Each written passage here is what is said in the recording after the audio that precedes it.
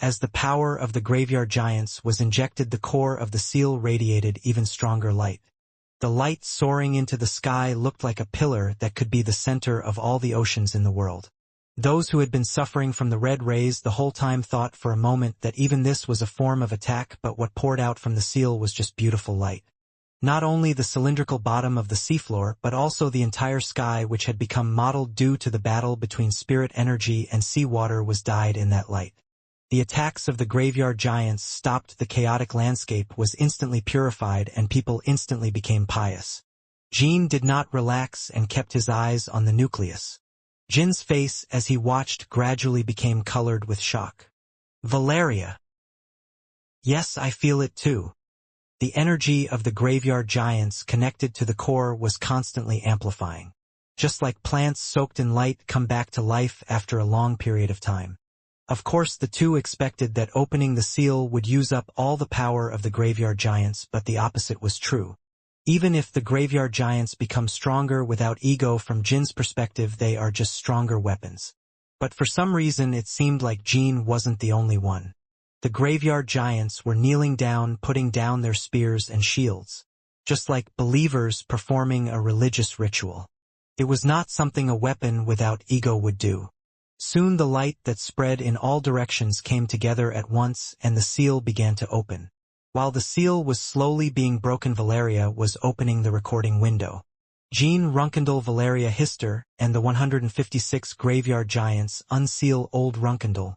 Removing the seal on Bale Runkendal, the teenage knight of Old Runkendal. Bale. He is the owner of Hito's sword and is presumed to be an Old Runkendal figure. He was waking up from a long sleep that had lasted for 1,000 years, being worshipped by the graveyard giants. Bale Runkendal. Without even having to look further into the record window, Jean and Valeria immediately recognized him as the Forgotten God. A forgotten god and a member of the Old Runkendal. He was about the same size as Jean and had a human-like appearance. However, a subtle golden light flowed throughout the body, the eyes were cross-shaped and runes and seams were visible all over the body. It had 2 huge white wings on its back and a shining ring floating above its head. A form that is almost similar to the figure commonly expressed as an angel in religious mythology. Before he knew it, the sword that had been stuck in the center of the seabed was in his hand. The 10 small blades sticking out on both sides of the sword's body indicated that it was the original owner and shape of the sword. Jean Runkendal, Runkendal's youngest child, meets his ancestor. Jean said politely, "I have never heard of any of the 10 knights being non-human. This is because the dragons did not remember him because of the fabricated history." However, immediately after Vale woke up, Quicantal, who was in the sky, felt his memories of him returning quickly. Vale. Creatures of the sun. When Quicantal first met Vale 1,000 years ago, he introduced himself that way. Although he was not told what creature of the sun meant, he was a unique being in many ways. Even after becoming a teenage knight, Vale was the only person who pledged loyalty to a person other than Runkendal, and that was not Timar. Quicantal, it seems that the Lord has awakened the Old Runkendal. That shining being. Now I remember, damn it. If I had known it was that guy, I wouldn't have opened this tomb. Moreover, the ban on that figure has been completely lifted. What do you mean by that? Because Sarah isn't there. First you have to go down and tell Jean about the veil. As the embarrassed Quicantal spoke gibberish, his colleagues became anxious. Suddenly hundreds of golden magic circles formed throughout the sky. The magic circles were aiming at all forces in an instant and were about to shoot something, but it was closer to power than magic. Everyone stopped moving. Vale's low voice spread. Quicantal gritted his teeth and stopped the descent, but the remaining forces, who did not know much about Vale, appeared to disobey his words. Chi-dash. Golden rays from the magic circle shot out at those who moved. Vale's rays showed tremendous power, tearing the ships and dragons of the 3 forces apart like sheets of paper. Are you saying that's my sword's former owner? Hito also paid close attention. Even though we hadn't even crossed swords, I was doubtful whether I could really protect Sandra from the author. What's more, he didn't even have a sword right now. A magic circle also formed behind Jean and Valeria. Jean Runkendal. Jean turned his head and looked at the magic circle behind his back. Yes, Lord Baal Runkindle. Where is Sarah? 1,000 years have passed while you were sealed. I asked where Sarah was. Are you asking because you really don't know? Sarah. If she died, I would destroy the whole world. Jean got goosebumps at the unexpected story. It was because I had an intuition that Baal's crazy words were not nonsense. No, Sarah couldn't have died. I said something strange. Guide me, Jean Runkindle. I have to go see her. The Lord has not been affected by chaos, and unlike the other teenage knights, he is alive and his memories are intact. Am I correct? Why are you saying something so random when you say you want to go see Sarah? Lord Sarah was killed 1,000 years ago during your time. Shut up. You guide the red-haired woman there. I can't communicate with that guy. Just pretend one more time that Sarah is dead and I'll twist your hair. Consider yourself lucky. At least she has a castle that she loves, so she took a look. Valeria made eye contact with Jean. She also had no idea that the being that had awakened from the seal would be such a crazy person. Oh, now that I think about it, you look like the head deacon. Are you a descendant of Leet? If you don't know Sarah's location, at least guide her to where Reet is. Because that guy would know. As soon as he heard those words, Jean remembered that he was not the Lee T in the records, but that he had met a living Louis T. If I leave here, will you be alone again? I'm forgetting my memories of Leet? I will only remember what I saw on the recording device. As for me, but Jean, I am virtually dead and forgotten anyway. Saving the living people outside is more valuable than alleviating my loneliness. I'll be back. Certainly. I remembered the conversation I saw in the third tomb. Vale's memories had enough power to undo the fated manipulation of history. Just as Valeria was about to reply, Jean spoke first. Okay, let's meet Mr. Leet first. Jean met Leet and promised to get her out of that dark place and help her find her memories through Valeria. I felt like I could keep that promise if I borrowed the power of the veil. I don't want to talk to the guy who said Sarah died. I asked Leet's descendants. Now tell me, where is the red-haired Leet? Goo! Oh! The kneeling graveyard giants gave a chewim as if to hurry up and answer. What are you going to do if you say that Leet also doesn't know the location of Sir Sarah? As soon as Valeria answered, a murderous look appeared in Baal's eyes. You're lying. It smells peculiar to people who lie. What lie? You also think Sarah is dead, right? Finally, Valeria let out a low sigh. First of all, I have never lied. It is true that Sir Sarah died in battle, and you are treating us, the ones who woke you up after 1,000 years, in a cruel way. When did I tell you that Sir Sarah is alive? That's a lie. I won't even talk to you anymore, Leet's descendant. Chiang dash. A golden ray of light shot out from the magic circle spread out behind the two people. Jean quickly hugged Valeria and dodged the beam, but in the meantime Vale was flying in and swinging his sword. Lord Vale, I received training directly from Lord Sarah. Do you really think Sir Sarah would like it if you attacked me? Jean, who blocked Vale's attack with Sigmund, changed his sword and said. As Jean appeared to be about to explode with a blue flame, Vale smiled. Then it makes even less sense that Sarah is dead. How did a dead man pass the sword on to you? Looking at the shape of the runes, it is clearly Sarah's sword. There was no way to communicate at all. Crazy for Sarah Runkindle. Jean somehow saw a glimpse of Hito in him. Although it's a little different, the fact that you blindly care for someone is essentially the same. Hito also seemed to say that if Sandra died, he would become a vengeful spirit and destroy the whole world. This is not an opponent that can be suppressed. A former teenage knight and divine being who may have a level of power similar to or higher than his own. Even just by saying a few words, he had already lifted some of the manipulation of history regarding Louis T and retained his memories of the past intact. It looks like you, like Paddler, have planned to have Sarah all to yourself, right? What do you mean by that? I know everything. I have to kill that bad guy who pretended to be weak and took Sarah away. Lord Paddler also died 1,000 years ago. Okay? So what is this blue brain energy that I am starting to feel from afar? You're a liar. As I raised my senses, I could really feel the Paddler's energy. It looks like he is being summoned again, like in the Cauldron snowfields. Jean wanted to answer that that wasn't the real paddler but that the prophet had stained his soul with chaos and summoned him. But it was clear that he wouldn't listen anyway. I will kill that guy and get Sarah back. The moment Bale finished speaking, Sandra, who had fainted, opened her eyes. As soon as she woke up and saw the situation on the sea floor, she shouted, "What is that monster? Mr. Jean is in danger. Young lady." Then, without hesitating even for a second, he jumped forward. Hito swallowed a sigh and immediately jumped off Quickantle's back following Sandra. "Mr. Jean, I'm going to save you. Even if you save her, it won't be of any use. Once this incident is over, I will definitely kill the 12 horsemen." "Sandra?" As the chaotic situation continued, Jean and Valeria saw Vale looking at Sandra, falling with blank eyes. Vale was saying this. Sarah? Sarah, okay. It's here." Towards Sandra. Vale originally had a soft golden glow, but now the cross-shaped eyes staring at Sandra were so bright that they were almost blinding. "What, Sir Sarah?" Jean narrowed his brows and looked alternately at Vale and Sandra. Valeria also shook her head, as if it was difficult to understand the situation. Naturally, Sandra and Sarah do not look alike.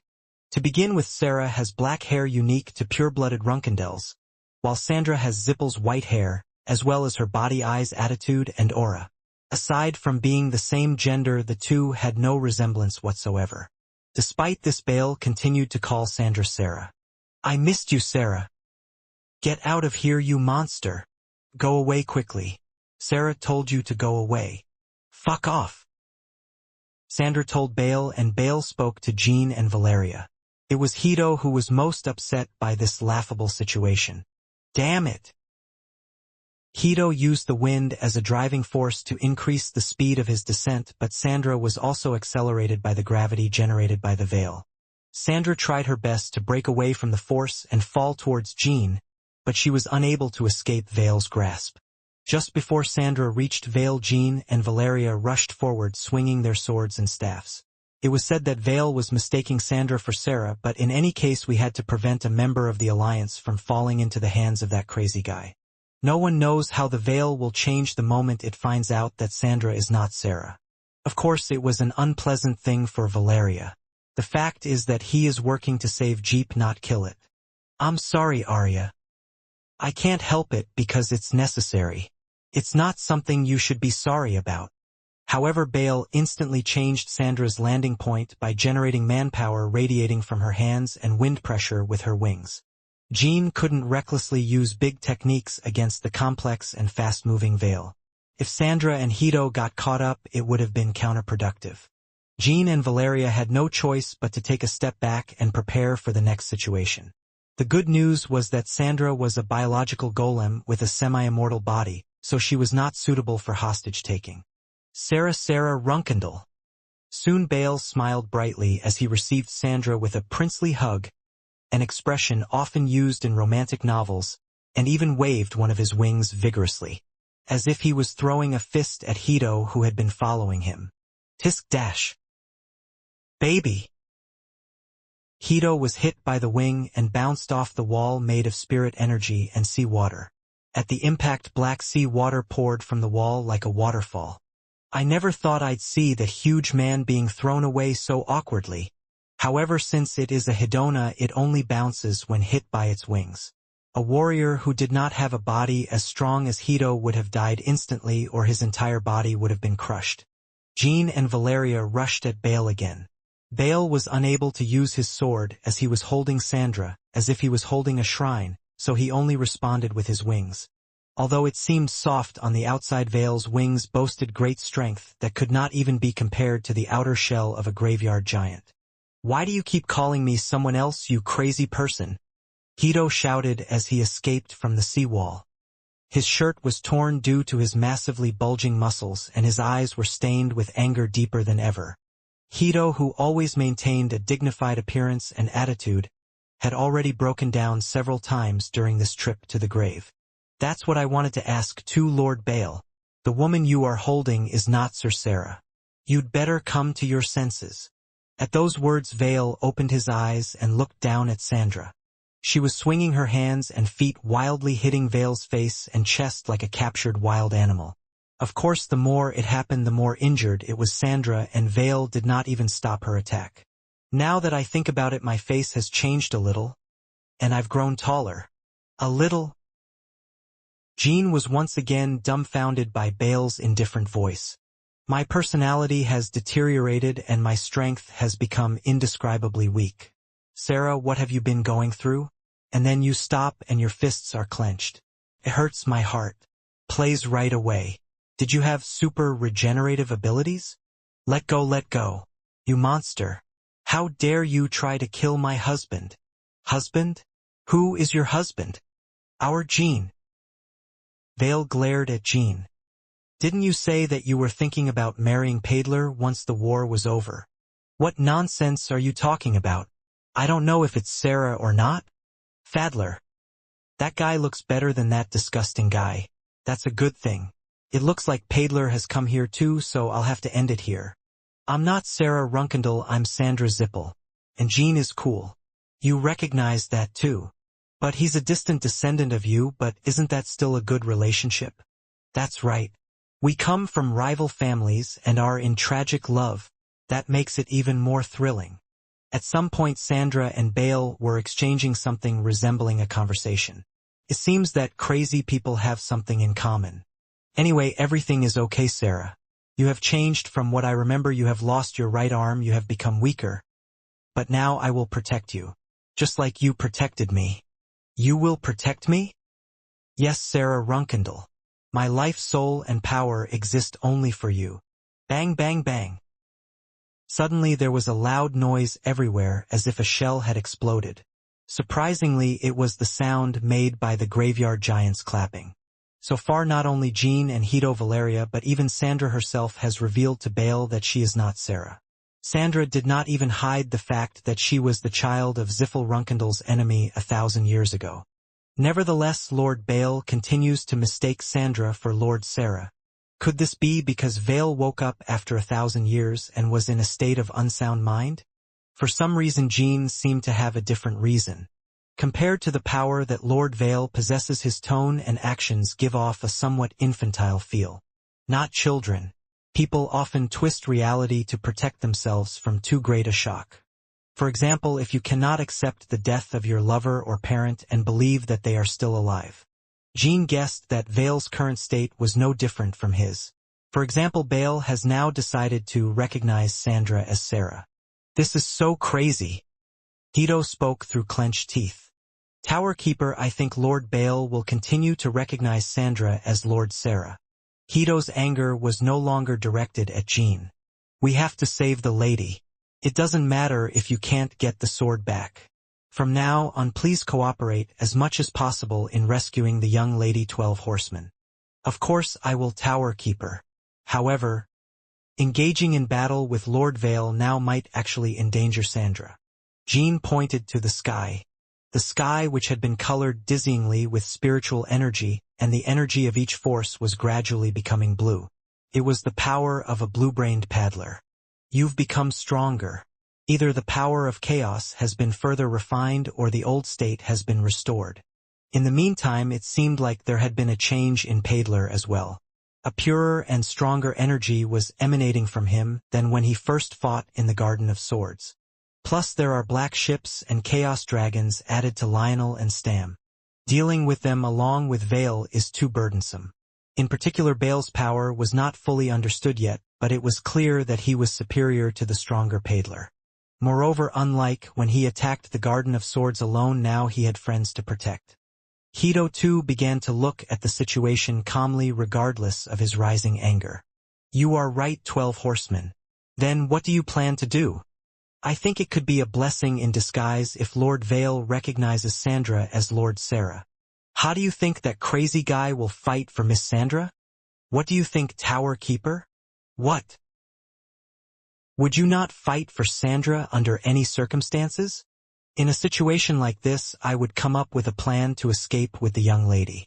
If he escapes with the young lady. Hito paused. This was because I suddenly felt that the energy of the veil was infinitely amplified. The cross eyes became sharper and the shape of the sword changed, producing a huge light as if it were a weapon of a god rather than a human. Hito was not wrong. In this situation it was right for him to escape with Sandra. But Bale had no reason to make that choice. He is confident that he is stronger than them all combined. Are you saying there's no need to be nervous? I think so. Jean Runkendall. This time I will end you. Paidler, who had completely escaped the portal, also stopped talking like Hito.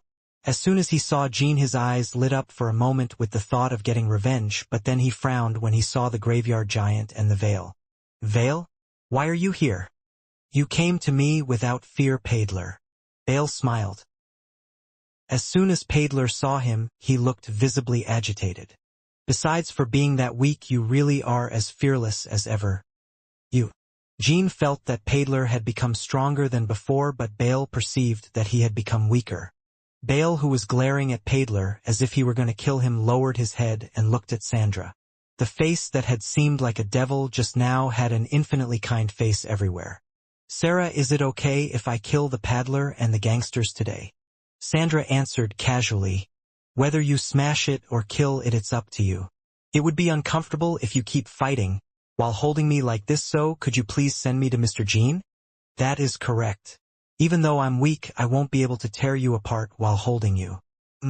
I think that guy will be able to protect you well in a melee. I will do that. Okay. Jean Runkendall, please take care of Sarah. If there is even a small scratch left on her when the fight is over, then you too will die by my hands. Hey, you're not allowed to talk to Jean like that anymore. Okay, Sarah. I will correct it like this. At that time you also got hurt a lot by my hand, do you understand? Jean Runkendall. That's not possible either. Wow, you keep saying mean things to Jean. Well, it might have been better to surround the paddler. You will be very tired by then, Jean Runkendall. As Vale handed Sandra over to Jean and took off, the group could only stare blankly behind him for a moment. Jean and Valeria Hito were left speechless for a while. That crazy old teenage knight of Runkendall eventually recognized Sandra as Sarah. Hee. At first I thought he was a monster who was attacking Jean, but he was a good friend, right? Sandra also completely ignored Bale's behavior in denying her identity. From her point of view, not only did she stop attacking Jean, but she even helped him, so other things didn't really matter. Miss, are you okay? Yes, as you can see, it's very fine. Even the bruises on my hands and feet from hitting that guy have completely recovered. Wow, it was very solid. I don't think my fists or feet ever hurt this much, even when I was hitting the Hito hard. Hito could not hide his distraught expression, as if he were a middle-aged man in crisis. A little curiosity led to the sword being taken away, putting Sandra in danger. In addition, the fact that he secretly contacted the Bamul Alliance while on vacation became known to his family. If the monster that awoke from the bottom of the sea had not suddenly shown such extreme kindness to Sandra, she would have just struggled and lost everything. Although nothing had actually been lost yet, Hito was feeling a sense of defeat for the first time in a long time. Miss, I need you to give the author one more command. What command? Family and Bamul Alliance Kinjalo. Tell your allies not to attack. Looking at the author's behavior, it seems like he will unconditionally accept any order from the young lady. Oh, I guess I'll need that. Yeah. Attack only the Garden of Swords. Oh, they're already destroying everything? At those words, Hito fixed his broken glasses with a calm gesture and took out a cigarette from his pants pocket. Even before Bale moved directly, many of Zippel's ships had been shot down by the graveyard giant's red rays. Sarah, what? Only those from the Garden of Swords attack Runkendall. I'll try my best. If this continues, we won't have much to say when we return to the clan. It's all against my will, lady. What are you talking about all of a sudden? It means I put you in danger. When we return to the family, you and I will be subject to intense investigation. It's not the first time, is it? It's different this time. Given the circumstances, the young lady and I were secretly in cahoots with the Bamul Alliance, and the family's power was lost in the process. It's not a problem for me because I'm an important force, but the young lady will definitely lose her freedom. You will become a hostage to prevent my betrayal. I think that Bale guy will fight with my entire family if he touches me. Hito will do the same. It doesn't mean much.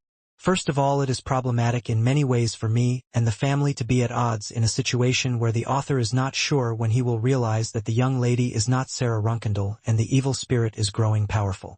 Or should I just run away until my father's anger subsides?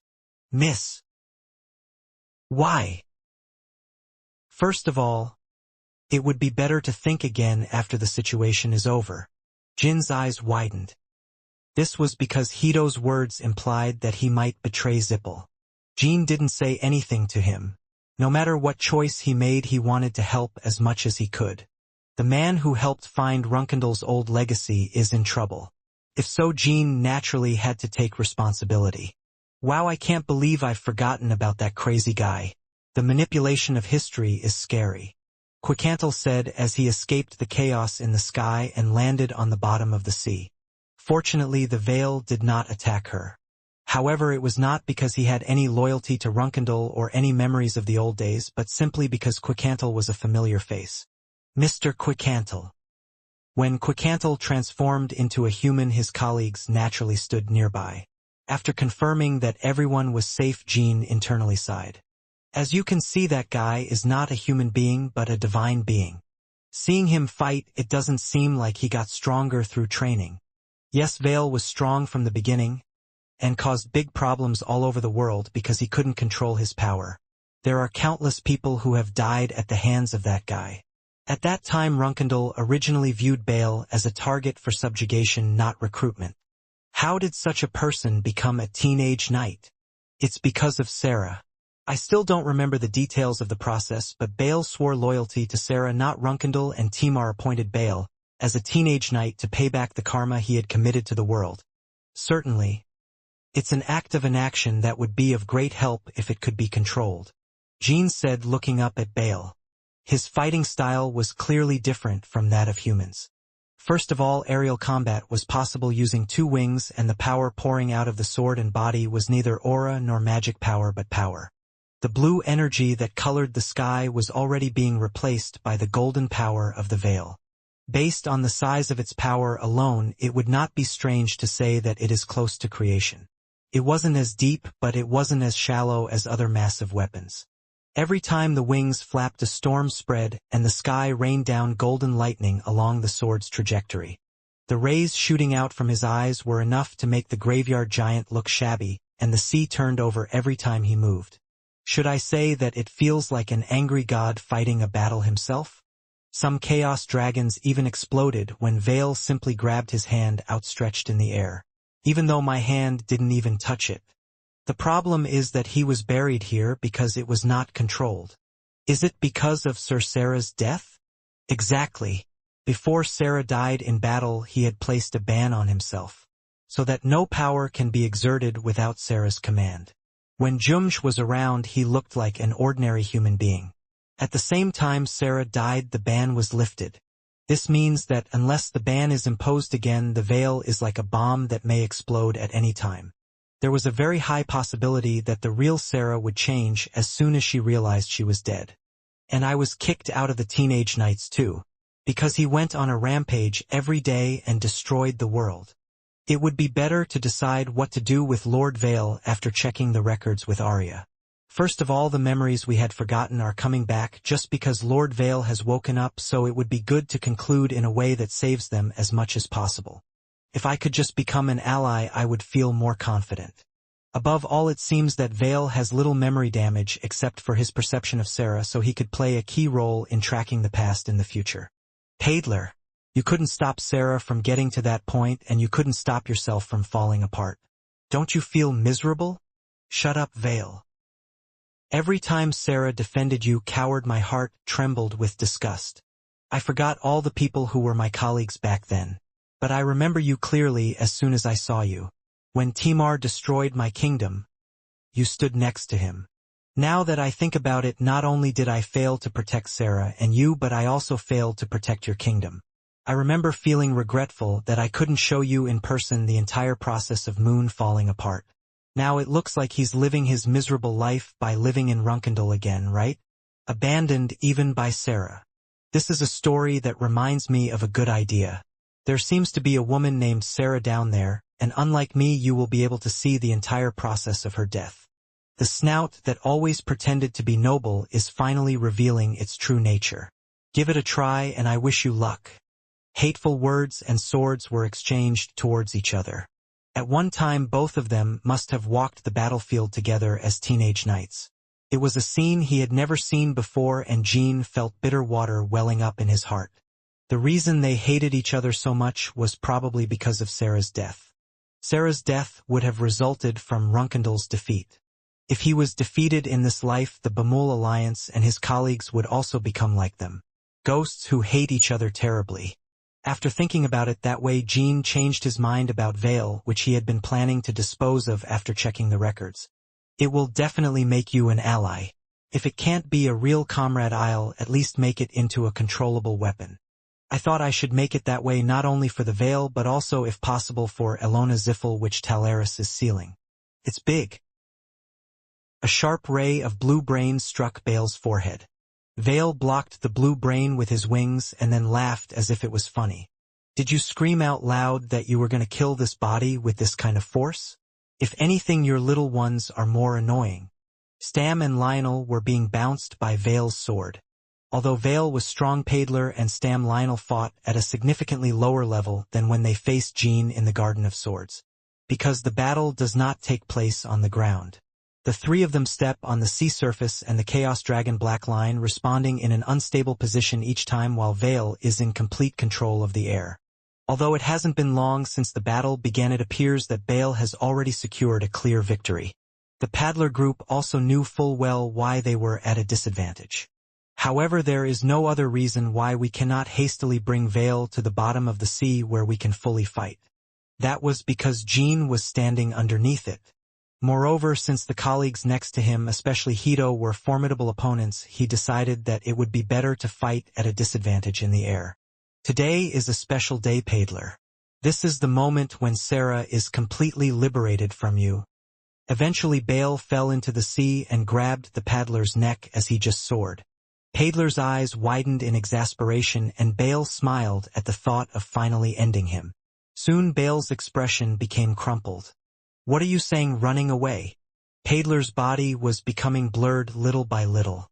Jean and his companions thought it was the prophet who was retrieving his soul. However, it was not she but Rosa Runkendel who was now summoning Paidler back to the Garden of Swords. Rosa was smiling as she looked down at the seafloor through Paidler's eyes. "The cabin of the ship Ram. Why did you save me a life that will never die anyway?" It sounded calm, but there was anger mixed in Paidler's voice. Originally his throat should have just been torn apart by Vale's grasp. As Paidler said, it did not mean death, but the fact that he had been withdrawn against his will by someone he had a deep grudge against was displeasing to him. If he had once again fought like a vengeful spirit like he did during the first all-out attack on the Garden of Swords, Paidler would have been able to continue fighting for a while even with his head gone. Reconstructing Jiang's body and soul is a task that requires a bit of effort for me as well. I didn't want to waste it on meaningless things. Rosa also answered calmly, but it contained contempt and ridicule. Contempt towards the weak, mockery towards the useless. That's how she viewed most of the people currently occupying the Sword Garden. Once the transformation into an evil spirit was completely over, even those who found it somewhat useful would no longer feel the need for it. This is probably how Chiron looked at us in the past.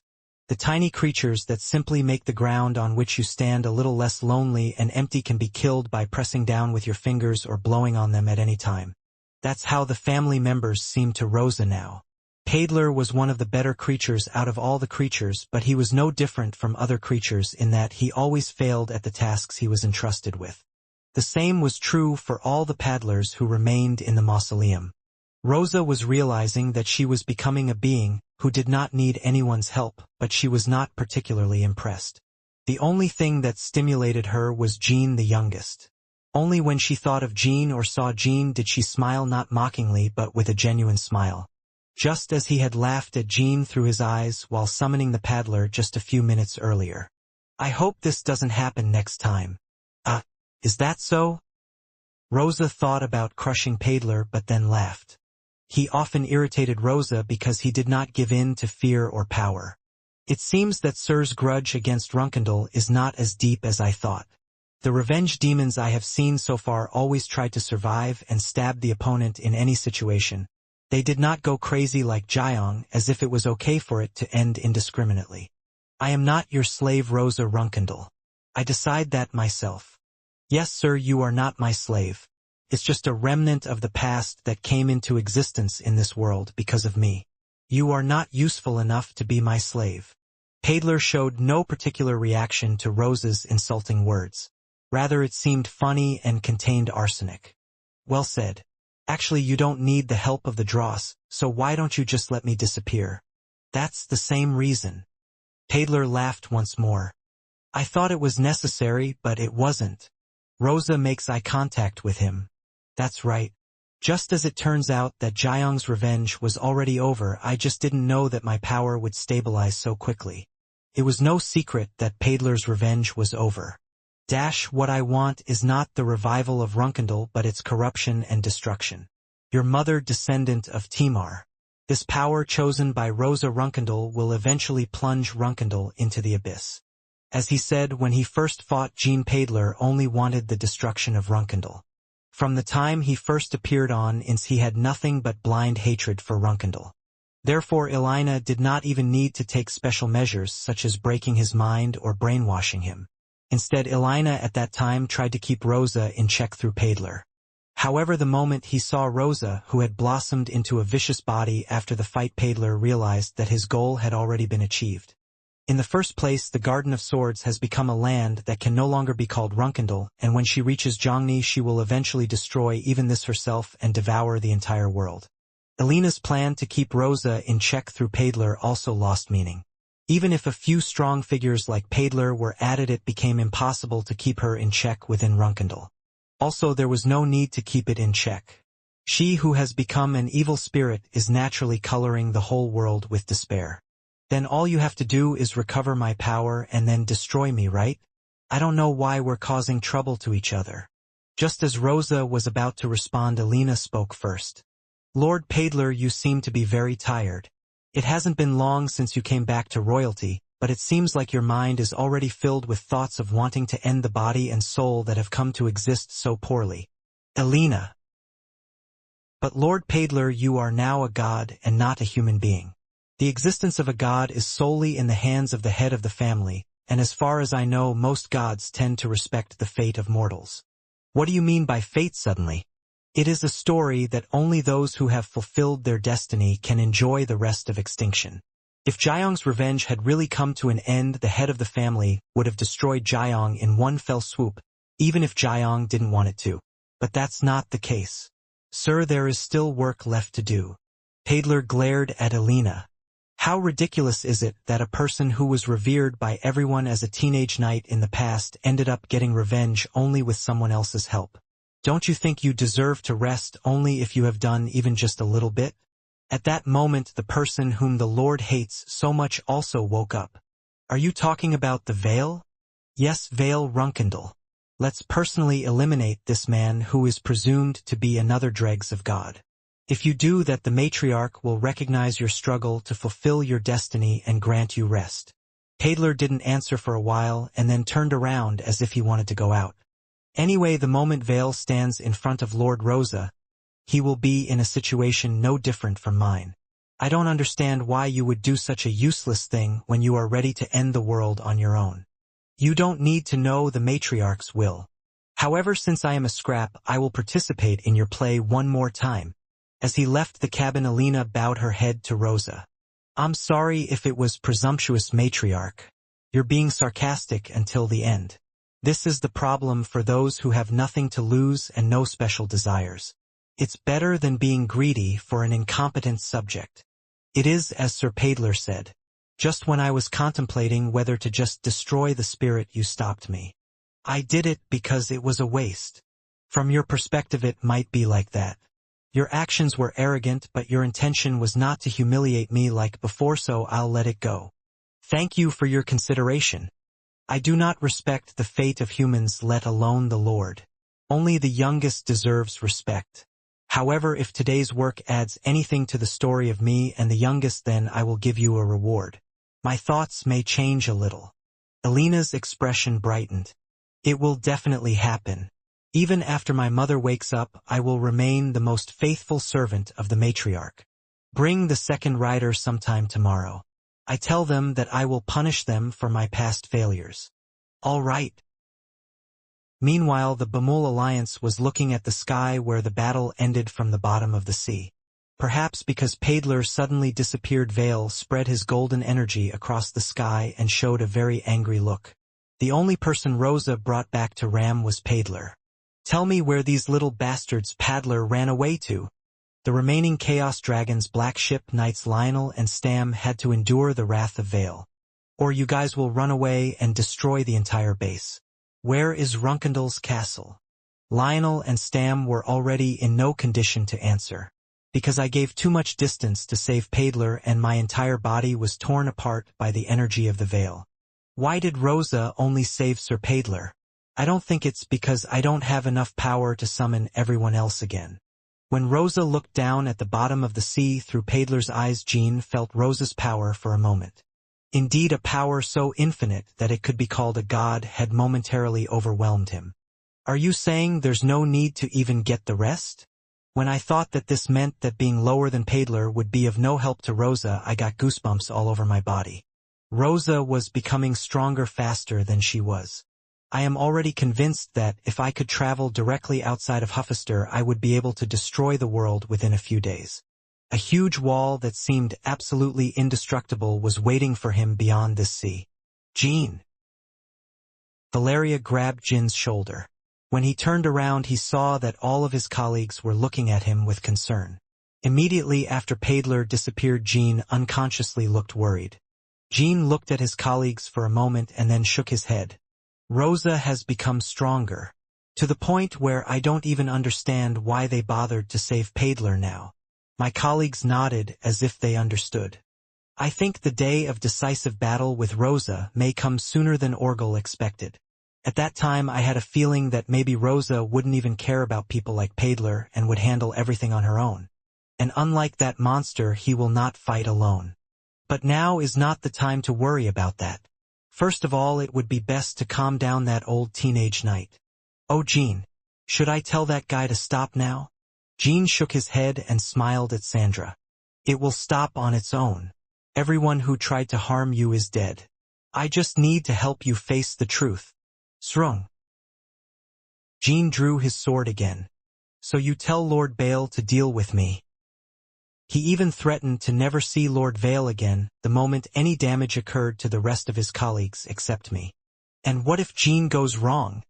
If you fight only with the assurance that Lord Vale will never attack your comrades, that will never happen.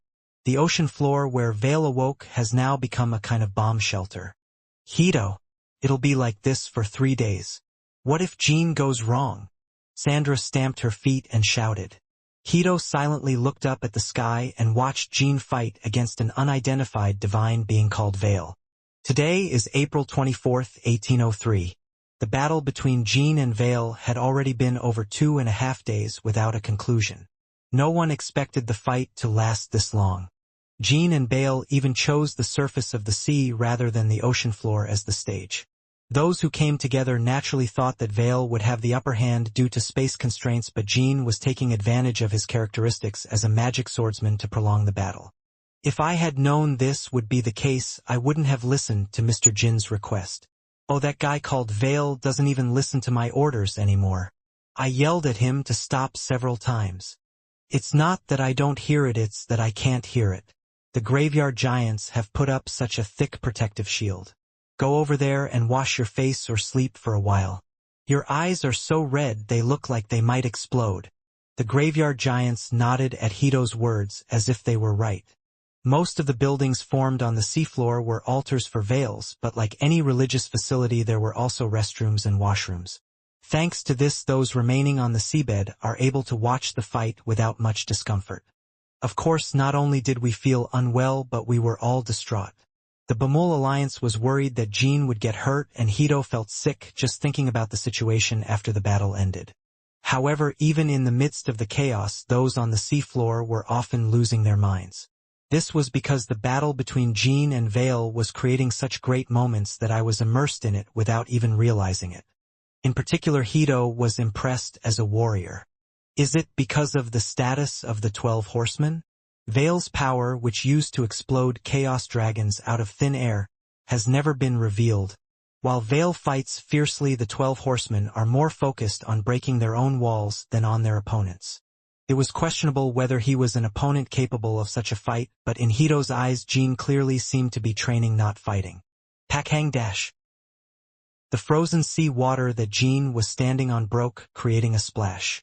It was Jin's magic that was freezing the seawater, and he had been fighting like this for 2 days, forming a treadmill. This is a clear contrast to the previous case where the group of paddlers were unable to overcome spatial limitations and were quickly put on the defensive. The constantly changing landscape of nature made the fight seem like a battle between two divine beings rather than a human and a divine being. Perseverance. But can you see the end now? When you're done, Sarah, and I will go far away. Crazy guy. Jean said as he stood on the newly formed ice. Unlike at first, he no longer respected the Vale. As he fought and often mixed words with his sword, he realized that Vale was not worthy of his respect. He was just a former teenage knight whose only obsession was madness for Sarah. After Sarah's death, he went on a rampage and destroyed the world, so he was expelled from the 10 Knights and was probably sealed at the bottom of the sea for that reason. Even after awakening after 1,000 years, Jean denied reality and recognized Sandra as Sarah, so Jean not only did not respect Vale but even felt disgusted with it. I will admit that you are a person who is not easily discouraged, so Sarah probably likes you. She has liked people like that for a long time. But what should I do now with that exhausted body? Jean fought as efficiently as possible, but since the battle was so long, minor injuries and decreased stamina were inevitable. On the other hand, the Vale was still no different from the first time. Just like Runtia in Subspace, Vale is using almost infinite power. Most injuries tend to recover immediately, and even wounds that would have been fatal to a human being healed within a few minutes. It is impossible to cut off the source of infinite power like in the case of Runtia. The power of the Vale is not passed down from space but belongs solely to you. It looks like we don't have enough horsepower to freeze seawater anymore, right? All you have to do is stand on your own 2 feet. They were fighting loudly the whole time. Still, there will be some leftover seasoning, so I recommend taking it out and letting it oxidize. As he said, the frozen sea water beneath Jin's feet was extremely narrow. It wasn't firmly fixed, so it didn't seem like it could move as stably as on the ground. Yet strangely enough, Jean did not lose his composure. Even though I am breathing hard, blood is flowing from open wounds all over my body, and I am slowly reaching my physical limit. In fact, Jean didn't expect that he would be able to relax this much. During the long and fierce battle, Jean was coming to a certain realization. Just 2 days ago, I felt like I could never be defeated. But now I think I can do that. Ranka Halovice Smarian Frock Garden of Swords all-out attack Runtia Runkendal Fake Jonah until now. Since returning to royalties from La Fra Rosa, Jean has been fighting non-stop. All of the experience of fighting finally blooms at once through the battle with Vale awakening Jean. At first I was hoping that you would come to your senses after fighting with me. I hoped that I would accept Sarah's death and calmly hear about Sarah's last appearance and the will she left behind for me. I thought it was bound to happen if you really loved Sir Sarah. Sarah is waiting for me down there. But what are you showing now? I was just talking nonsense. He is doing this nonsense because he is afraid to accept Sir Sarah's death. She was a person who loved Runkendal and lived like an unquenchable fire to save the world. Shut up. There is only one Lord Sarah and no one can replace her. So stop insulting Sir Sarah. You didn't love Sarah, you just used her for your own self-interest. You talk as if you would die without Sir Sarah, but when you found out that Sarah was no longer in the world, you chose the weak choice of denying reality instead of mourning or carrying on her legacy. Vale swung his sword and wings at Jean. The black and golden energy violently turned the sea, but Jean did not lose his balance as if he was unaffected by an illusion. It was the result of shock. Vale didn't care. Throughout the last battle, Jean was wasting time attacking like this, so there was no need to think anything special about it. But for some reason Vale felt a chill go down his spine. Are you finally trying to reveal a hidden move? Is it Yokwa or the spirit sword or the sword of the Ming dynasty? Whatever it was, Bale was sure he could handle it. This was because Jin's remaining strength was clearly visible in his eyes.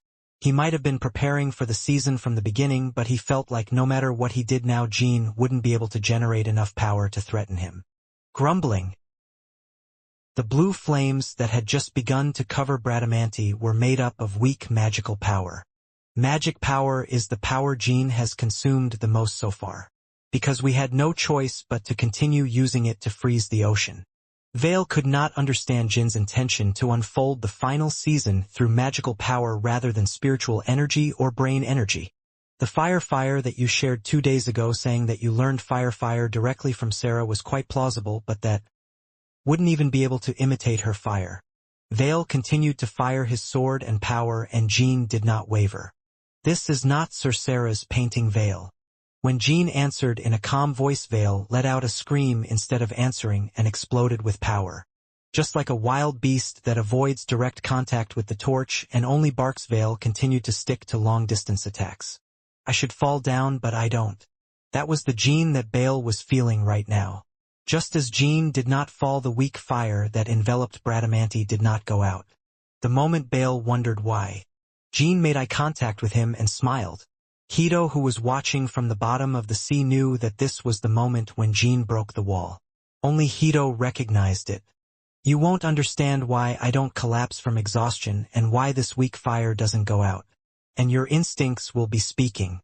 Don't close the distance between me. Bale's face, which had never once lost his composure, was quickly becoming anxious. What is that fire? Bale thought he was absolutely superior in every way. While Jin's energy had run out, he was in the same state as before. But now my thoughts were quickly changing. The conviction that he would surely be defeated if he touched that fire weighed on Bale's whole body. The fire that started from Sir Sarah and finally became mine. The fire in Bradamanti continues to be dim. Because it was a completed form, it did not change into a more imposing form. This means that it is always the same whether when you are tired or when you are full. A new magic sword that has not yet been named. In other words, Jin created his own ultimate skill while fighting Bale. With the sword outstretched for the first time, Jin slowly began to approach Vale. The frozen seawater was creating a stair-like path as I walked. It is up to you whether this fire will become your new milestone or a weapon that will bind you. Vale shouted and rushed at Jin. However, just before the sword touches him, he flinches and stops. I was excited and rushed forward, but when the blades started to mix, I felt like I would be instantly overpowered by that strange flame. It means I'm giving you one last chance. From now on, please think carefully before answering any questions I ask. Bale. Who is that person down there now? In response to that question, Vale closed his eyes and said nothing for a while. The closed cross-shaped pupils were trembling. Zipple. Yes, Sir Sarah died 1,000 years ago. The person you believe to be Sarah is a descendant of his enemy Zipple and a companion of mine. Why do you wake me up and tell me the terrible truth? What did I do wrong to you? In this terrible world, I can't die as I want. That's cruel. Jin felt a little sorry for Bale's reaction. The first time we had a conversation, Bale appeared as a young animal without even the slightest shell to protect himself. The immense sadness that Vale felt as he finally accepted Sarah's death seemed to spread to him as well. But apart from his sadness, Jin had to keep putting pressure on him. Sarah. If she died, I would destroy the whole world. This was because as soon as Bale woke up, he could go on a rampage and say he would carry out his words. According to Quicantle, he had a history of destroying the world by going on a rampage every day 1,000 years ago. Because of Sarah's death. So now you are going to randomly destroy the world? At those words, Vale let out a helpless laugh. If that woman Sandra Ziffel wants it, so be it. He won't stop his crazy behavior even when he realizes it's not Sir Sarah but Sandra Ziffel. Wait a minute, Vale. No way. Suddenly the conversation between Bale and Sandra 2 days ago rose like ominous smoke in Jin's mind. Anyway, everything is okay, Sarah. You have changed from what I remember. You have lost your right arm, you have become weaker. But now I will protect you. Just like you protected me. You will protect me? Yes, Sarah Runkendall. My life, soul, and power exist only for you. Forbidden. Have you already pledged your oath to Sandra and placed a ban on yourself? Vale nodded weakly. Are you here, Zephyrin? You're here, Grand Duke. Buvar and Anas from Kingelo's new headquarters welcomed the three executives who had just returned with clear voices. Zephyrin and Bianca Ranka. The three escaped from subspace while Jean and Vale were fighting and returned, and of course they were not in a good mood. In particular, Zephyrin was indignant at the fact that she had been played by Jean this time. I was even more annoyed because Jean didn't plan anything this time but just chased him and only suffered losses. Anyway, if you get involved with Jean Runkendall, you will definitely get tired. Haha, what is this? There were two main reasons why Kingelo chose to retreat instead of joining the battle. Firstly, Zephyrin cannot use the leader's power, and secondly, it is to reduce power loss. Zephyrin's judgment was that Jean would not be killed by that crazy guy who kept shouting for Sarah, so there was no need to go out of his way to help that obnoxious person. Arch, but this time, Jean Runkendall helped us. Subspace.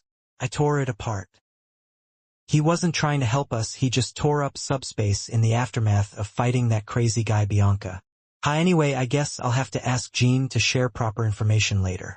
Given the circumstances, it is certain that Timar's tomb was opened. Cough. Cough. When Orgel entered the conference room coughing, everyone bowed in unison. Why did our master bother to bring his dying body here? If he had stayed still, he would have gone to report on his own. Greetings. Happy. Coughing. Is it work? It's a happy thing? As Zephyrin tilted his head, a smile spread across the leader's dull face. At Timar's tomb. An awakened being. Zephyrin, didn't you feel anything when you saw the veil? Zephyrin's eyes gradually grew larger at Orgel's question.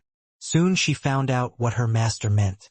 Are you saying that crazy guy has traces of life? When the leader nodded, Zephyrin reflexively covered her mouth. It was an action that stemmed from his own irreverence for daring to call signs of life a crazy person. Oh my God! The moment has come when Jean Runkendall really helped us. The key to the greater cause, and one of the beings that Kingelo had been looking for such a long time, was the Veil of Life. Orgel was confident even though he had not seen the Veil in person. From the moment Veil woke up and began wielding his power, I felt its unique energy. Additionally, the history manipulation that Veil lifted upon Runkendall's awakening included some of the history of Orgel. That meant that the speed at which Orgel's power returned would become faster. Zephyrin. Please speak, Master. Jin's crying. I don't know how soon we'll learn more about the Veil. We have to hit the player before he finds out about the contract and the ban. All right. However, he seemed to have a tendency to become obsessed with a person named Sarah. What would you like me to do? We need to make something that can replace Sarah Runkendall. It won't be that difficult. He is originally pure and has probably been injured as well. Isn't there a possibility that Lord Jean has already signed a contract? Before returning, I saw Lord Jean fight. Sir Jean might have removed it. If the contract has already been signed, we will be exposed to Jin's weakness once again. Since the energy of life is felt, there is no way it could have been removed. Besides, Jean Runkendall has a lot to tell him. Even if he was defeated in the battle with Jean, it is not to the extent that Veil cannot escape. Also, at the point where weaknesses could be discovered, Zephyrin became thoughtful for a moment. I will go to Tychon immediately and check the situation first. If Bale is not in Tychon, release a search team, and if he is with Jean, bring him back with utmost care.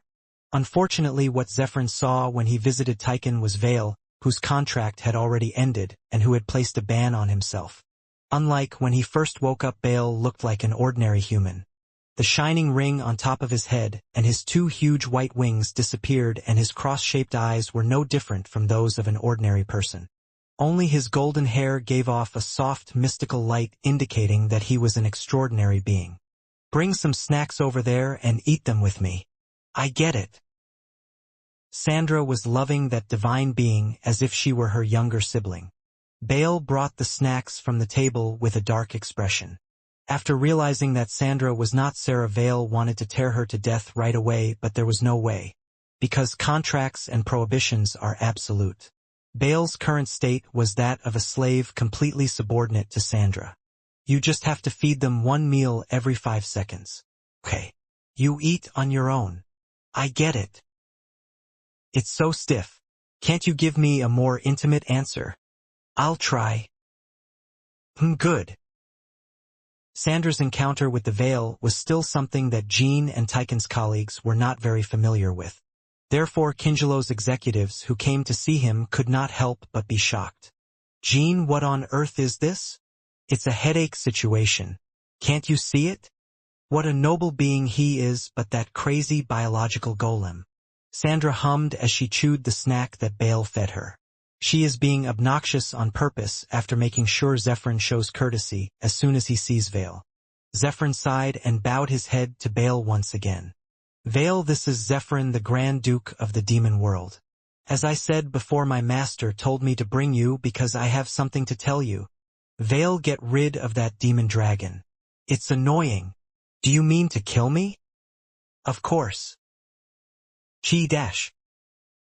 As soon as the command was given, Vale began to transform into its original form and Jean stopped Sandra. Sandra. Tisk. Stop, Bale. I get it. Belonging. Okay. Damn it. Bale, why did you make a contract with a biological golem like this? Hey, demon dragon. Is that your attitude right now? You are condescending to Bale, but you treat me like a lowly person? Are you telling Bale to never cooperate with you? It means to be polite. In the end, Zephyrin dragged Jean outside. Jean, that biogolem listens to you very well. I can't bear this insult any longer. As a temporary ally, I would like to make a formal request to you. Please take measures so that we can serve Mr. Vale. Sandra is not my subordinate, Zephyrin. And what nonsense do you think you will do? Have you forgotten that my master helped you when saving Hester not long ago? I guess it's not that difficult of a request. If you're worried about us using tricks, you can have Sir Jean accompany you. If it was absurd that Bale was subordinate to Sandra, it was interesting to see Kingelo come out of nowhere and show his obsession with Bale. I had a feeling that if I did well, I could use Kingelo for the safety of Hito and Sandra. Zephyrin, I honestly thought that if you came you would demand compensation for damages or ask us to share information about Vale. But what is the reason for such a blatant hypocrisy? Answer honestly. Great. We already knew about Bale's contract and prohibition. So I tried to sign a contract first without your knowledge, but the biogolem hit me. Ah, so that means you didn't consider the case where Vale contracts with Sandra and not me. That's right. Of course, to you Bale is very important to us. Is it because of the existence of the parent of life that Orgel spoke of? Jean thought that he was the only person Kingelo could be so openly obsessed with. From what I learned at the first meeting, Kingelo's goal seemed to be deeply related to the parents of life. I think that's why he leaked information about Jeep's sacred site to me. I have no intention of telling lies even if there is no contract of truth, Jean Runkendall. The reason the world is like this now is because the parents of life have disappeared. Perhaps the purification that Kingelo speaks of includes the process of resurrecting the parents of life.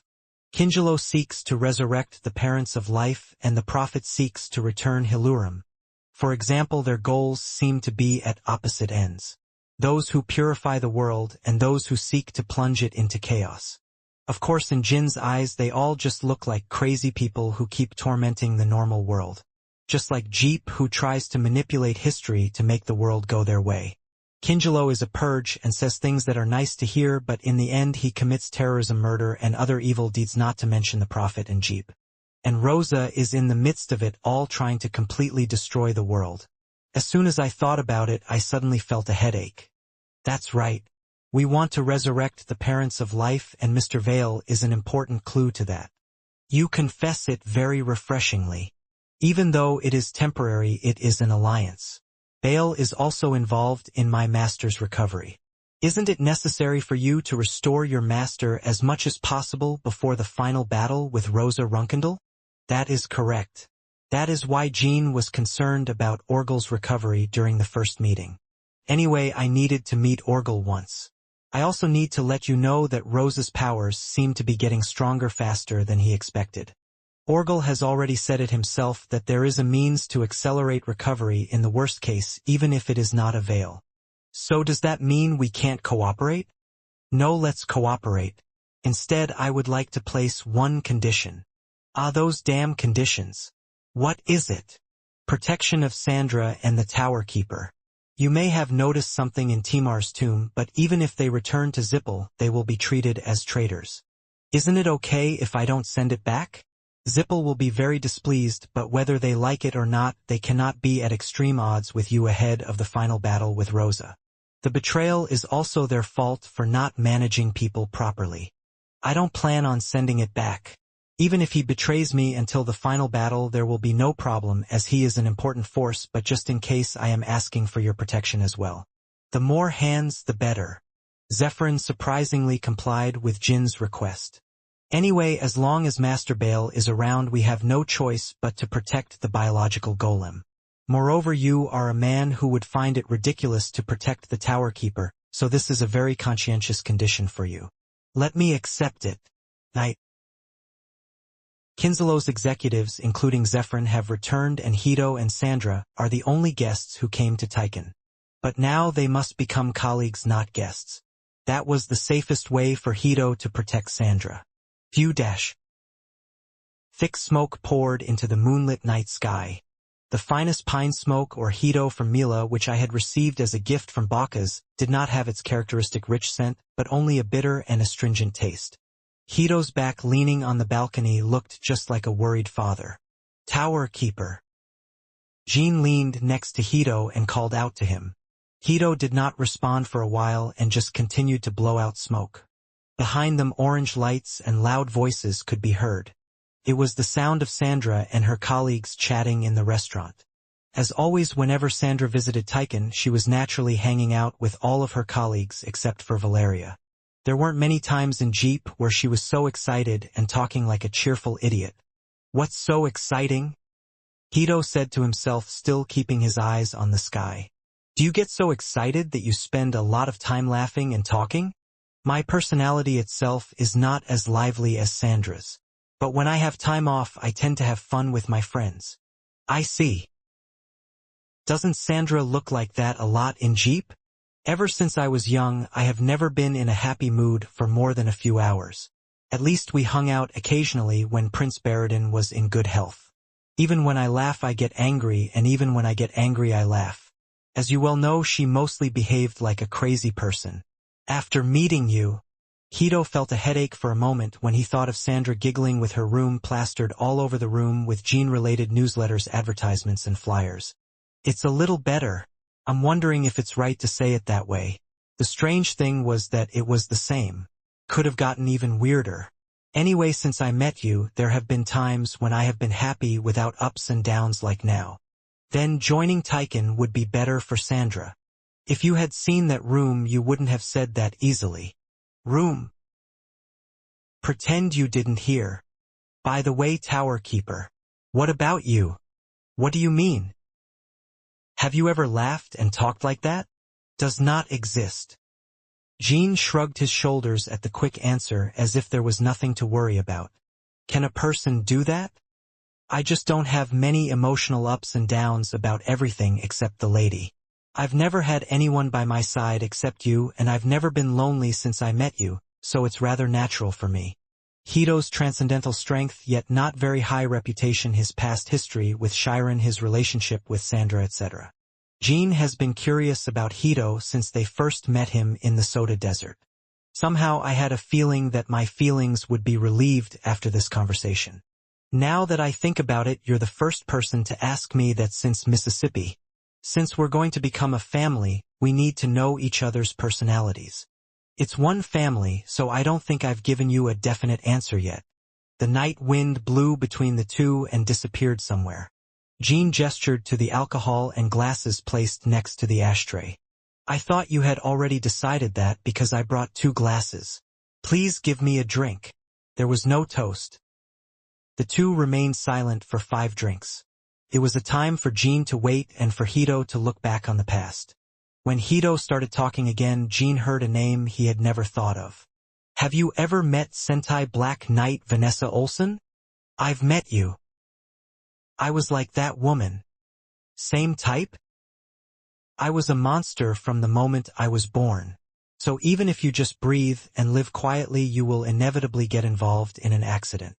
Hito once competed with Vanessa in the Black Sea when he was young. I didn't hear the details at the time, but I knew that most of the Black Knights of the previous generation, including her, were born with the fate of monsters. Jean also immediately understood Hito's words. I realized that fact when I was about 8 years old. The daily beatings by the director at the orphanage started to bother me, so I punched him without even thinking about it. Pop! And his wrist exploded. He was also a 3-star warrior.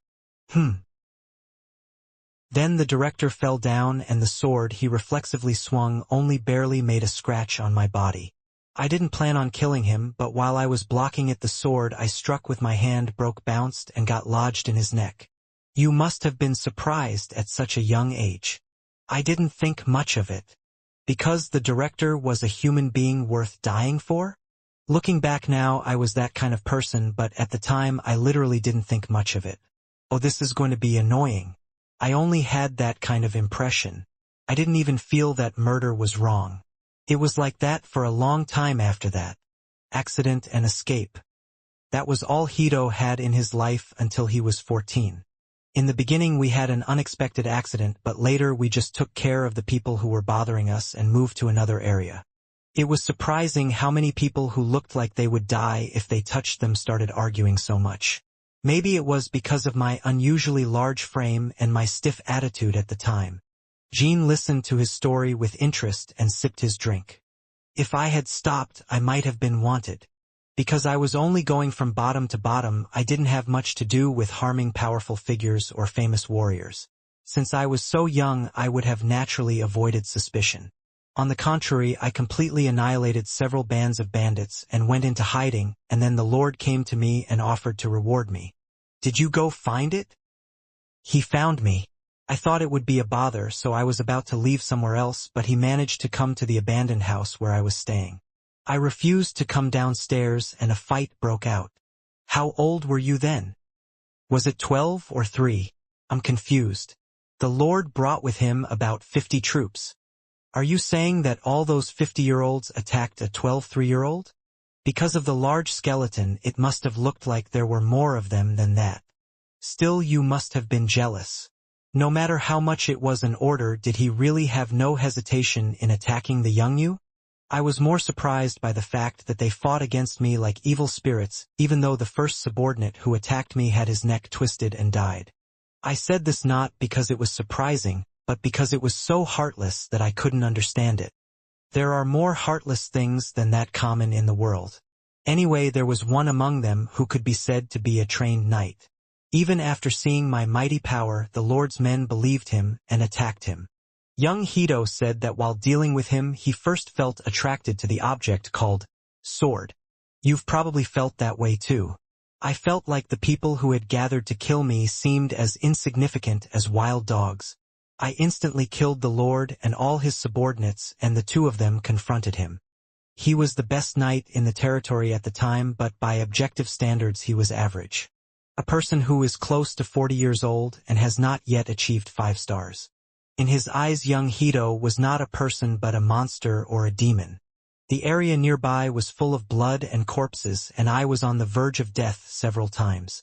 But what filled my head at that time was not fear or terror, but the thought of wanting to learn swordplay from him. So I asked him to tell me, and he gave me a really strange look. It has to be that way. Then he suddenly made up his mind and told himself that he had to kill me here. If we don't do that, not only the village but also the territory will come to an end. Naturally, Hito did not understand his actions, and now that he is older he understands. He was determined for the greater good. I would have saved him now, but I couldn't afford it at the time. He was stronger than me, but he was still human. If that knight had defeated Hito back then, he wouldn't be standing here. The side of Hito's face looked somewhat bitter as he said Jean was a human being.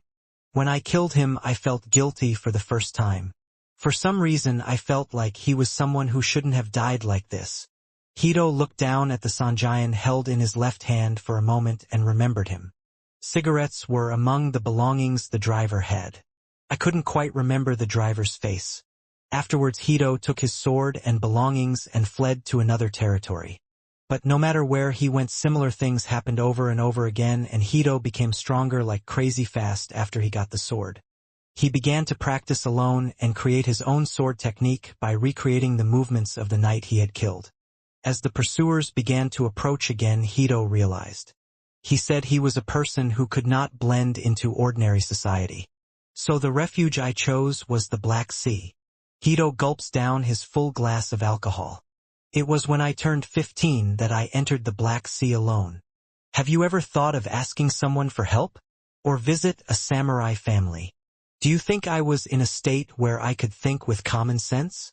Hito had never received a proper education, and although his natural body and mind were different from criminals, he was very different.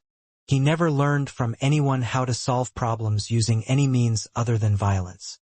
If someone had told him, he would have tried to find a warrior or someone who could lead him. However, after achieving enlightenment on his own, he just wanted to leave for a place where there were no people. They say the Black Sea has no people and is full of monsters, so I thought it would be a perfect place to practice swordsmanship. From my actual experience, the Black Sea was the perfect escape for me. It didn't matter how many monsters I killed, and every time I killed them I became stronger. Then, is it true that your reputation has not been known because you have been only in the Black Sea ever since?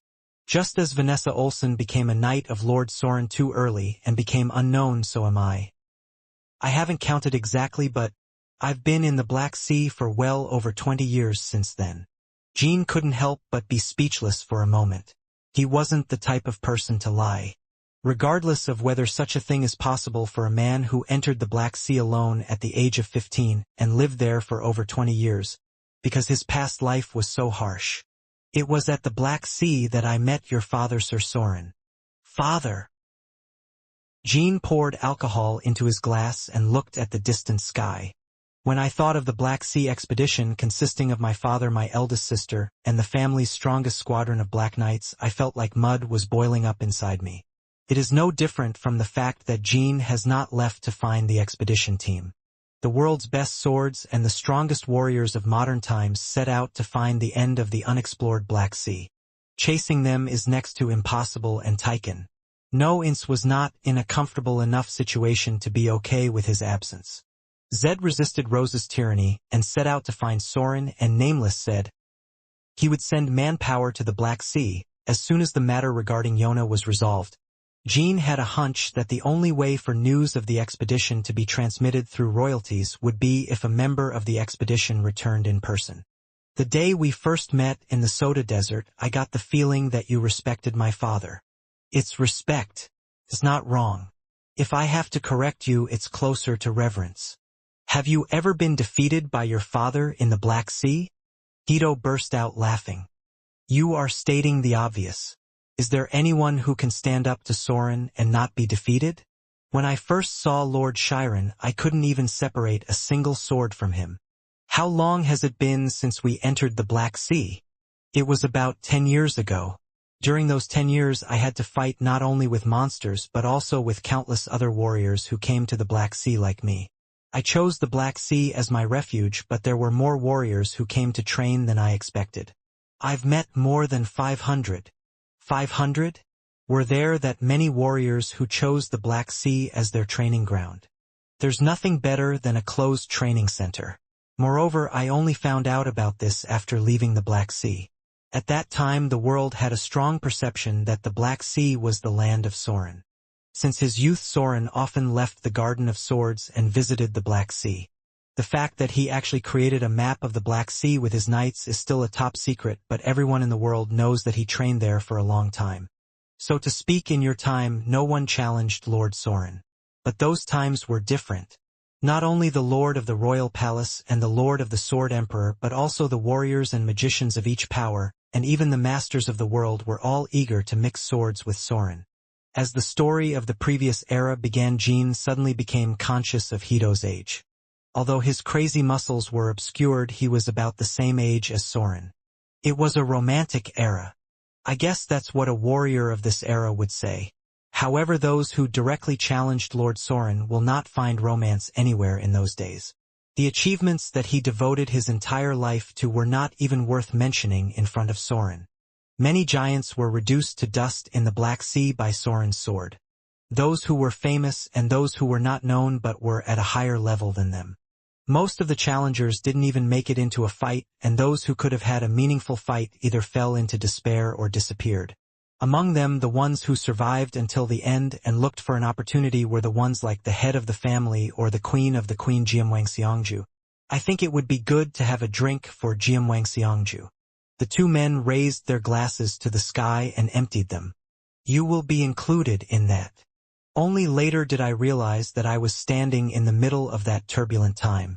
At the time I had no idea about the situation outside, and I didn't know that the world's best sword existed in my refuge. The reason I learned Soren's name is because sometimes warriors who visited the Black Sea saw me and mistook me for him.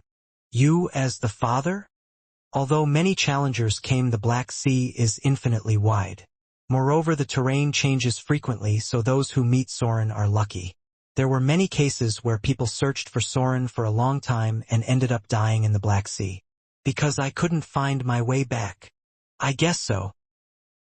You've probably never been to the Black Sea alone. If you walk alone in that dark land, you will usually go crazy. The challengers wandered the Black Sea and drew their swords whenever they encountered anything. It didn't matter whether it was a human or a monster. However, I was quite strong among those who visited the Black Sea at the time, so I was mistaken for Soren. Was there anyone among them who defeated you? There was none. It's probably because I didn't encounter the Lord of the Big Palace or the Lord of the Sword Emperor. At that time I was obviously weaker than them. Although Hito was said to be a gift from heaven, all of Hito's achievements were purely self-taught. Even though the conditions of special martial arts are the same, they are bound to be weaker than those who have acquired martial arts that have been passed down for generations. Hito knew that fact best by then. There were several times when he struggled against challengers with extremely weak bodies. The swordsmanship used by Hito at the time was wild and destructive but lacked depth. However, among those who were not challengers, there were those who overwhelmingly pushed me to the brink of death. I think they are the knights of my father, the former Black Knight. The first is Sir Vanessa. That's right. In the meantime, I happened to meet and duel with people who were trying to challenge Lord Soren, but Vanessa came to me with a purpose. The sin of impersonating the head of the family is a serious one, whether intentional or not. What are you? However, if you have a better use than that, you will be able to live to see the head of the family at least once. What kind of bullshit are you talking about? Jin's eyes widened as Hito explained the conversation he had with Vanessa. I guess my father was trying to recruit you, Tower Keeper. Lord Vanessa would have checked your skills, and if we could speak to each other, would have taken you to your father. I guess so. Although unknown to the public, Hito had a reputation in the Black Sea that was enough to attract Soren's attention. It was truly an unusual case. Moreover, if he had been recruited at that time, Hito would have become the Black Knight of Runkendal instead of Zippel's butler. I lost to Vanessa before I could last even 10 minutes. It was my first time experiencing such a shock. For some reason, I feel like my shoulders are shrugging. And he ran away like a dog. They show all kinds of obscene behavior, like monsters running away from me. I can't quite imagine you doing that. Think again. What would it have been like for a person who had never been educated and had never left the Black Sea since he was 15? Then I was able to draw it without difficulty. It looks like he's in a beast or monster-like state. The Hito of today, who always wore a wrinkle-free shirt and suit and spoke politely, and the Hito of those days were completely different people. I ran away screaming. I threw everything I could get my hands on and even peed on it. I didn't even think it was embarrassing. I just thought I had to survive. What happened next? The escape was successful because I knew the Black Sea a little better than Vanessa. I hid and focused on recovery, but the emotions I felt for the first time in my life tormented me. Humiliation and defeat. It was only then that I first realized that ordinary feeling. With a desire for revenge. From that day on, Hito devoted himself to training to beat Vanessa. In fact, survival in the Black Sea itself is training, so although my life did not change in particular, I did have a goal. A few more years passed as I searched deeper areas than usual to find stronger monsters and fought challengers who wandered there. The sword I called Veil. Hito paused for a moment. That was not the original name of the long sword he called Veil. The real Veil, now a member of Sandra's family, called the sword Shakan. Hito did not retrieve Shakan from the Veil. It is a simple task that only requires Sandra to give a single command, but without Shakan, Veil cannot exert its proper power. That's what I got during that time. The one who possessed Shakan was a demon that used the power of chaos. I don't know why he had the sword of the old Runkendal teen knight. Why don't you ask Bale directly? Please wait a moment. We're out of alcohol. Jean went back to the restaurant and brought some new drinks. They say it was lost during a battle with the old 10 knights in the Black Sea before it was sealed. Losing the sword was crucial to sealing it. The monster shown was probably acquired by chance. Gulp. The glass was filled again. I never thought I would suddenly hear stories like this. I will definitely make you a new sword to your liking. My third sister will soon bring a great blacksmith from Hupister. He is a person named Vin Branch. This is my first time hearing this name. You can look forward to it, as it is the incarnation of Pecan Minche. So after you got the sword, did you challenge Lord Vanessa again? I tried again, but I couldn't win, even though she has stronger powers than Vanessa. After that, after fighting 3 more times, I only won once. It took about a year each time I visited to meet him, so I followed Soren and his knights for several years and continued to attack them. Did you fight other knights besides Sir Vanessa? He would have fought almost every Black Knight in the Black Sea. But you managed to survive. I was able to survive because Lord Soren thought of me as a cute wild animal. Did you say it was a cute wild animal? In a terrible land filled with nothing but black, dark, desolate landscapes and monsters, I was a challenger who had no need to be polite. Soren always took seriously the humans who came to that land to challenge him, but I treated them like stray cats. Jean came up with the image of Hito and a stray cat at the same time, but of course he couldn't find any similarities. It's a stray cat. Is that possible? At that time I was already looking at 10 stars based on the sheer size of my power. I don't think Soren, who thought so little of me, died in the Black Sea. Besides, Moby Dick and the Black Knights of that time will all be together, so stop worrying about your father. Jin's eyes widened. Since the first time Shiren's story came out, Jean had been continuing the conversation in a slightly depressed state without realizing it. Hito recognized this and was considerate of him. Thank you. But why didn't you become your father's knight back then? It's not that it didn't happen, it's that it couldn't be done. I think force was enough. Lord Soren really did not classify me as a human being, not just an expression. How can someone who is not human become a knight? I don't think it would have been a big deal for your father to capture you and educate you to become a human being. You really don't think your father is a person who is trying to tame someone? How much less animals? That's right. If your father hadn't personally recruited you, the Black Knights wouldn't have tried to appease you any further. I didn't particularly want to be Soren's subordinate either.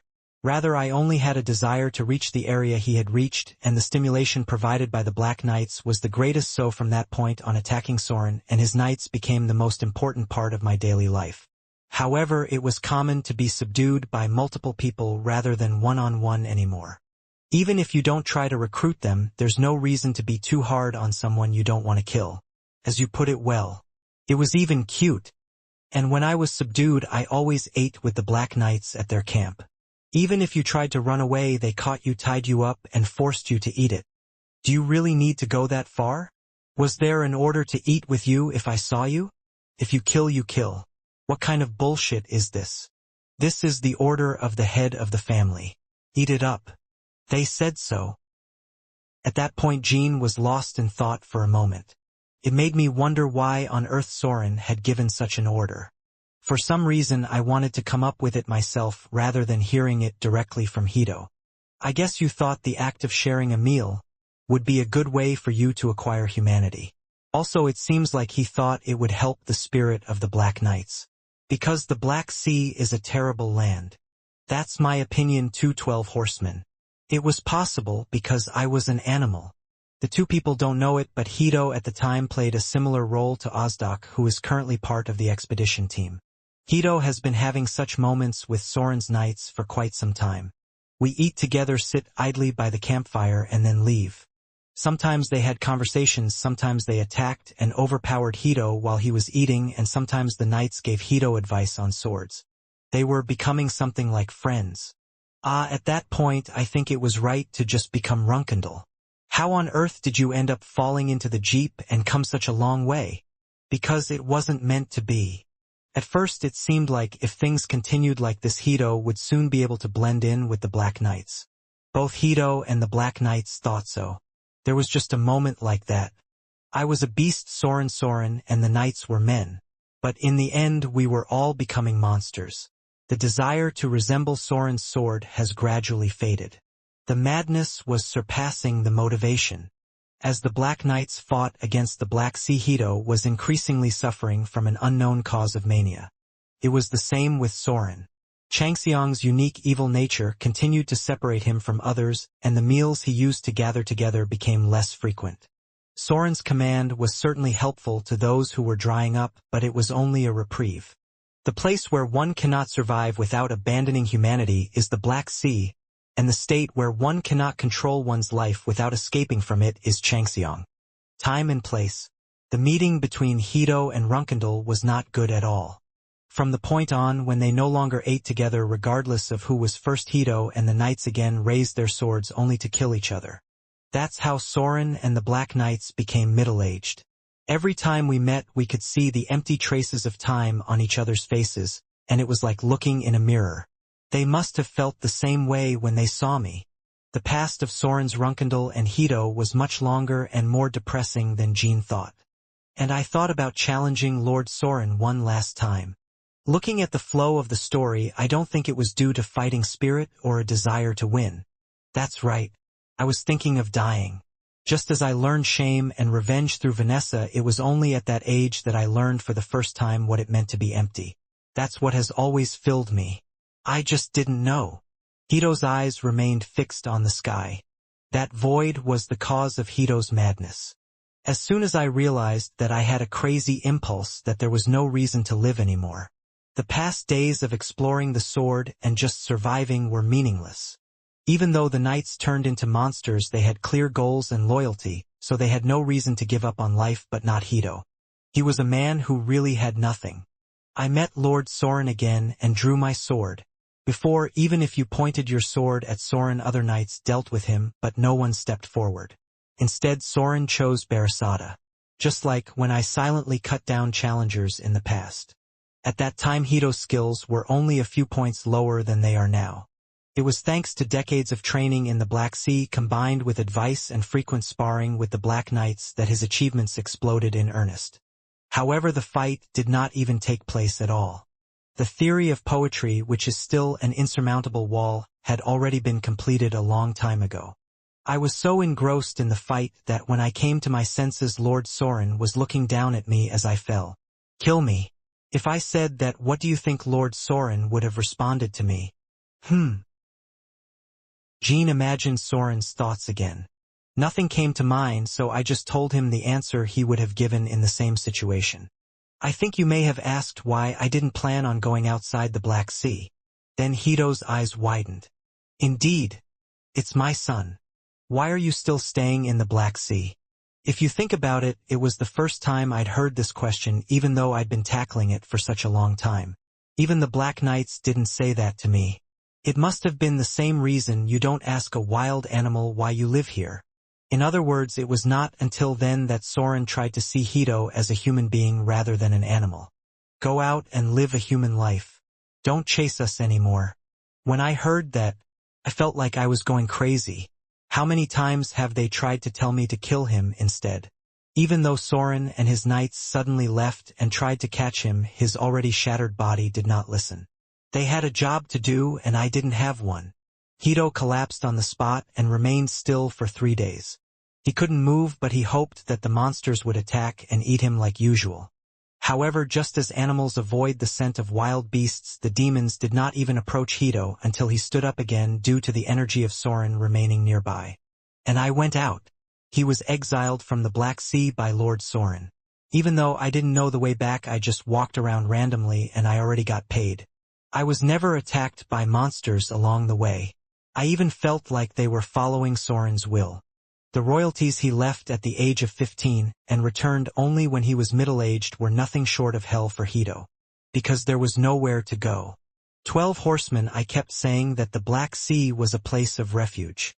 Exactly. People cannot grow at all in places of refuge. When I came back on royalties, nothing had changed since I was 15 and left for the Black Sea.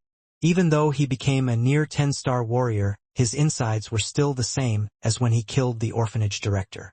The same situation as before going to the Black Sea continued. However, one thing that has changed is that there were no people who thoughtlessly looked down on Hito and attacked him. His body was similar to his current size. He had the appearance of a madman with wild hair, a huge long sword, and he had a unique empty and gloomy energy, so there was no need for him to get caught up in the arguments of the criminals.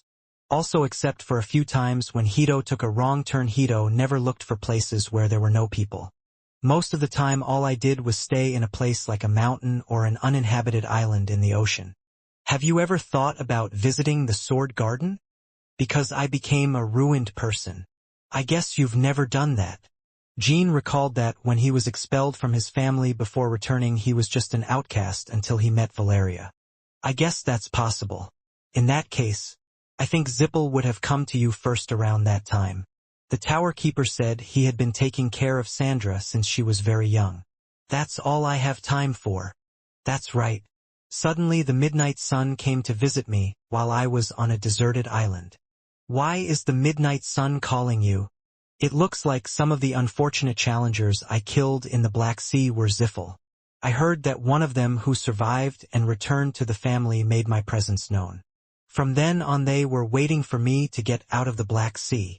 Even if it wasn't Hito in the first place, Zippel always had people planted near the Black Sea. Only then can we check the Runkendels coming and going from the Black Sea. It was almost inevitable that Hito would be noticed by them as he was making royalties and that he would be tracked down afterwards. Hito had been starving for several days, but he swept away the midnight sun without difficulty. However, there was nothing he could do about the ghosts that attacked him afterwards. Instead of dying, I was imprisoned. I thought that if I stayed like this one day they would stop trying to appease me and kill me, but I was already dead, only my body was alive. So all the conditions the family put forward were meaningless. Of course, Jeep did not kill Hito until the end. Losing a few Byakuya would have been nothing if only I could get an unaffiliated superhuman. Moreover, Ziffel was already researching mental manipulation at that time. If Hito was not captured in the end, it would be enough to use it after mental manipulation magic was developed. Hito was unaware of the plan, but he would not have acted differently if he had known. How on earth did Sandra move your heart when it was in that state? At those words, Hito turned around, leaned against the railing, and looked across the restaurant at Sandra. She was laughing even louder than before because she was so happy. 1 year at Draka's base. 1 year at the Tower of Stories. During the 2 years he was imprisoned, the heads of the family, including Kiliak, often tried to appease Hito in person, and aside from the formality of his imprisonment, Hito was treated almost like a distinguished guest. It was because Kiliak treated Hito like that. He wanted to turn Hito into Zippel's man without using mind manipulation as much as possible. No matter how much mental manipulation develops in the future, Hito's value will decrease the moment it is added. Of course, Hito did not respond to Kiliak's sincerity. Kiliak even released Hito's restraints so he could go back out. He even promised that he would not retaliate unless he went out and joined Runkendel, but Hito did not leave. They say they will give you freedom, but you don't even want that? Kiliak couldn't figure out what had caused Hito to despair so much. He also didn't know that the world outside was just a hell that he couldn't understand or mix with. Rather, Hito was perfectly adapted to the meaningless days spent in prison. Until then, there had been no better situation in his life. It's a shame. In the end, since you refused even this, you will now be moved to the experiment building. However, even there, if you change your mind at any time, you can ask the person in charge. You want to talk to me? In this way, Hito was transferred to Experiment Building 12, which existed near the Tower of the Midnight Sun in the Soda Desert. At the time, the general manager of Experiment Building 12 was a person named Un Lee, who was notorious among the test subjects for his torture under the pretext of experimentation. Hey, when you were at the Tower of Tales with Draka, it seemed like the god of royalties cared about you, but here I am the god. Unless he descends here himself. I'm a little worried about how to deal with you. Is it okay to do it according to my personality, or should I do it in moderation considering the head of the family? These were the first words I uttered upon seeing Hito. Hito didn't even listen to him. I prefer the latter. Still, it's a test subject that the god of royalties is keeping an eye on, so it's a bit unfair to treat it too carelessly. Let's start with something good and old-fashioned, he said. From that day on, he assaulted Hito every day. It is inherently impossible for a criminal or an unmanned wizard's club strike to injure a superhuman. However, Hito at that time did not have the body he had during his Black Sea days due to his long-term refusal to eat. He looked like a giant with a thin body and even had restraints to reduce his strength, so he was no different from an ordinary well-trained warrior. Hito did not resist even once. There wasn't even a scream. It wasn't that I didn't feel any pain, but there was no need to show any signs of pain. Number 118. You're used to pain, right? Let's see if your mouth doesn't open again today. This time it was typically crazy. He regarded Hito's lack of response as rebellion, and the more he focused on the discomfort that came from it, the more he forgot that Hito was an experiment sent by Kiliak. In other words, he started to deviate from the line he was trying to keep. This time, the intensity of the torture and fasting crippled Hito in an instant. The strong body that had been mercilessly tearing apart the monsters of the Black Sea not long ago, defeating challengers who came to Soren and standing alongside his Black Knights, was completely put to an end. The limbs became like withered trees and did not move, and the body organs that produced auras were permanently damaged and could not function properly. Eventually, the fact that Hito was alive could only be recognized through the babbling that came out of his stiff tongue regardless of his will. Funny enough, when the situation reached that point, he appeared to be overcome with fear. This is crazy. What have I done? Are you really saying it can't be fixed? I'm sorry, Mr. Lee. Number 118 is currently unable to be revived without Numerus's new item. Besides, if things continue like this, you will die soon. You have to report it to your superiors. Report? Report? Who is this bastard trying to fuck? It's you who dies, not number 118. How dare you? As of the present time, you are experiment number 145. This time? Oh no! This time measures were taken to prevent Hito's condition from becoming known to the higher-ups. Those who knew about the torture were demoted to test subjects, and every effort was made to prevent Hito from dying. However, since they brought a person who originally had no will to live to that point, there was no way his condition would improve. It's only a matter of time before the situation becomes known as soon as an audit comes from the higher-ups. This time I was anxious and worried every day. When I first received number 118, I received only one special instruction. If number 118 asks to see the head of the family, listen to it. Since he never did that, isn't it okay to kill him? There would be no problem even if it was reported that someone died during the experiment. There is no fucking way that would happen. The head of the family will personally punish me. It is impossible to prevent Hito's death. In the end, this time, after much deliberation, I chose to shift responsibility to someone else in the experiment building. This is the only test subject in the experiment building that he cannot treat carelessly. Number 109. I'll have to assume that Sandra Ziffel was killed. Test subject number assigned to Sandra 109. At that time, no one in Experiment Building 12 called Sandra by number. Even though she was an experiment, she was a pure-blooded Zippel, and all the researchers in the experiment building called her young lady and treated her like a superior. Of course, behind such consideration was hatred and ridicule. Just because she was a pure-blooded Jeep, she couldn't be treated carelessly, and she was like an annoying pet in the lab. Keeps wandering around the experiment building without any restrictions and causing accidents, but we can't abuse it like other test subjects. That was Sandra Ziffel number 109 at that time. This time, they said they found me. Did you get any new snacks? Oh lady, are you here? Do you have any snacks? Haha, of course a new snack has arrived. Have you ever heard of sugar? Sugar. It is a powder that tastes very sweet when eaten. Now here. If you just scoop it up like that, it's a vulgar act. Wait, what is vulgar? Well, you don't have to know. And we have new toys available as well. Even toys? Is it my birthday today? Every day is your birthday, miss. However, there is one thing to be careful of. What is it? You can't kill it like the toy I gave you last time. That means you shouldn't twist their neck or stab them with something if they don't listen. Because Sandra had already partially transformed into a biological golem, she possessed incredible strength for a 5-year-old.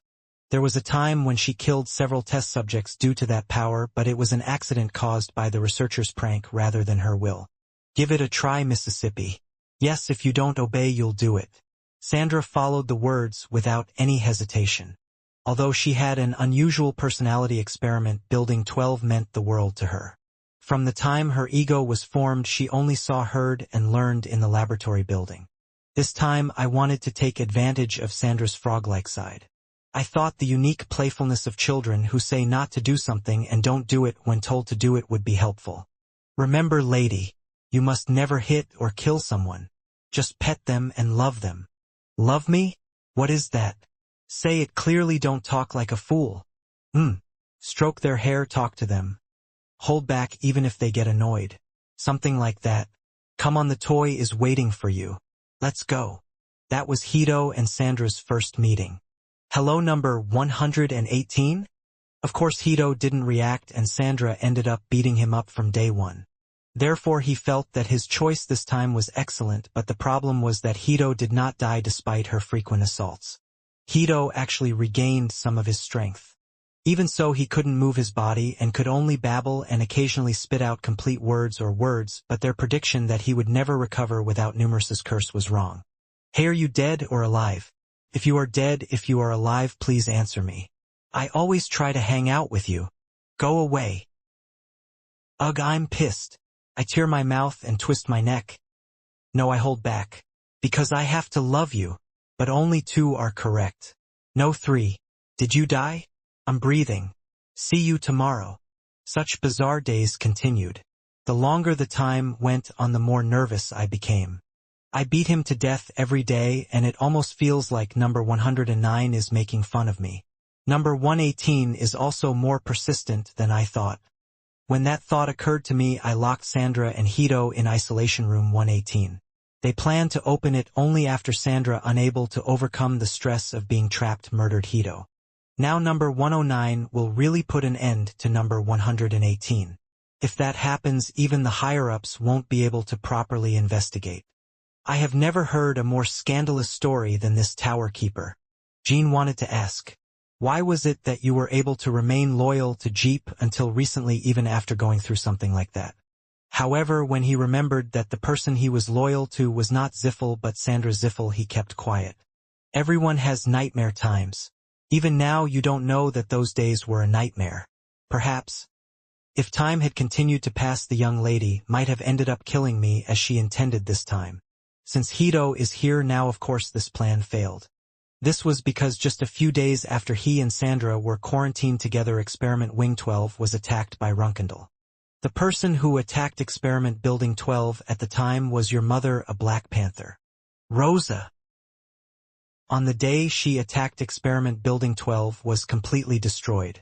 All data was discarded, and the researchers and wizards remaining in the experiment building were unable to even withstand her until support from the main unit arrived. At that time, the entire experimental building was shaking like crazy, as if it would collapse at any moment. Sandra screamed as she hugged the fallen Hito. He said he would protect me, so don't worry. I will protect you. That was the first story Hito heard since he was born. In his past life of going back and forth between orphanages, Black Sea dungeons, and laboratory buildings, he had never once heard such an obvious statement. Because his life was not taken for granted. I don't know what and how he is going to protect me, but Hito suddenly got the idea to live. That I would have to live the rest of my life for this strange girl. On that day, Hito escaped from the life of an animal and set foot on the path of humanity for the first time. But you didn't say that you were crippled because of the long torture. How did you survive from Rosa? Has your body ever changed in an instant? 12 Horsemen. I felt like I was getting stronger every time I reached a new level. I'm talking about the feeling of being completely reborn, not just in that realm. I've seen it before. Through the late Sir Lorne. I experienced that myself the moment I decided to live for you. My body, which I was told could not be helped except by Numerous's sacred body, suddenly began to come to life. I could feel the misaligned and broken bones coming together and damaged organs recovering. Just as Ron was resurrected from death alone when fighting Gleek, Hito also underwent a reformation of his body. For a moment I even wondered if I had entered the same realm as Lord Soren. I soon realized it was just an illusion, but it was enough to fight right now. You and Sandra protected each other that day. I was pushed back because I fought without being able to adapt to the new situation, and did not have a decent sword, but fortunately Rosa was also exhausted from breaking through to the experiment building. Thanks to that, we were able to hold out until help from the main unit arrived and Rosa escaped with gritted teeth. Afterwards, Hito naturally became part of Zippel. He had only 2 requests from Kiliak: getting his sword back from the Black Sea and staying with Sandra. Sandra gave Hito something no one else had ever given him: the meaning of living life. Something that neither the orphanage leader nor the first knight he killed nor Soren nor Kiliak nor anyone else had ever received. That's why you became the second-class butler. There was no more suitable position. From then on I learned a lot to serve her. Common sense knowledge and culture regarding royalties. I began to focus on learning what she was lacking. The young lady was no different from an animal, so I felt I had to tell her. Anything Hito could do for Sandra was insanely quick to learn. Among them, the thing I learned most quickly was how to live within the family. He learned early on that the family coveted his loyalty, but he also confirmed that there were many who had that suspicion. So I took on the role of a cleaner. As in this thread, he mercilessly purged those who held important positions with elements that could derail the work and eliminated those within the family who were squandering power through pointless conflicts of influence, by using overwhelming force. At the same time, he was not overly greedy, so it was natural that the leadership, including Kiliak, was satisfied with him. Hito quickly became Jeep's hidden powerhouse.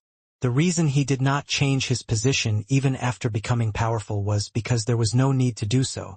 However, the only compensation he hoped for has not been granted to this day. Treat Miss Sandra as a human being, not an experiment, and give her freedom. That's all I ever wanted for my family. After taking power, he never made an outright request, but the family was well aware of it. There was no way Jeep would have allowed that. You probably thought your loyalty would disappear the moment Sandra gained freedom. It is true that the family tried not to let go of the leash, but that is not necessarily the case. I also thought that the family was most helpful for the young lady's safety.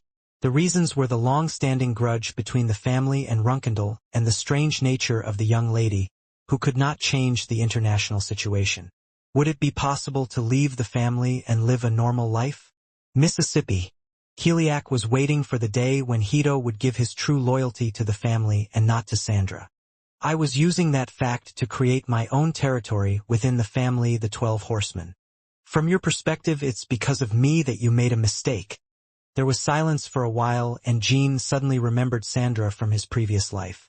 In her previous life, she had an arranged marriage with a low-ranking member of the Vimont royal family. At that time, it occurred to me that Sandra's marriage might have been the result of Hito's will finally coming to fruition. As soon as he could think that, Hito opened his mouth again and said these words. 12 riders. What I wanted to give her in return was a normal life.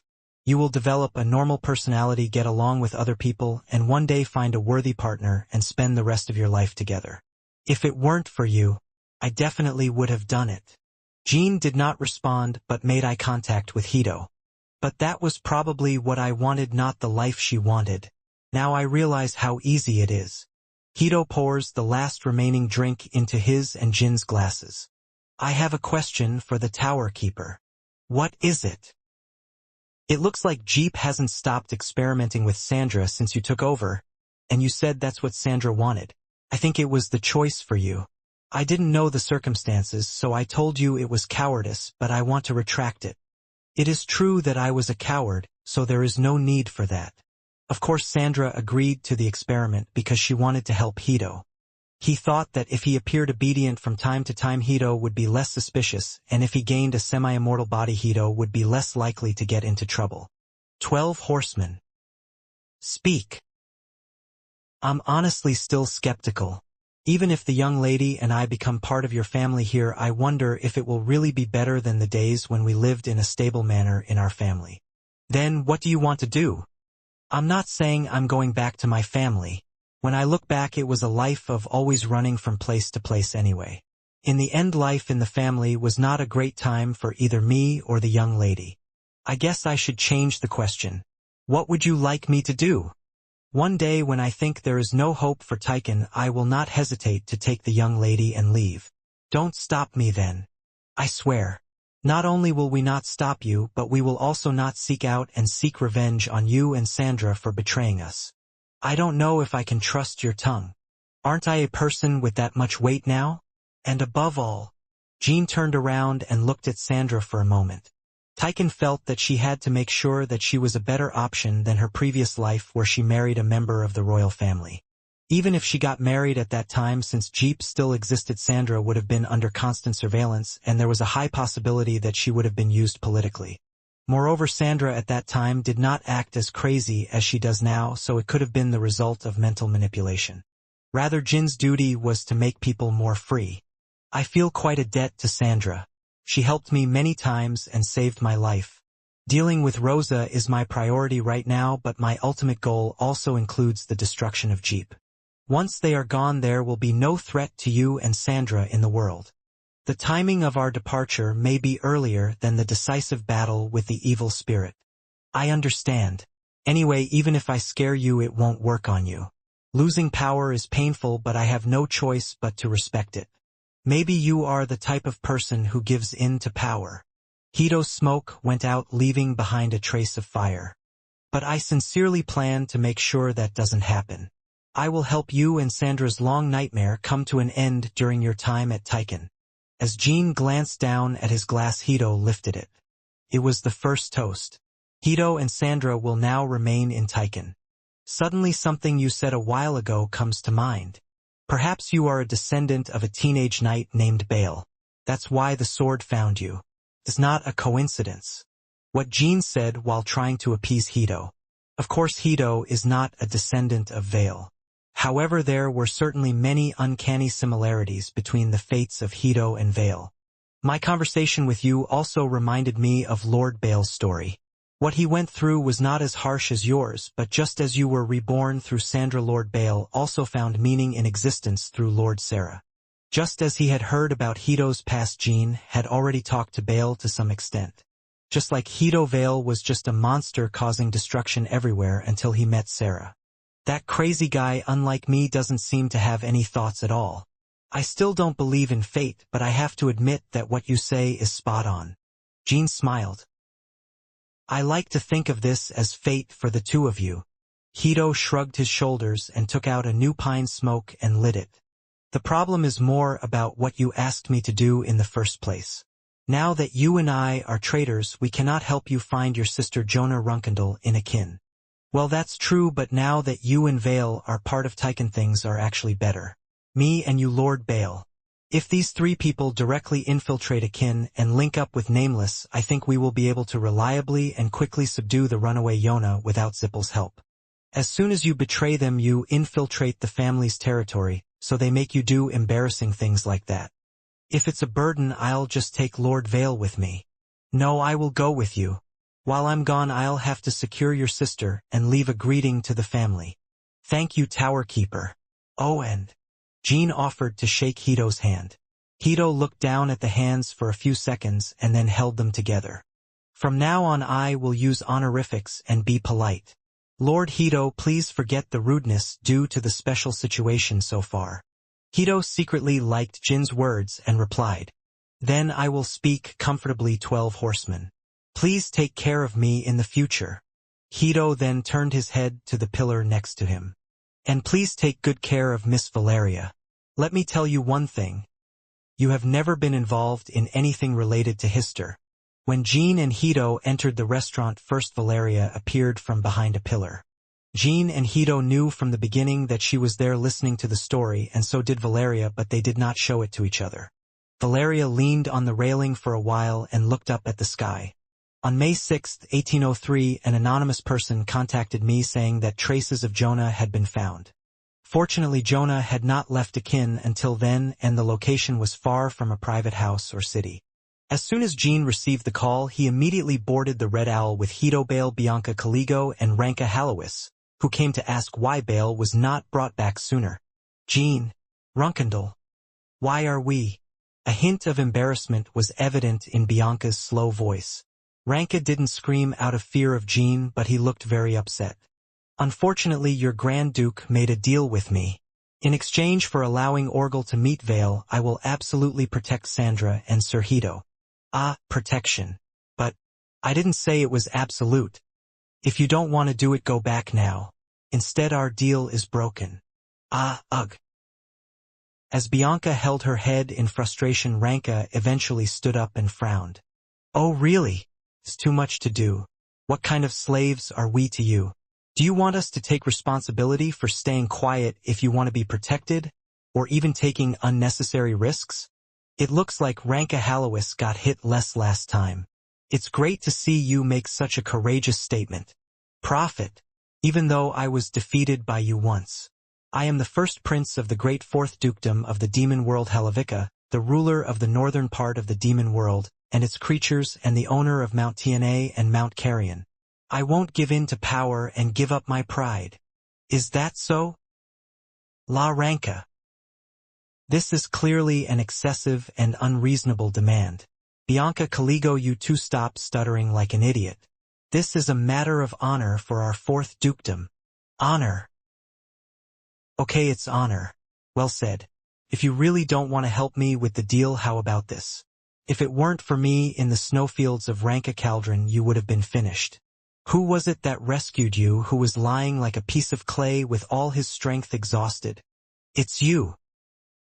If you know, shut up and cooperate. Isn't it honorable to help a benefactor? The reason we went to the Cauldron snowfields while our benefactor was freezing to death is because of you. It was absolutely necessary for the great cause of the decisive battle with Rosa.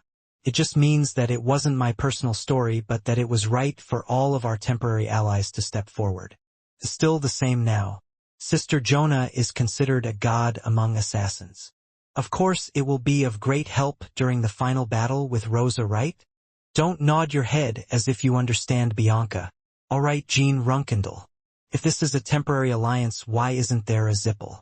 Is it burdensome to sing after removing that chunk of muscle? Even though it's for the greater good. Zipple is providing a location. If you don't like it that much, you're out. If you go back and explain the situation to your leader, he'll probably say you did a great job. And I think the reason you keep talking is not only because you hate work, but also because you are afraid of Jonah. What? You can be afraid of someone who can kill you before you even realize it. Ha, good. You look like I've looked really funny since you beat me, but I'll prove it today. This Ranka is strong and useful. But please know that after today, I have no intention of playing with your pranks. Good, great. Ranka didn't pull out of pride, and Bianca seemed to understand why she was pulled in. They're really easy to deal with. It made me wonder if all demons were this stupid, and Hito was also thinking the same thing.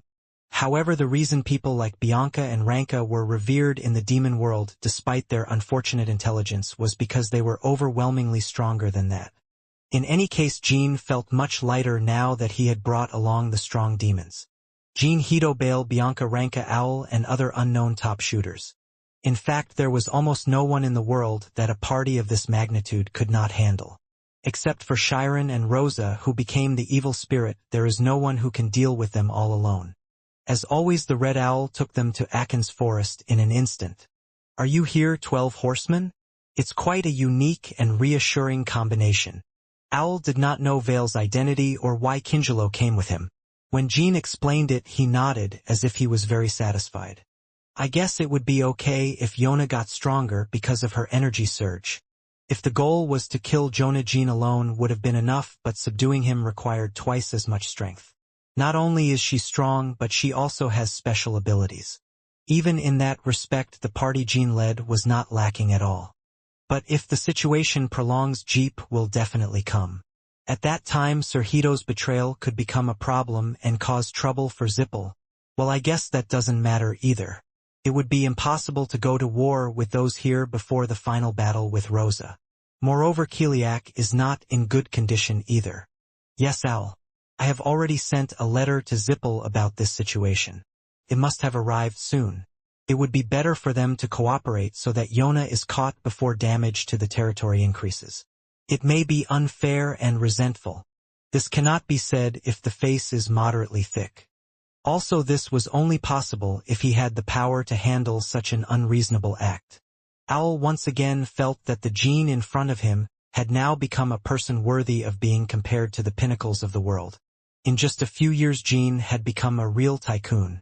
Furthermore, your level has risen one level higher than when you saw it in Hylon's second castle. Owl looked at Bale. Is it because you met Lord Vale that you broke another wall?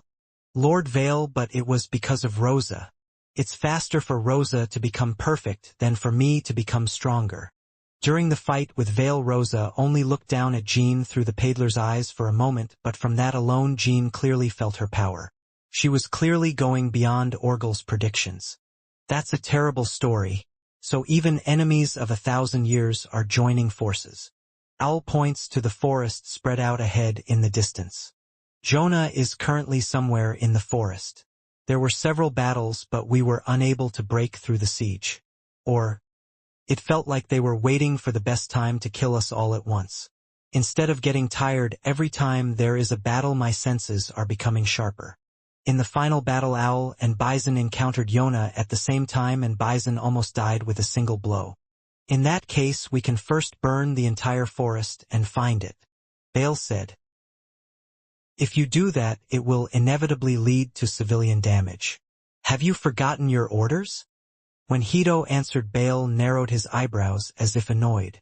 I wanted to yell at her to tell her to shut up and that she would take care of it, but Sandra's orders also included instructions to follow Hito carefully. It would be best if only me and Lord Hito Owl go in to conduct the search.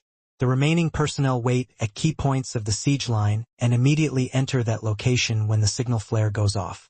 If she finds out that we have entered and shows signs of running away, Lord Bale will be able to pursue her. As Vale released his power, a ring formed on his head and wings formed on his back, and golden energy overflowed. He could fly faster than a falcon. I think that would be good too. Anyway, the shooters on the siege line also have signal flares, so it will be easy to join either way. And Lord Vale, I would like you to serve as a liaison as well. The mobility will be overwhelming. Are you giving me orders? Follow the Vale quietly. Do I really have to say it one more time every time? Tisk. So the group dispersed and Jean and Hito Owl entered the forest. Unlike the others, as soon as Jean entered the forest, he felt Yona's faint spirit lingering everywhere. The remaining spirit is very weak and dizzy, but if I read it carefully, I think I can find Sister Yona. You mean you feel that?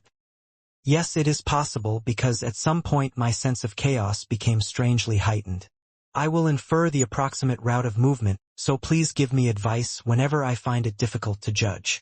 As I began to search for Jonah in earnest, I could barely control my increasingly dizzy mind. If Jonah is already in an irreversible situation, there is no other way to overpower her and bring her back. No, I'm sure you're coping well. The fact that no civilians have been killed so far is proof that she is resisting. If you don't miss this point, you will definitely come back. When the search continued for about 2 hours, Jean suddenly stopped and looked around. A look of embarrassment was clearly evident on his face. 12 horsemen, is there something wrong? Mr. Owl, the types of marriages have suddenly increased. What? It means that Sister Yona is not the only one using soul energy in this forest right now. It can't be. The siege line has been maintained ever since I met you in the second city of Hylon. Is there any possibility that someone broke through the siege and entered the forest? Or that there were chaos users other than Yona in the forest from the beginning? The former is not possible at all. It's a siege line that includes me and the best assassins, so it's absolutely impossible to break through by force, but it's absolutely impossible to infiltrate. Unless there is someone else with the same level of ability as me or Jonah. The latter? Wait, no way. Owl's eyes widened as he suddenly remembered something. Jean was thinking the same thing. If it's a fake Jonah, it's possible. Maybe the one we've been engaging in so far is a fake Jonah. The new spirit I discovered is only slightly different from what I felt before. The fake we encountered in Hylon has infiltrated the forest. If so, then the fake Jonah was in the forest before Nameless, or he infiltrated through the siege line through his own power or through the prophet's den. In other words, it also meant that there could be multiple Jonahs in the forest, including real ones and fake ones. And there could be only a few reasons why the fakes came to the forest. Jean, if that's true, wouldn't you need a contract of truth? Jean shook his head at Hito's words. If there are multiple fake Jonas, it is very difficult to protect Yuria. There are two types of energy, so we will not distinguish between the real one and the fake one. After suppressing them all, we will try to distinguish them based on that. The group continued to move forward following Hongi's traces. If it weren't for you, we would have done something in vain without being able to distinguish between the real child and the fake one. Now, I'm not even sure that what we first found in this forest was really Jonah. Two types of marriage. Jean couldn't know for sure which of them was the real Jonah. First of all, no matter how many people I meet, I am confident that I will be able to defeat them all as long as it is not a joint attack. Even if they work together, it wouldn't be a problem at all from the moment they could completely distinguish between the real and the fake. If a large number of fakes entered the forest, the reason is probably to capture or eliminate Yona. In that case, Jin's job will not only include securing Yona but also protecting her. Owl was blaming himself for that very point. Mumayong carried out the operation without even assuming the existence of the fake Yona. Of course, it is difficult to predict that there could be fakes mixed in the forest. This is especially true because Akin is the only place where Yona was found. Jean said, recognizing his thoughts.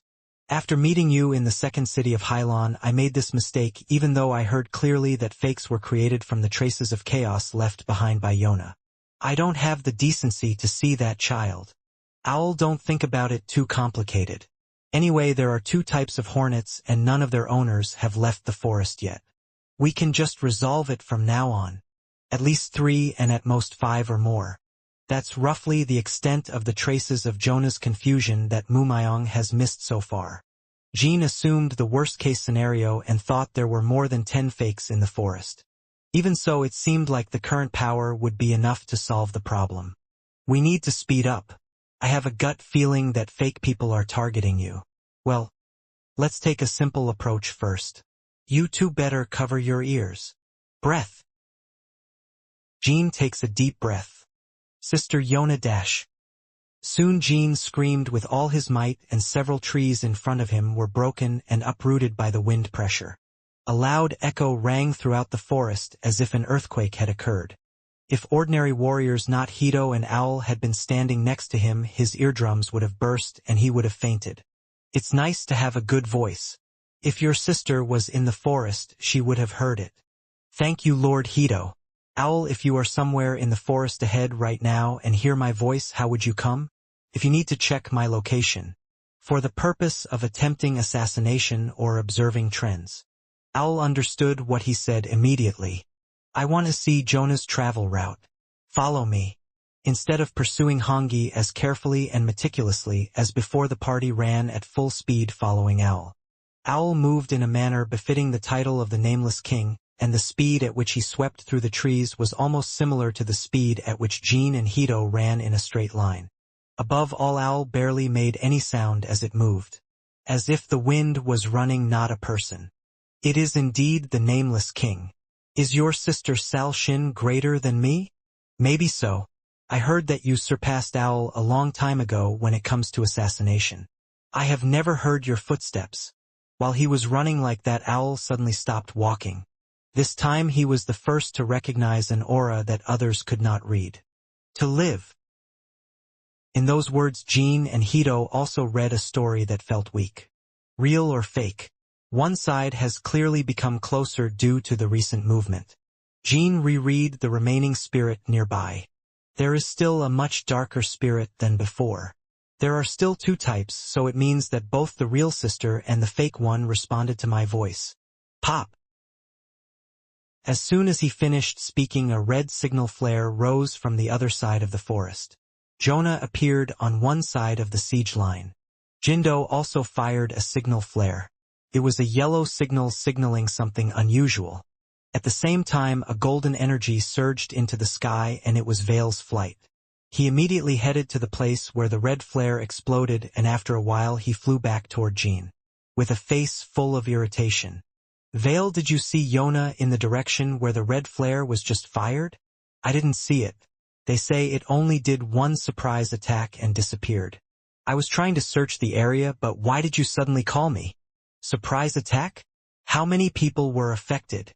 The guy named Kel was injured, only a small cut. Thank goodness. There are fake Jonahs mixed in the forest. What? Not one.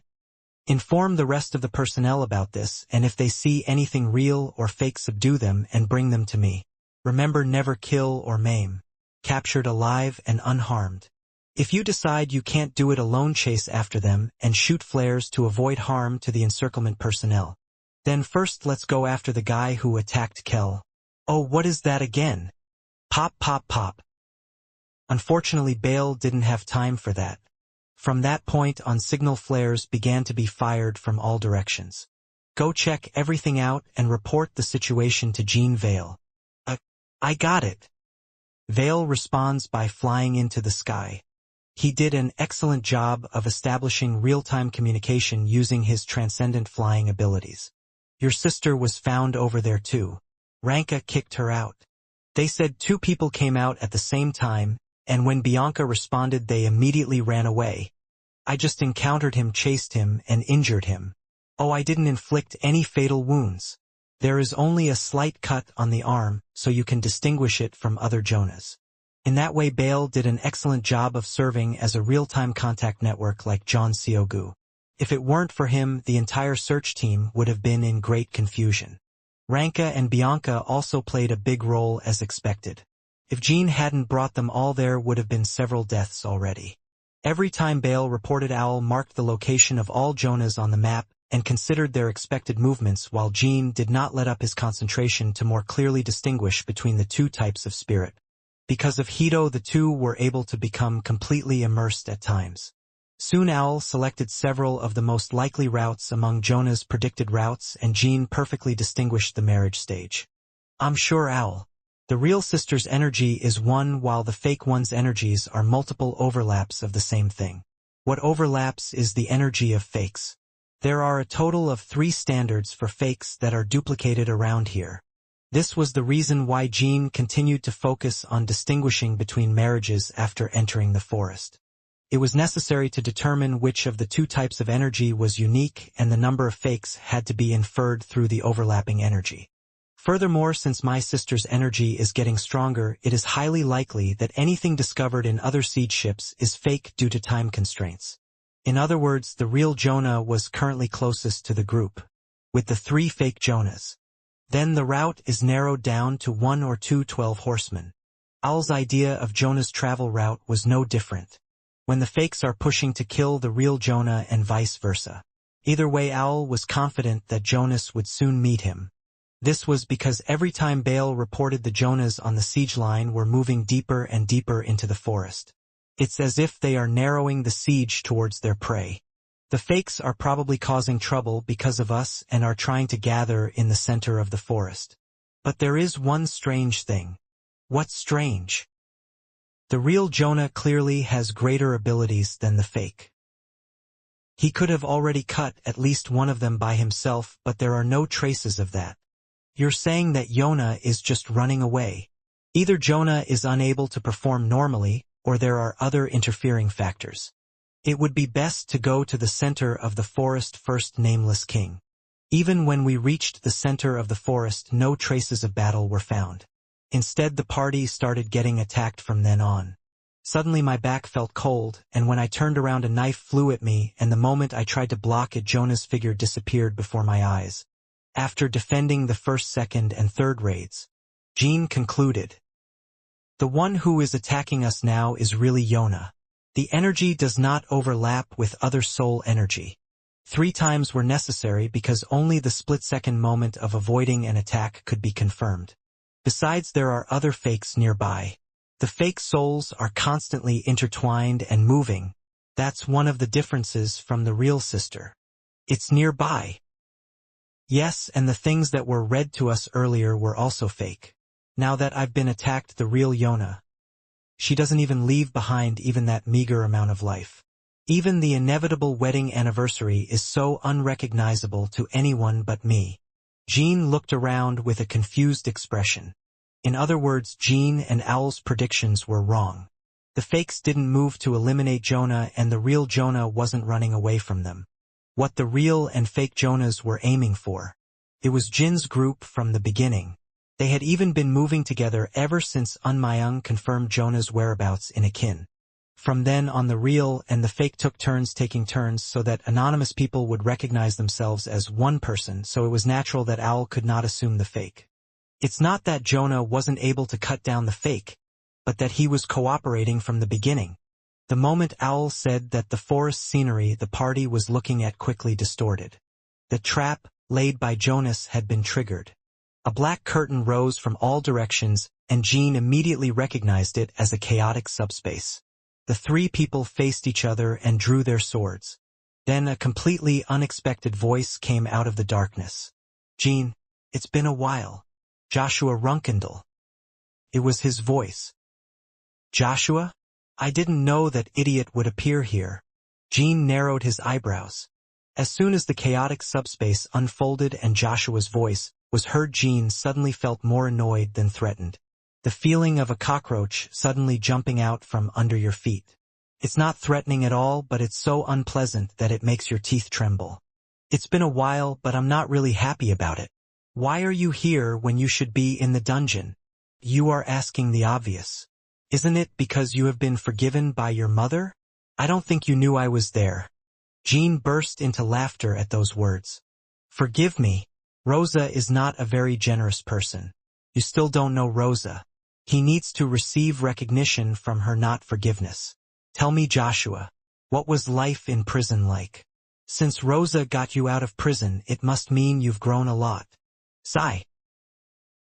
When Jonah's sword appeared and disappeared from somewhere, Owl's sleeve was cut. Jonah continued to wander around the 3 people like a ghost extending his sword. Yes, it had meaning. I really learned a lot thanks to you. Okay? To me, it just seems like the head has become more head-length.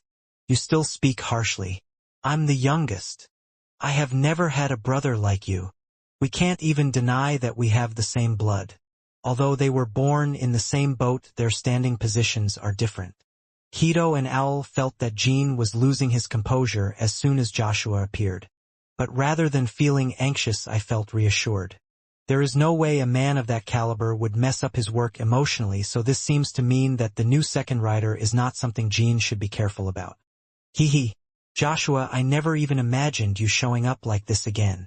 Then what did you imagine?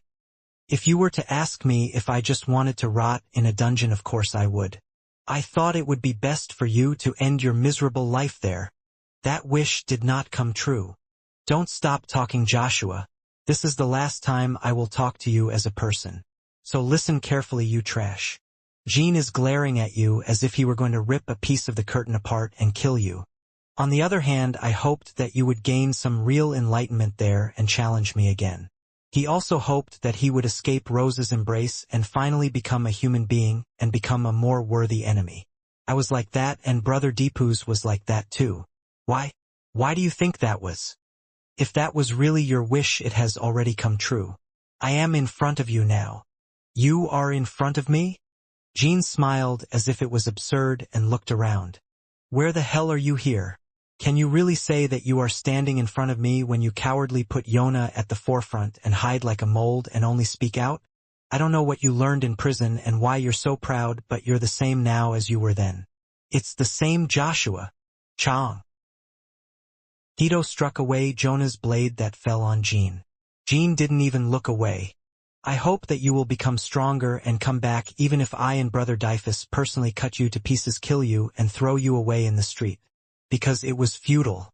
How could it be that our enemy who had been scheming against us for such a long time ended so vainly? And that wasn't because of my hand, but because of Rosa's one word. Why on earth did we fight you so hard?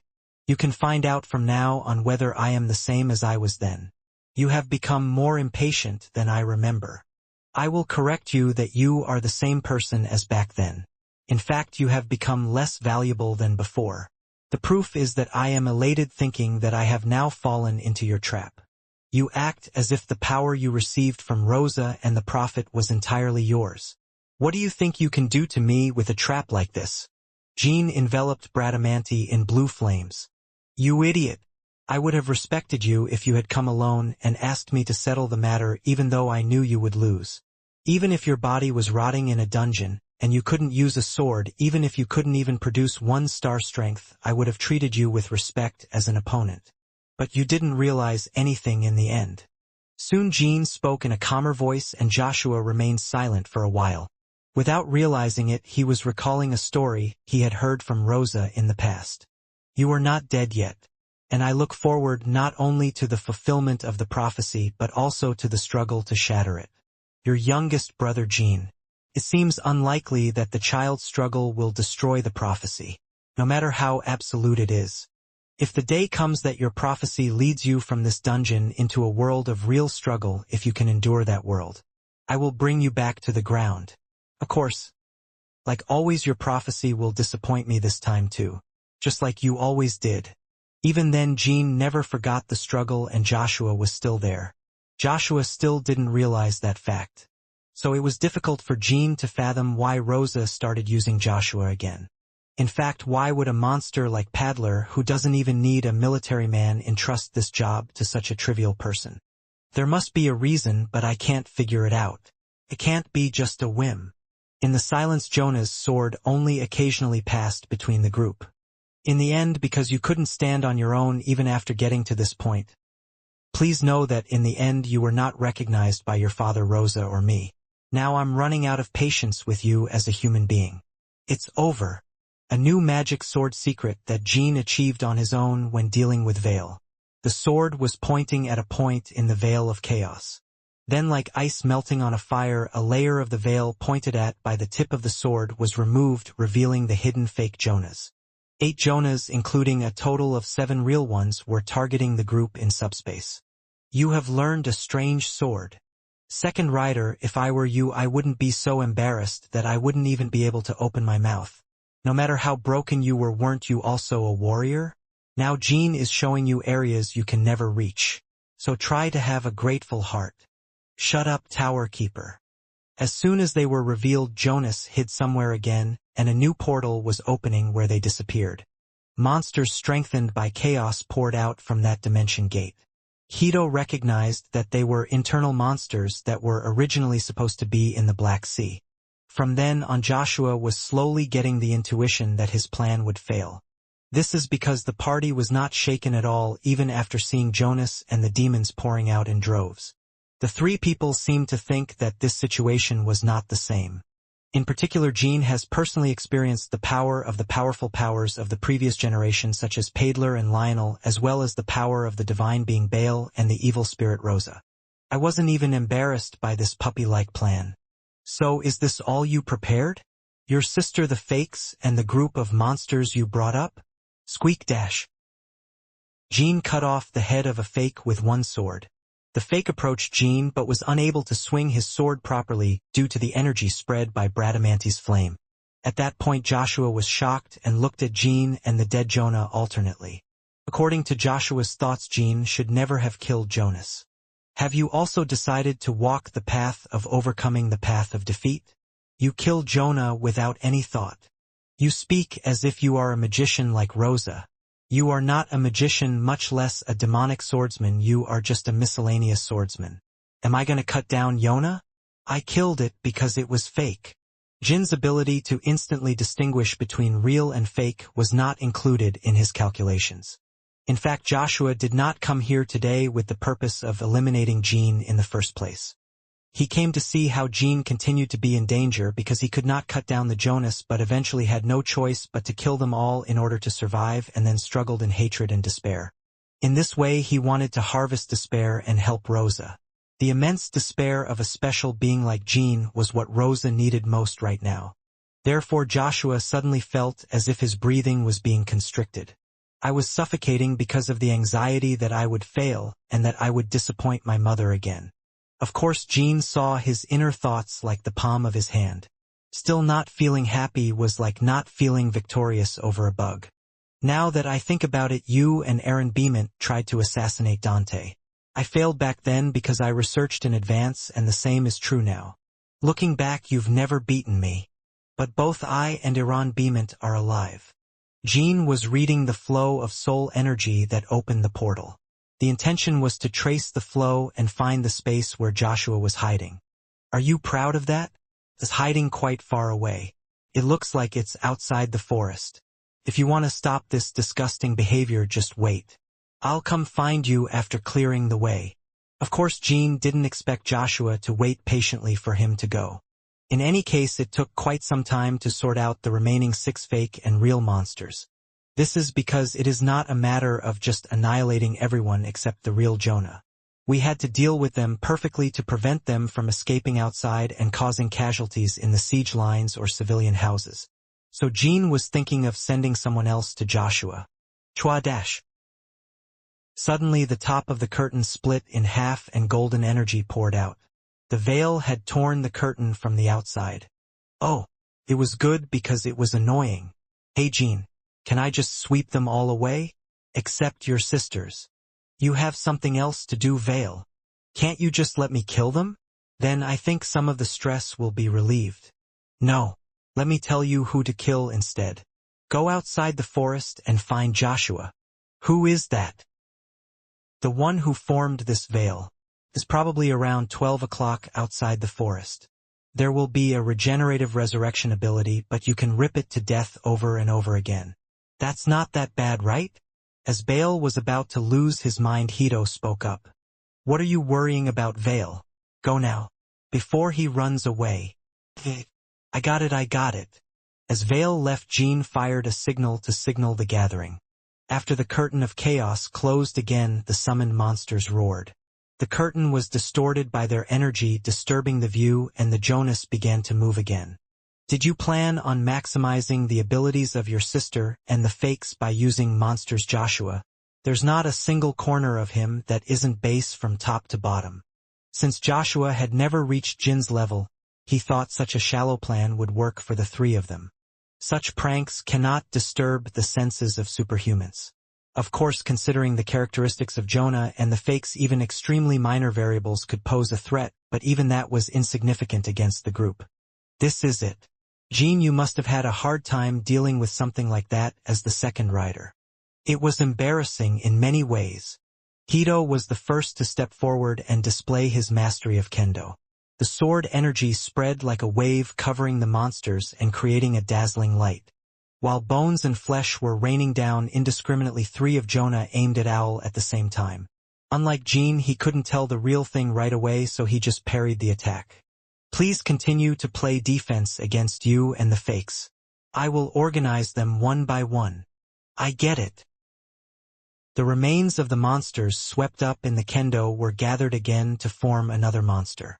It looks like they are regenerating faster than Hito's slaughter. Hito seemed displeased with that fact, and didn't like the temporary sword he brought, and frowned, raising his power even further. However, it was difficult to wield that power carelessly. It was necessary to prevent the proliferation of monsters, but if their power was doubled compared to now, the Jonas could easily be swept away. Should it be resolved through close combat? If you do that, the scope Jean has to deal with will increase and it will be bothersome. Just as Hito was about to think about it, something suddenly popped out of Owl's sleeve. It was thousands of threads thinner than hair. Each and every thread imbued with Owl's energy grabbed hold of the monsters. When Owl saw the monster disintegrating as it could not hold on, he even showed delicate control by adjusting its strength to tie it up. Oh, it will be much easier, Nameless King. I have been amazed by your abilities since a while ago. It was originally saved to restrain fakes, but since Jean can distinguish it, there is no longer a need for that. While the superhumans were exchanging well wishes, Jean cut down one more fake. Now all that's left is my sister and the fake 5. From then on the Jonas did not carelessly target Jean. It wasn't a calculation of the situation, it was instinct. As Jean fought, Jonas was currently in a state of no reason. They were just blindly carrying out Joshua's orders. If the fakes had the level of judgment they had before Jonah exploded into chaos, the progress would have been a bit difficult. Grumbling. Jin's blurry magic sword illuminated the surroundings like a torch. Jonas was trying hard not to pay attention to the sword. This was because the moment my gaze rested on the fire of the sword, I felt pain, as if somewhere inside my body was burning. Jin knew very well that his sword, which he had not yet named, contained such power. So now Jin started looking for Jonah first. Every time Bradamanti cut through subspace, Jonah's appearance appeared for a moment and then disappeared like smoke. This will take quite a bit of time. In reality, Jin was unable to kill the fakes for a while and just explored subspace. However, Jin brought in strong men from each faction to prevent this situation. Sueya. Jin swung his sword with a bell and completely tore off one side of subspace. Eck! What a surprise! Wow!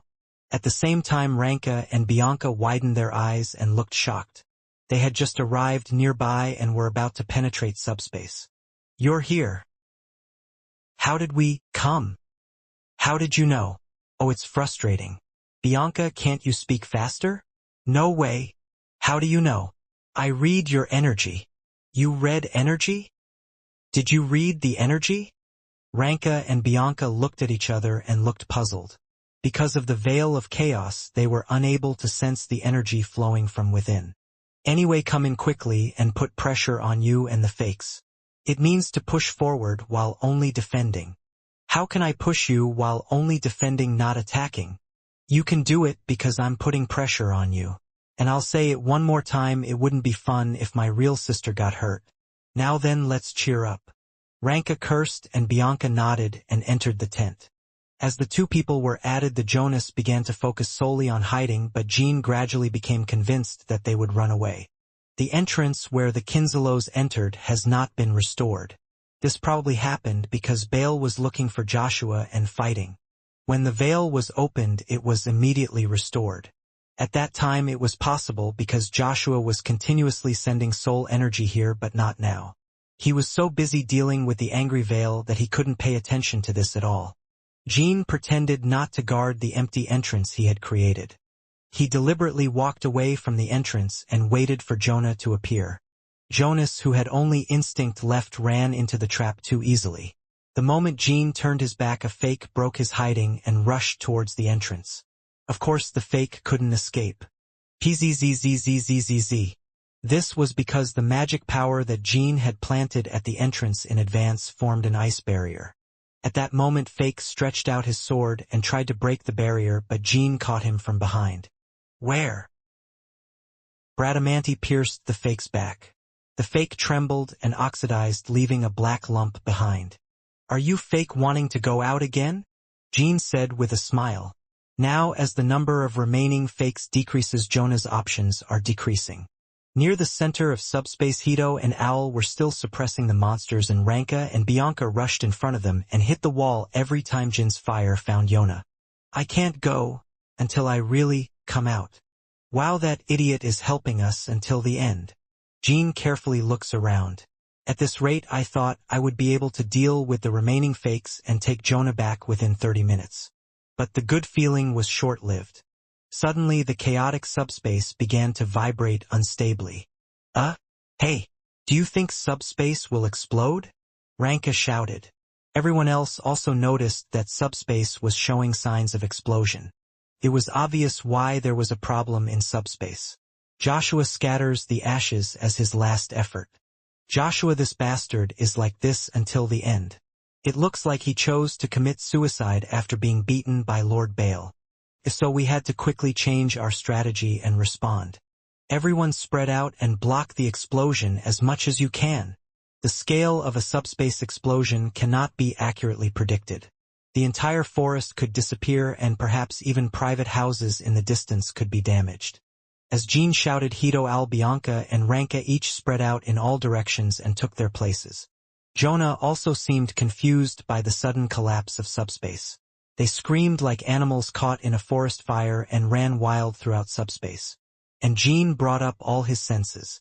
No matter how powerful the explosion is, if those 4 people stop it with all their might, it won't be able to affect a private house. So he had to find and protect his sister. Right now she didn't have the strength to protect herself from an explosion like this.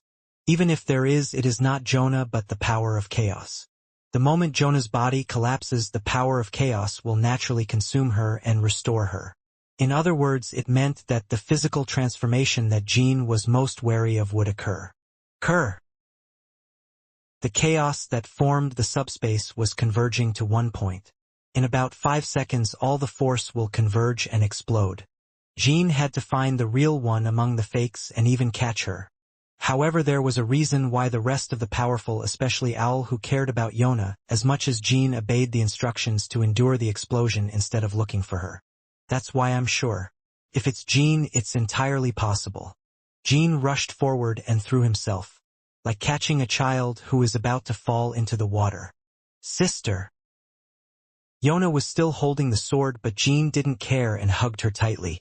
I almost got stabbed in the abdomen by Jonah's sword, but luckily I was able to get it out. Then as the subspace exploded, Yona closed her eyes tightly, and Jean held her and spread a protective shield. Quaya! Knock dap duck! The bodies of the fakes that had lunged at the siblings like hungry ghosts were disintegrating. Kia! Cack! The fire in subspace burned up the black lumps they left behind. The explosion, which started with a head-splitting roar, continued for over 5 minutes. The strong continued to swing their weapons and spread protective shields, and Jean was finally able to protect his youngest sister. Is everyone okay? Hito spoke first, looking around. You're safe. You withstood the most explosions and didn't have any residual scars. Shouldn't I also have something better than you? It looks like Kinjalo's executives are fine as well. Well, isn't that friend? Haha. I thought this was such a hard time. Ranka, I heard he's weak and can't be stopped. This. Knock. When Ranka screamed and fell down vomiting blood, Bianca hurriedly helped him up. Jean was behind them, still holding Jonah. His neck and back were full of wounds. Yona was still in a rage and kept clawing at Jean, but Jean was just happy. Sister. Now let's go home. Yona answered in a loud voice, and the rest of the group except Jean looked up at the sky at the same time. Floating in the sky was Jeep's fleet that had just arrived here. The flagship Kojak First Fleet was threateningly surrounding the party in the sky. Jean raised his head and looked at the fleet only after Owl had used the remaining thread to bind Yona. Ziffel was not only firing his guns, but it seemed as if he had come to eliminate the enemy, not the allies. It's natural. In the letter Jean sent to Jeep before coming to Akin, it stated that he would rescue Yona and that Hito and Sandra were leaving. In other words, the operation was carried out in Jeep's territory without permission, and even the key personnel were taken out, which was an indescribably unpleasant situation for Jeep. Jean turned his head and looked at Hito. He had a calm face, as if this situation was not that uncomfortable. There was a long silence. The fleet was not continuing its descent. I don't know who is aboard the flagship, so I don't know how to greet them. So let's skip it. But first I have to apologize. Because saving my sister was so urgent, I carried out the operation before receiving any answers. I will compensate you for all damages. Jin's low, energetic voice resonated heavily and shook the sky. There was no answer for a long time. Everyone heard Jin's voice, but those on the ground could not hear the conversations going on within the ship. It looks like Kadun is still healing. If that foul-tempered fire dragon had come, he would have already been yelled at 10 times. Then why are you holding the weight when it's about the size of Octavia or Ronald Zippel? I'm sure they discussed how to deal with Hito before coming. After the standoff lasted a few more minutes, a voice amplified by magical power was finally heard from the fleet. Lord Hito, I honestly didn't believe what the 12 horsemen said until I saw him standing there in person. But seeing you with the 12 horsemen, you really abandoned your family. As expected, it was Octavia. She did not hide her sad expression. Captain Ghost, The fact that he left without saying goodbye is something that has always bothered me. I'm sorry. I'm sorry, is that all? How many years have we been together, and how many doors of life and death have we crossed together? If there was something disappointing about your family, you should have told me. How could you betray so suddenly? And even Sandra. The word betrayal is not appropriate, Captain Wraith. I have never been loyal to my family in the first place. The family has always cherished the scriptures. I know, but my master is only Miss Sandra. The family must have been aware of that fact to some extent. Yes, I know very well. Therefore Sandra was originally an experiment, but she gained freedom thanks to the scriptures. No, it's more than that. Sandra has received preferential treatment in every way. You know that too. But why are you sticking a dagger in the family? What deceived the Lord? Were you afraid of punishment for helping the 12 riders during your last vacation? That's right. That also counts as a reason. You idiot. Even if Kyung had returned as is, we would not have investigated Sandra or interrogated Kyung. Why? It's because I believed in the scriptures. I just happened to get caught up in the 12 horsemen's tricks, and I thought there was no way he did it on purpose. We were very kind to him. So you need to give me at least an understandable reason. Hito looks up at the fleet for a few seconds. He was looking back on his past days at Jeep. As Octavia said, there was nothing Zippel couldn't do. However, the family never recognized Sandra as a person. There was just a way for you to be happier. I now know that I was in the Black Sea longer than I was in Ince. The family has never regarded you as anything more than an unnecessary part of me. It's not a matter of attitude or treatment, it's a matter of sincerity. If my family understood that, I would never have left. Octavia had no answer. Of course, it was not because he fully understood and accepted Hito's position. I knew that no matter what I said, he wouldn't come back. Whatever the reason, in the end, it is the family's fault for not being able to guard people. I will respect it, Lord Hito. Jin's eyes widened at the new voice he heard. It was Baradin's voice. Unlike Octavia, who was barely able to control her heightened emotions, he spoke in a calm manner. Sagaju. Instead, I should tell you one thing. Sandra Ziffel will definitely be unhappy because of your choice today. Hito did not answer. Jin, you probably told Lord Hito that you can leave at any time. It's so accurate it gives me goosebumps, Baradin. Did you at least eavesdrop on us? Because it's an obvious story. You also probably knew that since we were facing a great common enemy, we would have no choice but to overlook Lord Hito's betrayal. I admit it. For this reason, it became necessary for me to crack down on it. If Lord Hito is not on the battlefield when we engage in the final battle with Jean Runkendall Rosa, we will immediately cancel our temporary alliance. In addition, the same goes for Jonah Runkendall, whom you saved today through your actions. Isn't Jeep an alliance formed because it can't deal with Rosa alone? You talk as if we're the only ones who have regrets. The situation here has changed thanks to you bringing Hister in to recover. Of course, this does not mean that alliances are not needed at all, but it does mean that they are no longer essential. It seems that all of these biogolems can only exert their strength near the sacred site. Okay.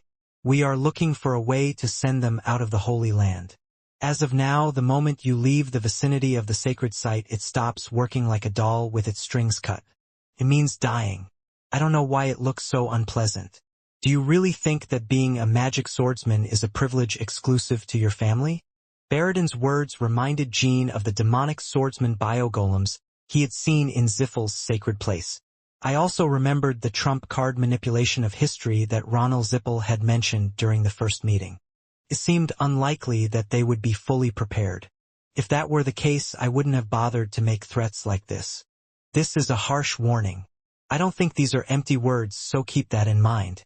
Well, I think we've sorted out our positions now. Can we just ask one question and then leave? Say it. As you can see, the chaotic subspace just exploded. We tried hard to prevent it, but was there any civilian damage? I think I looked into it on the way. There was none. Thank goodness. Then let's go. Please organize the damage compensation and send it to Tychen. As Jean turned around, Jeep's fleet also slowly began to circle. Soon those heading in their respective directions quickly moved away. Jean was and still is when he met Baradin in the Holy Land. From then on no trace of the Baradin he knew was found. I felt like I had regained my family and lost a friend. I have to get that guy back someday like Yona. I don't think it will be easy. I couldn't wait to go back and start purifying and have a conversation with my youngest sister. That would be the only consolation right now. Garden of Swords. Rosa was looking down at her first son with an expressionless face. Joshua. I once again wasted my strength and ran away like a dog. Joshua lost his physical body 5 times in battle with Baal. Each time Rosa's energy was consumed and Joshua used power beyond her permission. Joshua, who was down on one knee, couldn't even raise his head. After being pulled out of the dungeon, Joshua was convinced that he could accomplish anything. I thought I would never disappoint my mother like I did before. He became the second rider again, and the power of the evil spirit given to him by his mother was infinitely vast. Her mother even showed signs of being quite excited, unlike when she crashed her. I will help you, so try to defeat the youngest. Mother, I have never had a son like you. Please name it correctly. But nothing changed. He is still not the youngest, so he is breaking his mother's expectations, and the briefly good atmosphere after his return has already turned into frustration. I'm sorry, matriarch. Yes, you also had a mouth on the topic. Make an excuse again. What made you fail this time? I have no words to answer. The plan wasn't thorough, the power given wasn't enough, or there were other variables. Nothing could convince my mother. Self-loathing that boils beyond words. Joshua truly felt like he had become worse than the trash in the back alley. I have nothing to say.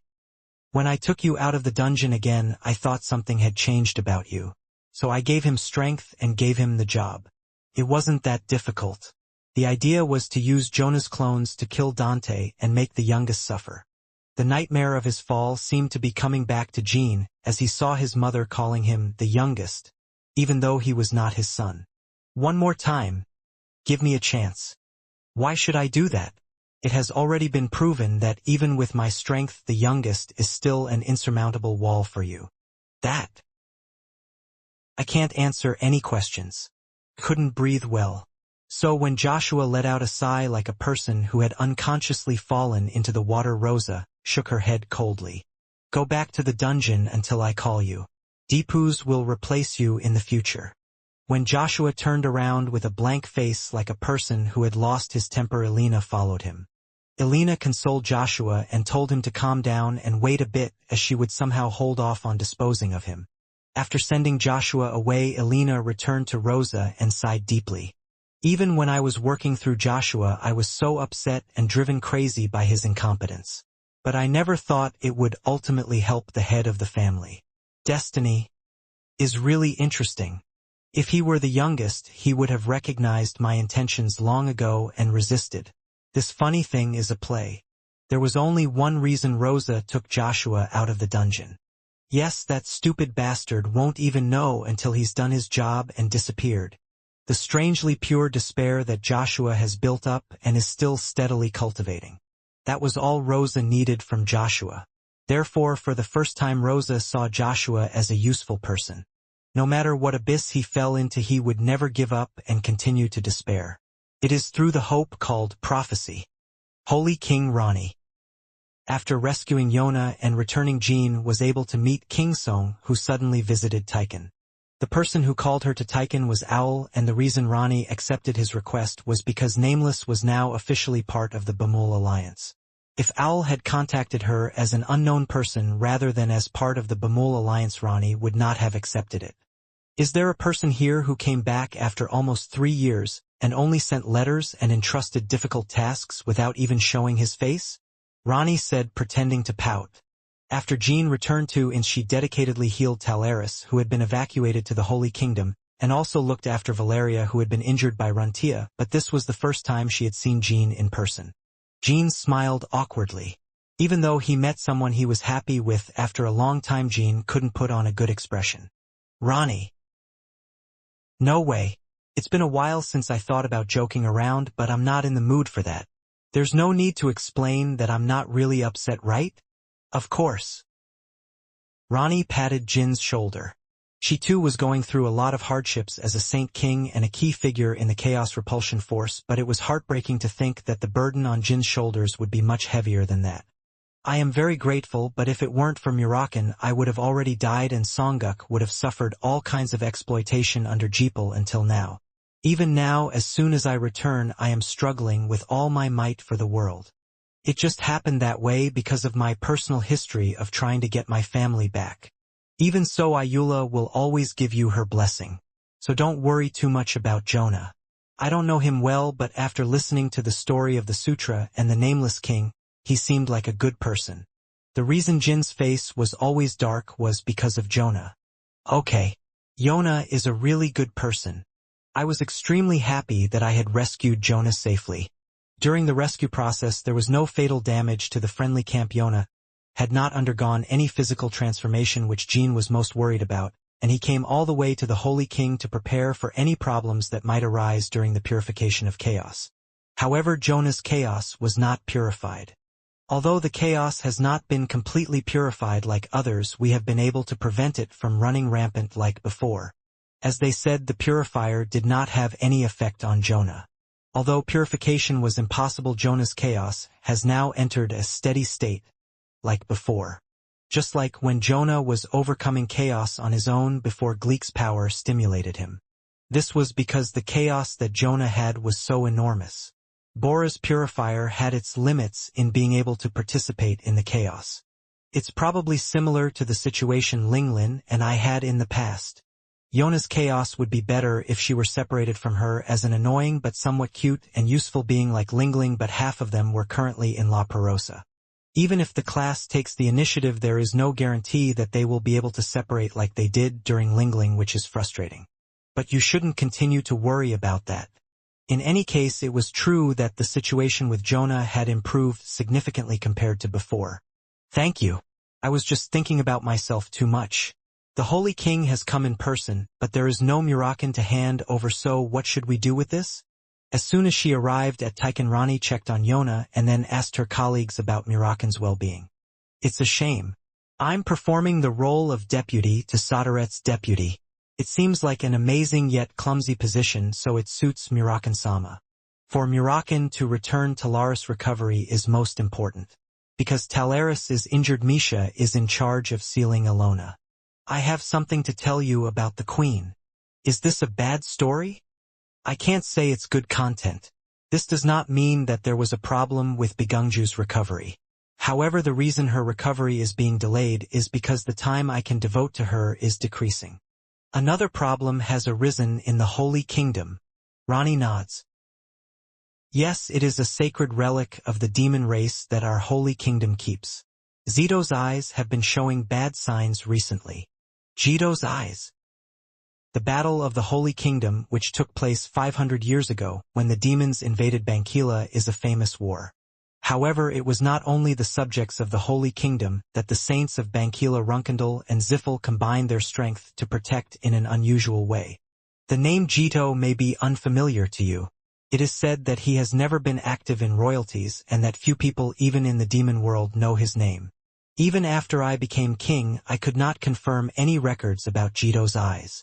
As the Holy King, weren't you also able to view the records on that item? That's right. I recently found out that Jito's eyes exist in the Holy Kingdom and that they are showing bad omens. Ayula warned me in a dream. Recalling a dream she had a few days ago, Rani trembled as if in pain. What Ayula showed us was the future of Zito's second coming through that object. The whole world is burning, and that includes you and Murakan, as well as all the beings who could be considered the guardians of royalties dying. If someone else was saying this, they would dismiss it as nonsense, but Rani was a saint. There was no way she couldn't tell the difference between a simple nightmare and Ayula's warning. It's hard to deal with Rosa, but does this mean that a new powerful enemy may appear? To prevent that from happening, I am controlling Jito's eyes following Ayula's warning. Because almost all of the divine power is being used for that matter, the treatment of the Queen Mother is being delayed. Have you heard anything about why Zito's eyes started showing abnormal phenomena? It was said that he was influenced by the remnants of chaos left behind by Gleek. You didn't say anything special about it. But I have a guess. There's one guy that comes to mind to me too. Kingelo. Currently they are the only ones making a fuss about royalties. Kingelo had previously had high-ranking demons like Bianca, and while Jean had been to La Perosa, he had recruited more powerful people from the demon world. I heard that the demon beast King Orgel, who was revealed to be the leader of Kingelo, is one of the rulers of the demon world. I think he definitely has something to do with this. It's a given. The reason they keep attracting demons to Kingelo in the first place is probably possible because they have built something like a passageway to the demon world somewhere. It is said that the demon society completely collapsed after the battle of the Guardians of the Holy Kingdom, but it is certainly true as the Lord said.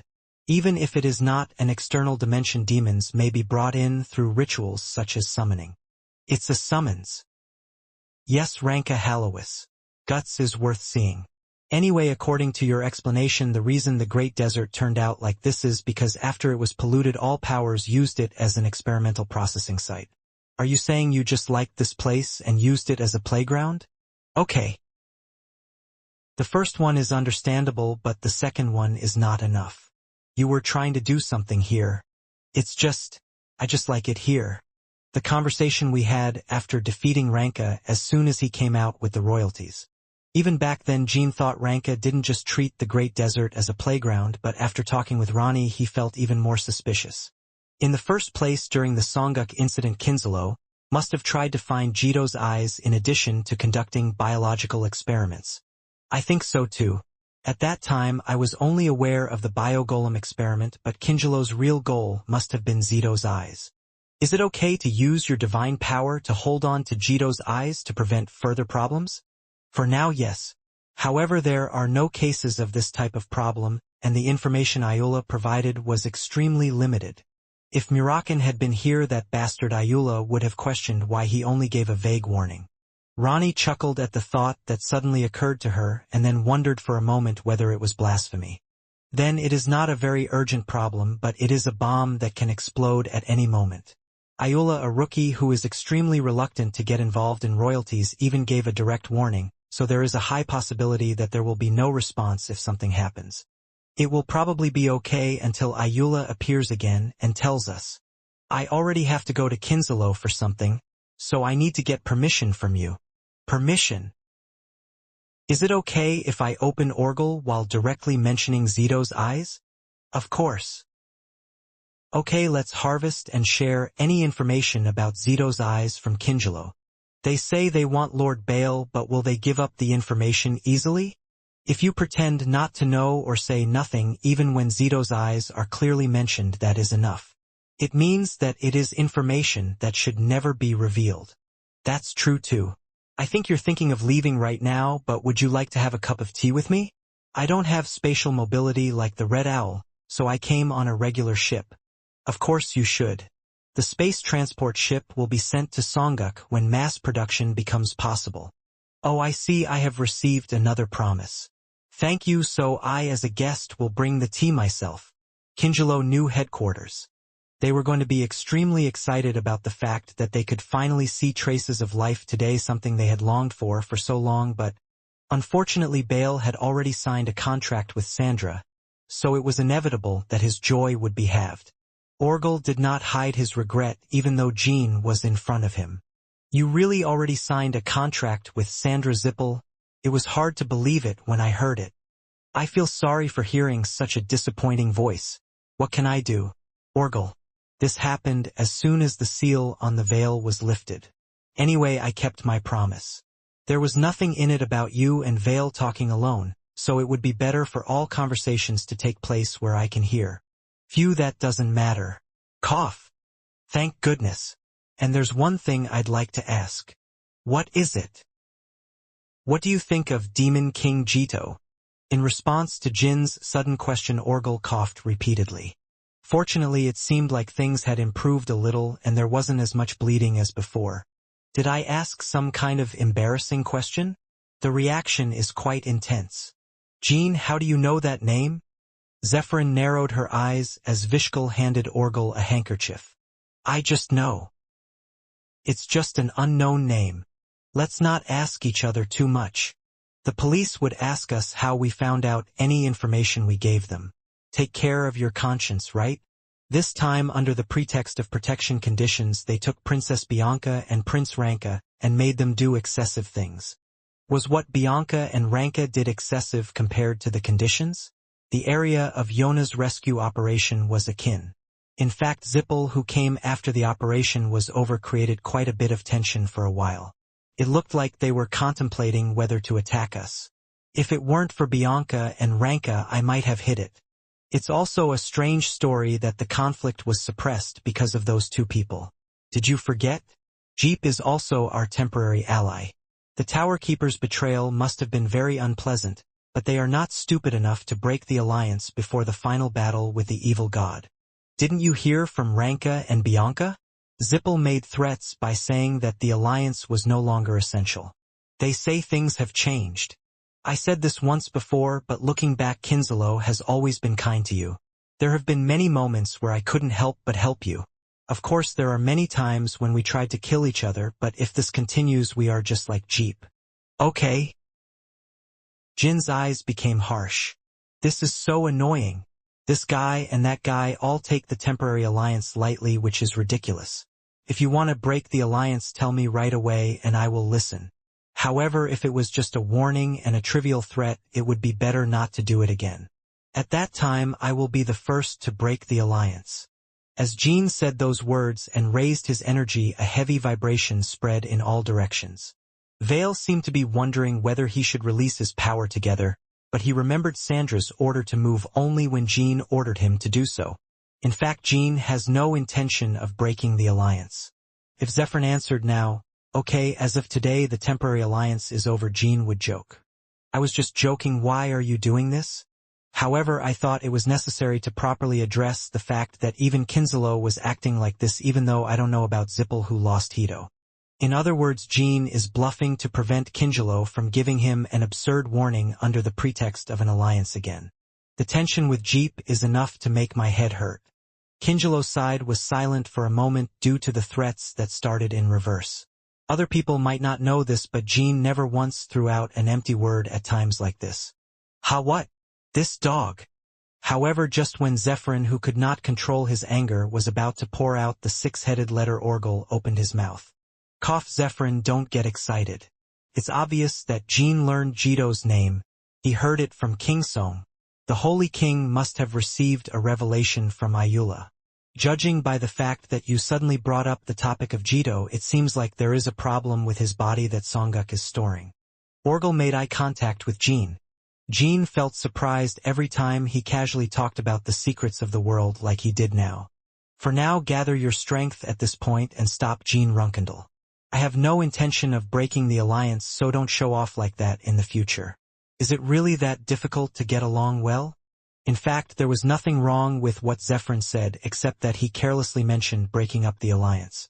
Kinslow has always given off the vibe that he wants to get along well with Jin. However, it is no different from the fact that Jin always treats Kinslow harshly.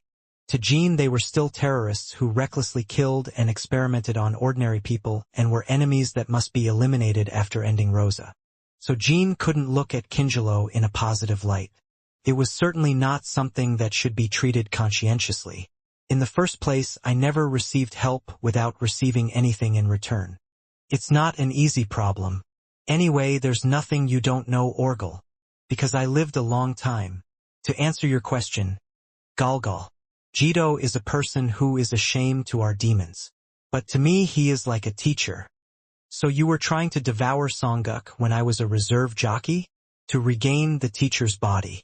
The biological experiment was carried out concurrently. Whatever you think is fine. But that's a separate problem from dealing with the evil spirit. No, it's related. Because of that, the Holy Kingdom has become unstable and the healing of its main forces is being delayed. One thing I can tell you for sure is that I cannot control the problems that occur with Zito's body. Even if I could control it, I don't think I would. No matter what I say, it may be hard to believe, but it is very burdensome for me to see him waking up now. It sounds like you're saying it would be good for you to wake up after you become whole. Why do you think Ayula and the saints of the past have kept this fact hidden from later generations since the Holy Kingdom took on Jito's body? Orgel burst into laughter. I'm concerned that someone might covet that power. Orgel nodded as he looked at Jean, who responded immediately. You almost got it right. Jito's energy itself has the power to seduce people. So my advice is that you should always be suspicious of your friends from now on. What? It means to hope that the faith of the current Holy King Rani Salome is absolute enough to overcome the temptation. If she becomes corrupted and resurrects Jito, it will be painful for everyone. Just as Jean was about to answer, Orgel burst into laughter once more. It's a joke. If Jito's body had had that effect, the kingdom would have collapsed long ago. Well, I gave Jean a punch. Zephyrin, I hope you feel a little better too. Cough. Zephyrin smiled as if she was very satisfied with Jin's expression. It's been a while since the owner did something I'm grateful for.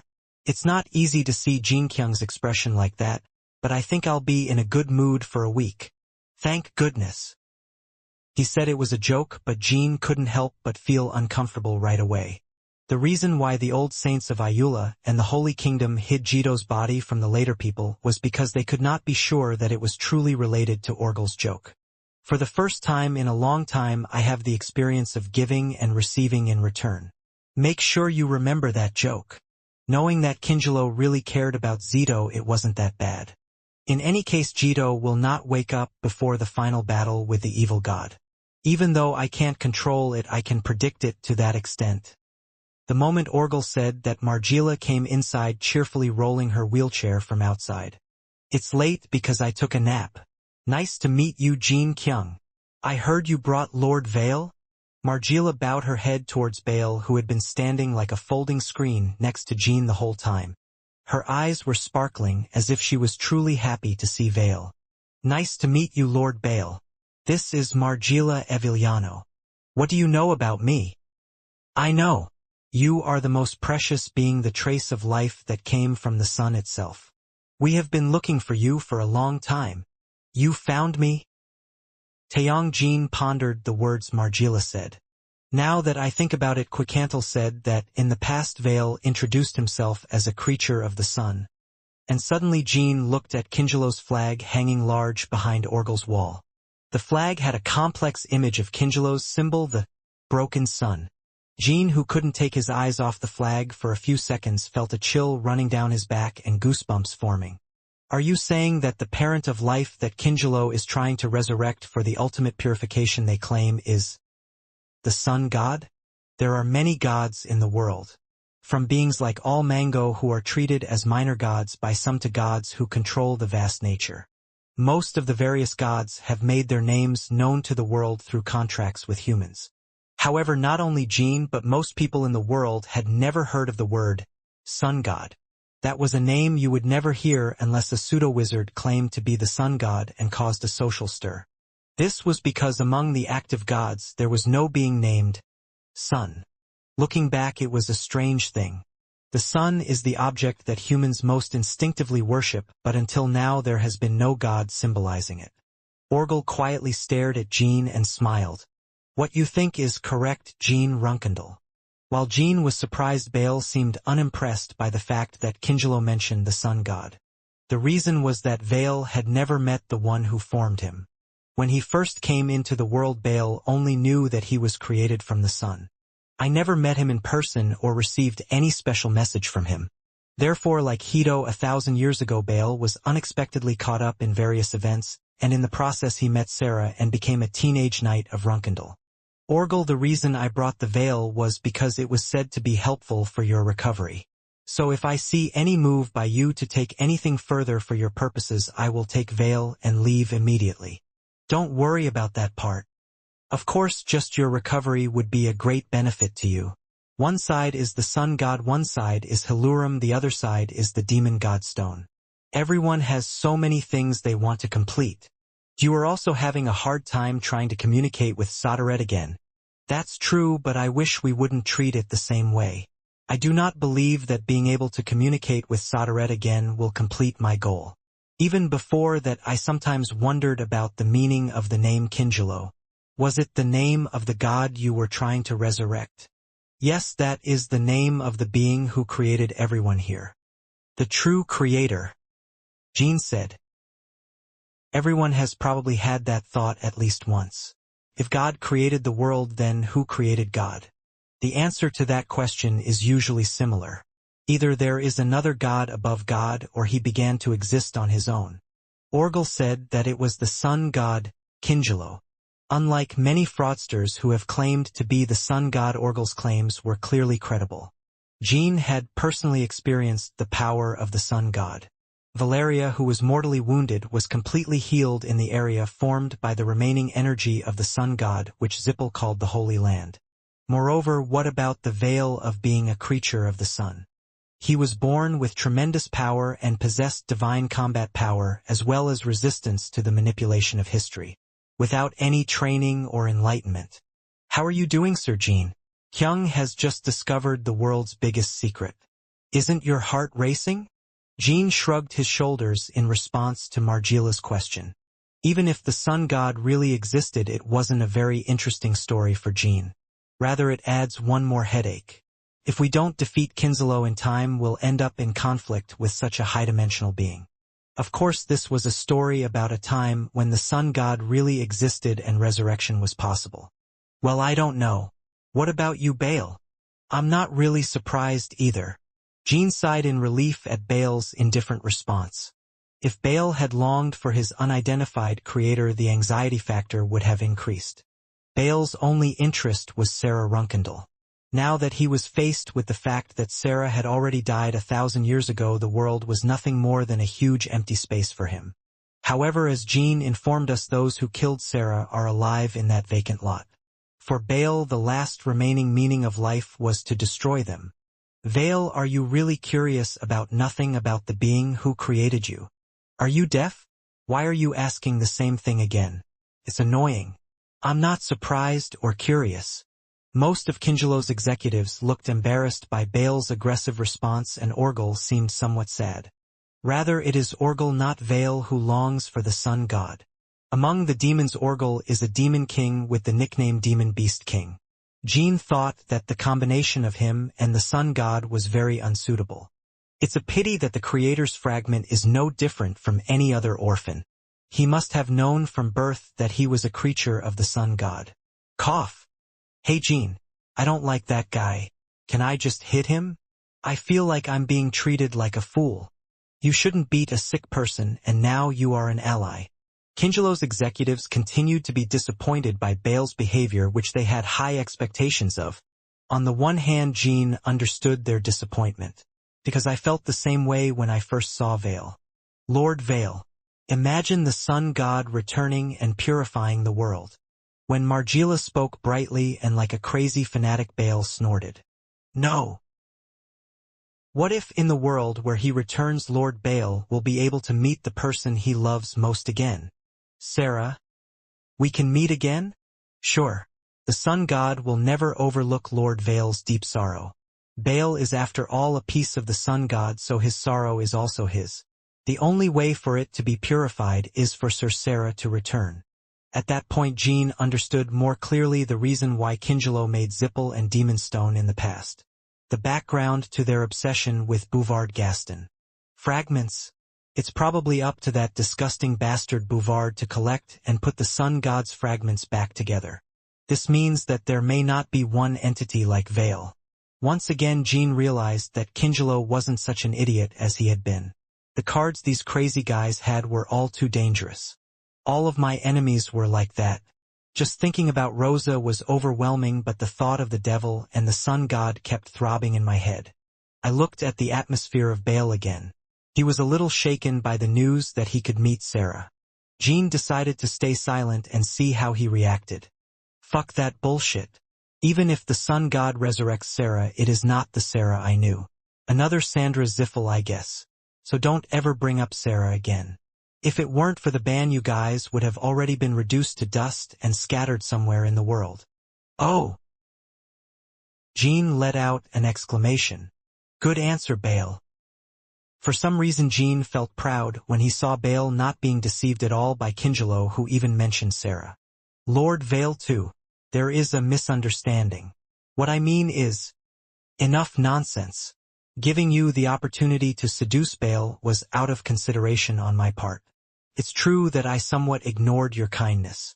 I also heard a little bit about Zito, but since you failed, don't mess with Bale anymore. It means to show Orgel recovering. Cough. Look at this, I'm still coughing like I'm going to collapse. How on earth are you going to fight Rosa when she looks so incompetent? Orgel, when I unsealed the veil, I saw Rosa for a moment. It seems like he's getting stronger faster than you expected. Everyone seems to be worried about when Rosa will move, so let me tell you one thing. It will take at least a year before she can make her own move. Until then, the world will not be destroyed. At the time of the first meeting of the Temporary Alliance, Orgel said that it was highly unlikely that Rosa would be active within a year. It's only been about 3 months since our first meeting where you said it would take at least a year. However, the Rosa I met at the Veil Seal was much stronger than when she hit the Garden of Swords. Did you have any special feelings about this? There was none. However, if what you say is true, the day of decisive battle may be brought forward. Okay. Time, which is already insufficient, is getting tighter. That's why I brought Bale here, even though I knew it would benefit Kingelo. I didn't come to quench your thirst for the sun god. Orgel nodded. For my recovery, the power of the veil must be opened. When Jean winked, a ring formed above Veil's head and wings formed on its back and golden energy radiated out. Then Orgel's body, which was as vague as smoke, began to thicken at a rapid rate. Just as the ground cracked by drought absorbs the sweet rain. Veil was very displeased with his energy being absorbed by him, but he remained silent. Jean, that thing is stealing my power. Can't I block it? If it's permanent damage, try blocking it first. That's not it. It's at a weak level. In any case, it was only a weak level from Bale's perspective. The energy of the sun god he possesses is infinitely close to infinite by human standards. Jean was thinking of Murakan as he watched Orgel's body become more and more clear. It feels similar to when Murakan absorbed my spiritual energy and recovered. It seems to be much more effective than that, but the way Murakan tried to absorb Jin's spiritual energy, as soon as he woke up in the Storm Castle, and Orgel absorbing the energy of the veil looked quite similar. If so, it meant that Orgel was a being created from the sun god. It's the same as how guardian dragons receive power from their gods.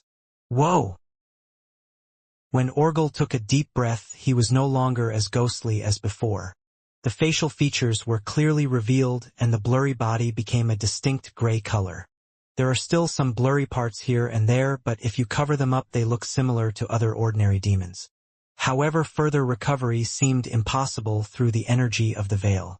The coughing has finally stopped. Now we are closer to other demons.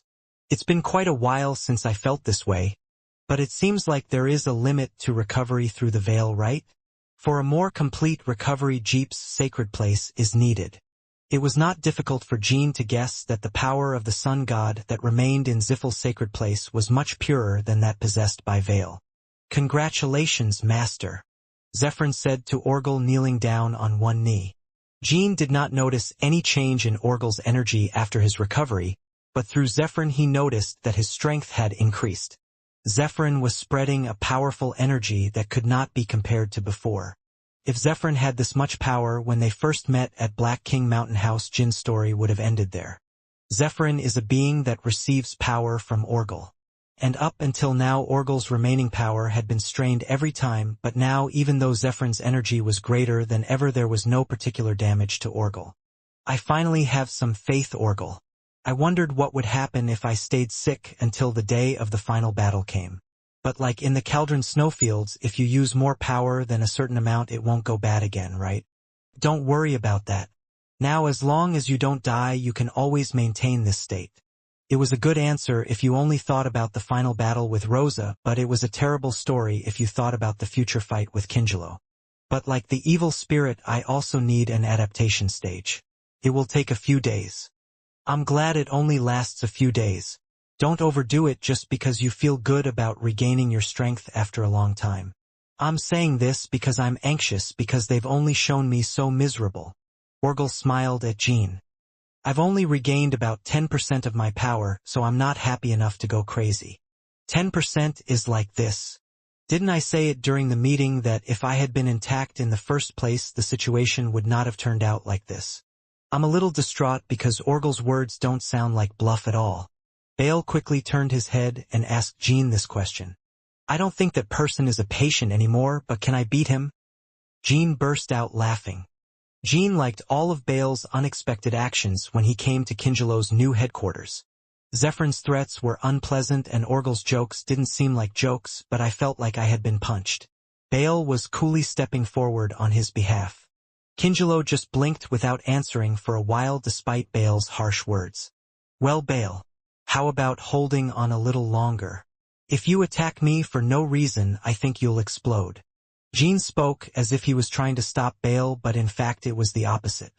What Jean said just now could have two effects at once. The first is to irritate Bale more, and the second is to show Kingelo that he has tried his best to ensure that Bale is polite. As expected, Bale became even more indignant at Jin's words and screamed, No! No, you will definitely lose. Orgel is the real devil. So don't cause any more trouble and just stay still. As for Jean, he also wanted to see Orgel face off against Vale. It is highly likely that we will not be able to see Orgel's battle in detail during the final battle. I'll have to focus entirely on Rosa. So there was no harm in seeing in advance how Orgel, who regained his strength, would fight when the opportunity arose. Because it will be on a different level from the terrorist attack on Jiam Wangxiang. Jean, this is because you really don't know anything. Yes, he might be stronger than me, but I can feel it. What? He can't kill me. That's natural. We're a temporary alliance? You are one of our most important forces. I don't just mean it that way, it's a more fundamental issue. That guy can't kill me with the power he has. That's why I want to hit even if I get hit. Jean looked at Orgel, as if to explain what this means. It is impossible to completely eliminate traces of life unless there is the energy of creation or something equivalent to it. There are very rare beings like that. Like the king of the Black Sea you faced in the past. The reason why you add the modifier perfect probably means that only killing is impossible but sealing and other things are possible. That's why you guys didn't even light up Gleek's nose when he woke up. Jean gritted his teeth as he remembered the Sword Emperor Temple. At that time Kingelo demanded Jin's loyalty as a condition for their participation in the Gleek War. Lord Vale, if you really want to fight me, I have no choice but to seal away some of your power, so that no fatal problems arise in our alliance. So Jean will be more active in stopping it. Oh, I plan to do that. You're particularly unlucky today, Orgel. Isn't it common for each other? Without a spear or equivalent energy, traces of life cannot be killed. Jean thought about that for a moment. In the end, it also means that Changxiang's power will be needed to kill Orgel in the future. Considering the power that Orgel possessed in the first place, even excluding the characteristics of the sun god's power, Changxiang's power was naturally necessary. However, there was one strange thing. But that day at Banji, why did Vale admit defeat to me like that? If Orgel says it, I won't be able to kill Vale. Looking at the way he was fighting Orgel now, Vale was never the type to give in just because his opponent was stronger. Although Vale has never met the sun god, he is aware that he is a divine being, and he is arrogant and self-indulgent to that extent. Is it because you knew I was Cercera's successor? It wasn't a problem to worry about now. When Jean winked, Vale huffed and turned his eyes from glaring at Orgel. I think we've kept our promises to each other, Orgel. Now let's discuss Rosa as allies. As for why Rosa is being completed faster than I expected. Okay, there are some strange things about Rosa's behavior. Tell me. First of all, Rosa has now become such a huge evil that even powerful people like Lord Fadler, who cornered you in the Cauldron Snowfields, are not needed. It's difficult to explain the basis, so it's just something I felt myself. I'll trust you because you won't give a crap about this. It's not entirely impossible. But Rosa is suddenly using Joshua again. He even felt more incompetent than before and failed at all his recent assignments. I blocked them all.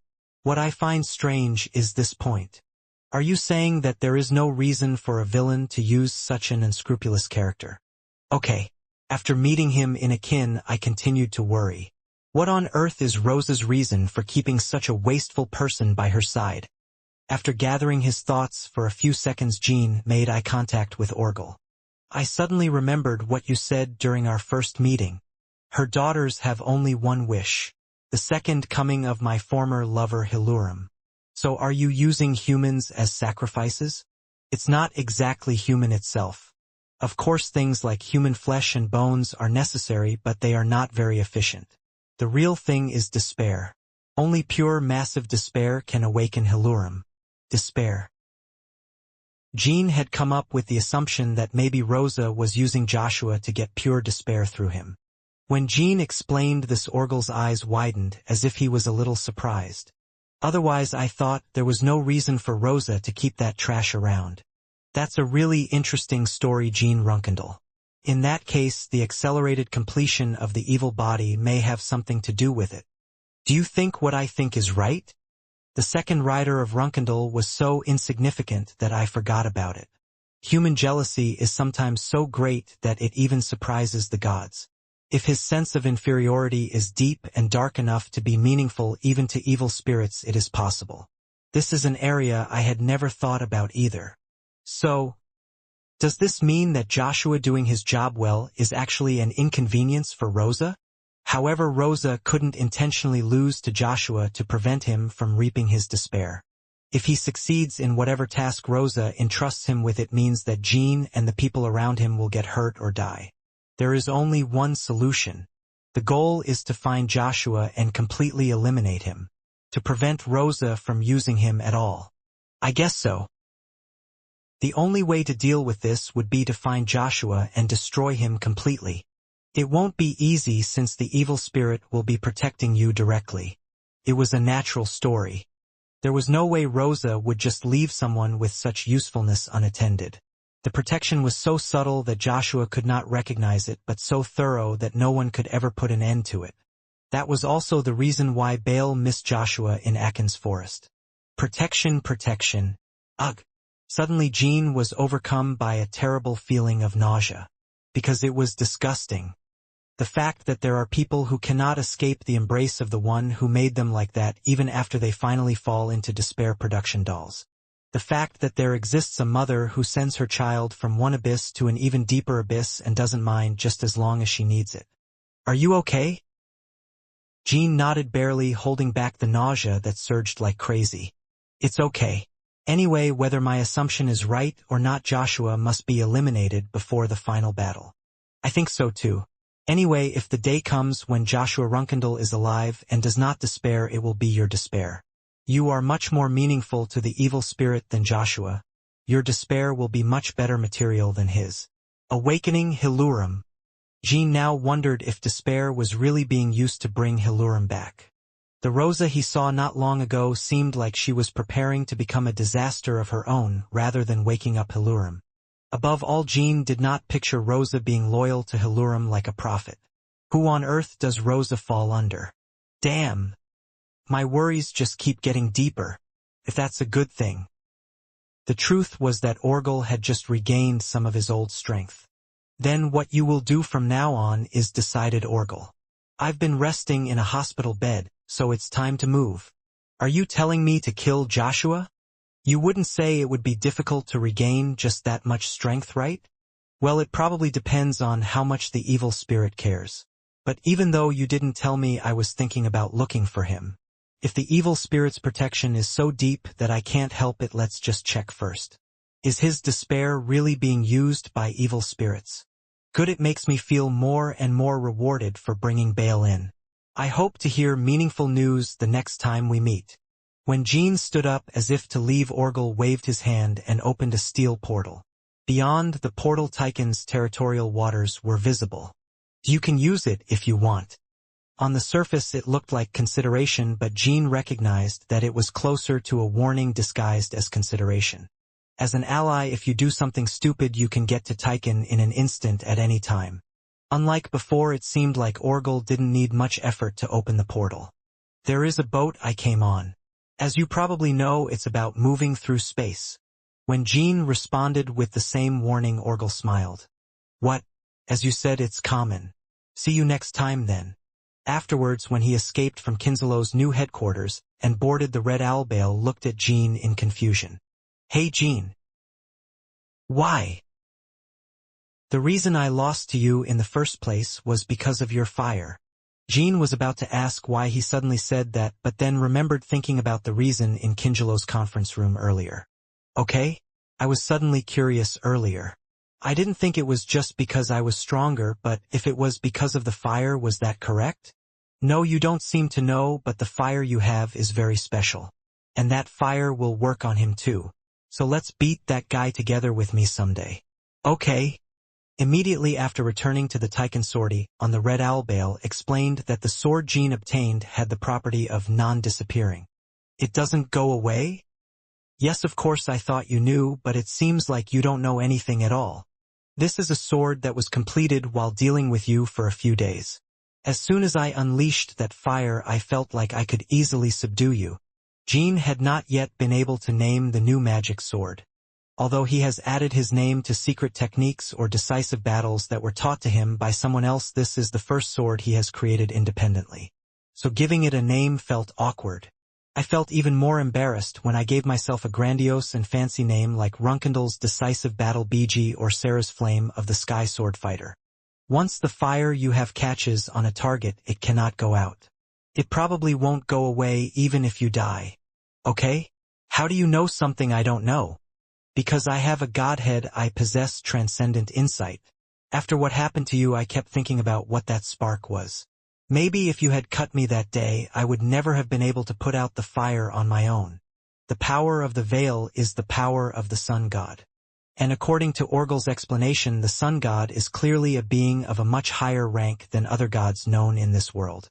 If the veil could not extinguish Jin's fire, there was a high possibility that those who used lower levels of deity would also have no choice. Of course, the power of the sun god that Veil possessed was only a small portion, but with that alone Veil had a status that surpassed that of most middle to low-level gods. It's interesting, but I don't really believe it. I also can't believe the fact that you created such a fire. That's the territory Sarah was trying to reach. You're her successor, so I don't feel too bad. If Sarah were there, I'm sure she would have liked it. Cut me down with that fire. Suddenly? I said I couldn't believe it. And you must know the effects of fire so that you can use it well when avenging Sarah in the future. Veil released his power and extended one arm to Jean, as if telling me to go ahead and cut it down. I'm a little reluctant. If the fire doesn't go out like you said, Sarah reached the desired area but you can't control your fire? That can't happen, so cut it quickly. Just make a very light scratch. Soon Jean set fire to Bradamanti and slightly cut Bale's forearm. It's so light that even an ordinary person doesn't need to apply ointment. Oh, it's so stinging and hot. Bale pulled out his cut arm and frowned. Soon Jean realized that what Bale said was true. The veil really can't erase the fire left in the wound.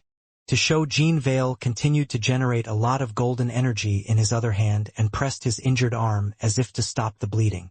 However, the small fire left in the wound showed no sign of going out. No matter how much I covered and rubbed it with the power, the vague image of fire remained. Did you see it? Even someone as big as me can't erase this. So the same goes for that guy named Orgel. The power of the sun god he had didn't seem to be of a higher level than what I had. Unless something like your phoenix or the god of fire comes forward, there is nothing you can do. Are you here, Jean? While the two were talking, Hito and Yuria entered the sortie site. Yes, Lord Hito. Jean unconsciously looked at Hito and Yuria alternately. It feels somewhat awkward to see Hito standing with Yuria instead of Sandra. But strangely, Yuria's expression did not look good. How are you, Yuria? Yes, Jean Appa. Why are you so listless? What's wrong? As a contractor at AZ Mill, her colleagues have been making special efforts to support her mental health due to the things she has had to endure since childhood, and the many tragedies she has experienced indirectly. Thanks to this, Yuria was always cheerful and cheerful. She was also perceptive as a princess and was loved by everyone in the Tychon kingdom. No, there's nothing in particular, but I feel like I'm strangely sinking. So Uncle Hito is trying to make me feel better. Did you know? After all, there is the power of truth. When Hito spoke as if he was embarrassed, Yuria smiled. Thanks for your thought, Uncle. Thanks to you and seeing Jean come back safely, I feel a little relieved. Yuria guessed that the reason her mind suddenly became dizzy was because of Jin's personal situation. There was an ominous feeling from the moment he headed to Kinjilo's new headquarters. I'm glad it helped. But why does Bale keep twisting his body? Where does it hurt? That's because you guys showed up and he didn't turn off the lights. Fire.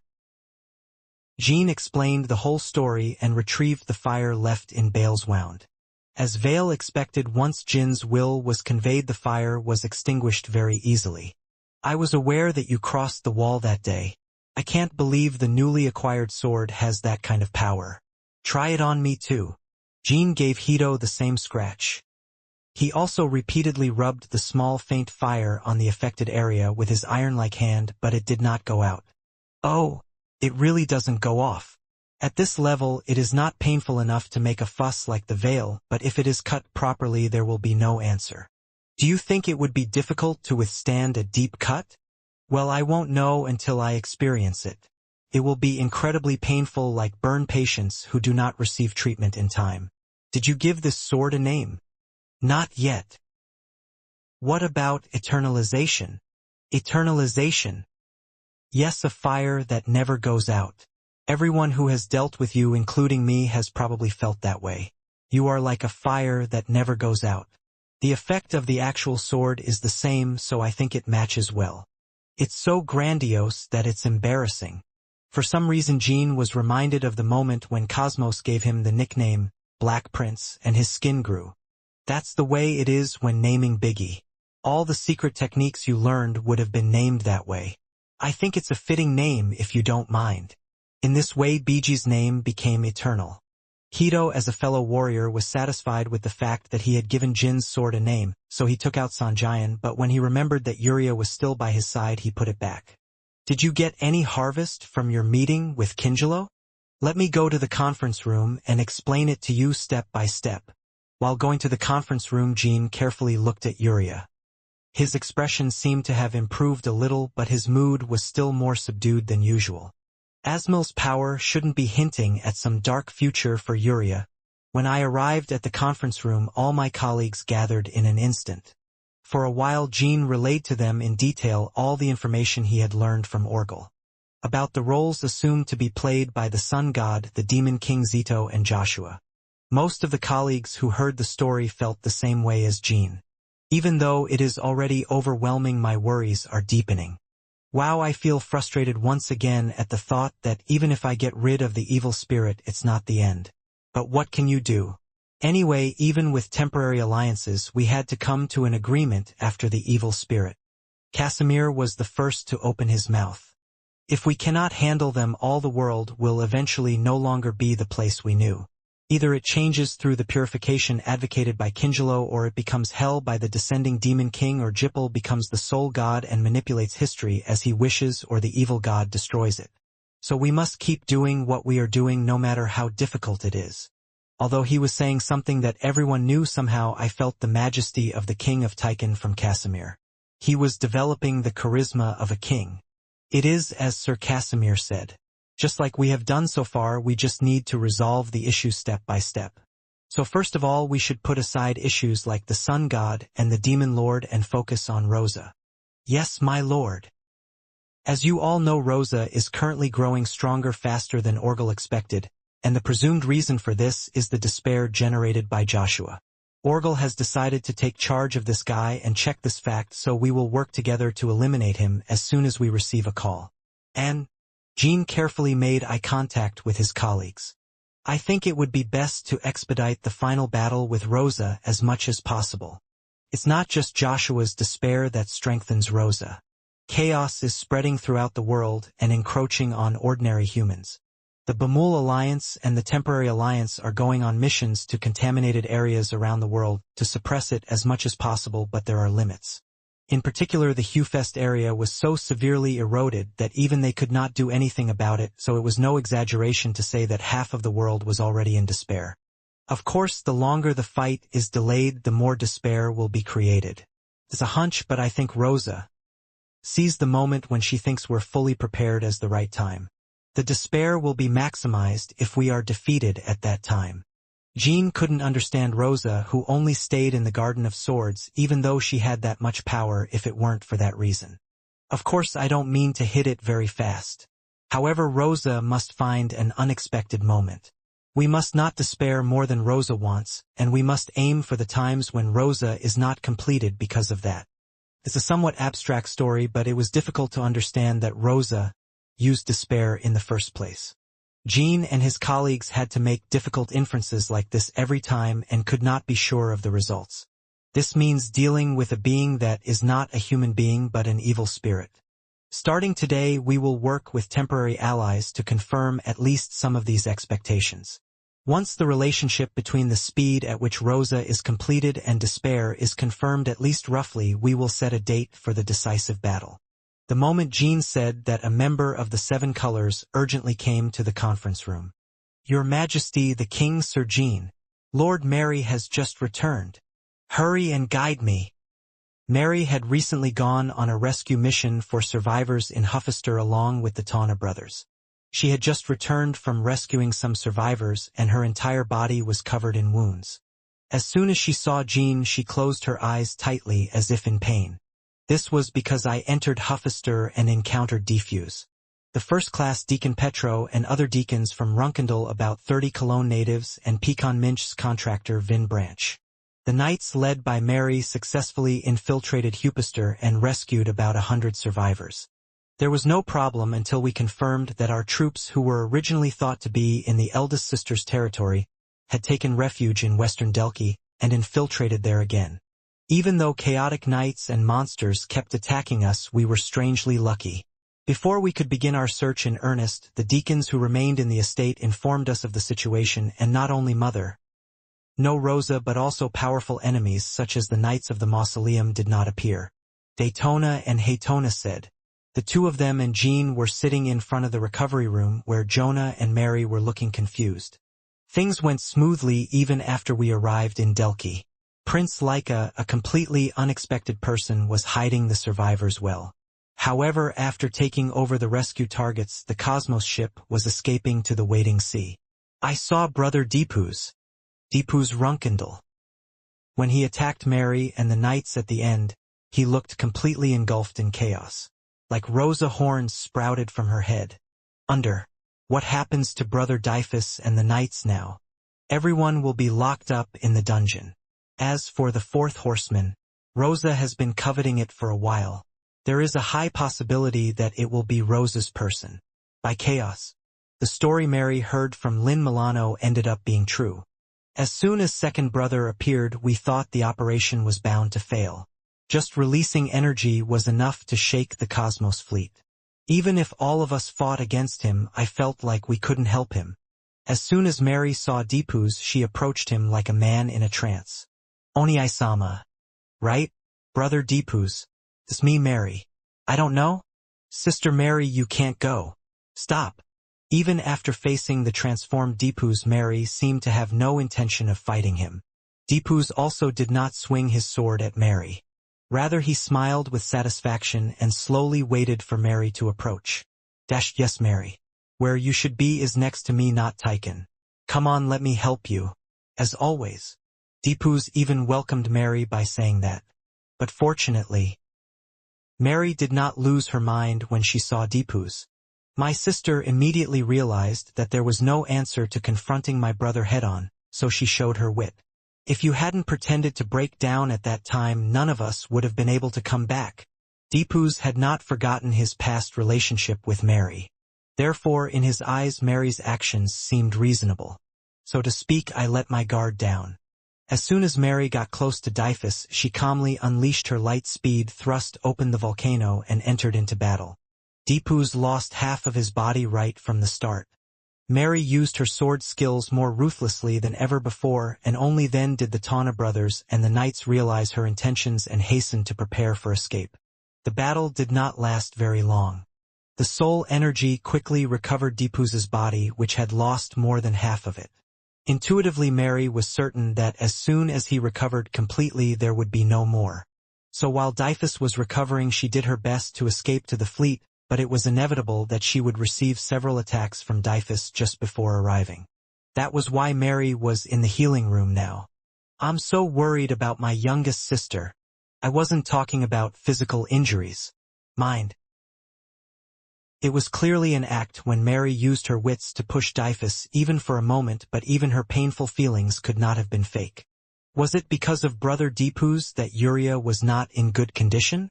Since Sister Mary's belongings have increased in Tiken, the power of truth may have made her foreshadow such a bad future. I don't know what to say to Sister Mary. While Jean was silently patting his brothers on the shoulders, there was a stir inside the healing room. Worry? I'm more worried about you guys who are sitting around getting comforted by Jean Tana bastards. Sister Mary. Sister, are you awake? The Tana brothers' eyes were red as they stood up and looked at Mary. Mary clicked her tongue at that sight. I've been awake since a while ago. However, I was so tired that I tried to hug Joanna and get some rest, but I kept hearing voices. I came out because I felt like it was my duty to beat you too if you tried to make a fool of yourself. I'm sorry, sister. But I didn't cry. Of course, if you hit me, I will hit you sweetly. I'm proud of you, you pathetic bastards. Jean is your younger brother. I understand that his strength and skills are lower than that of his younger brother. But I have to make an effort to look like my older brothers. How long are you going to just rely on Jean? It means having a little bit of a strong foundation. After shooting the Tana brothers, Mary made eye contact with Jean. Don't make that shit-chewing face either. If the boss shows signs of worry, the subordinates will feel even more frustrated. Yes, sister. I will listen carefully. It's not that we couldn't save the people and the fact that Brother Deepuz ended up like that. It's a mess, but it's not an entirely unexpected problem. Anyone who knows the relationship between Deepuz and Mary will know this. The fact that Mary is trying to force herself to pretend to be okay right now. Jean had respect for Mary. I will never show my weak side again, and I will never lose my cool even if the day comes when I face Dyphus engulfed in chaos. Since coming to Tiken, she has kept every word she said. It was rather an insult to offer such clumsy consolation to Mary. So what we need to worry about now is the safety of the remaining survivors and Brother Deepuz's intentions.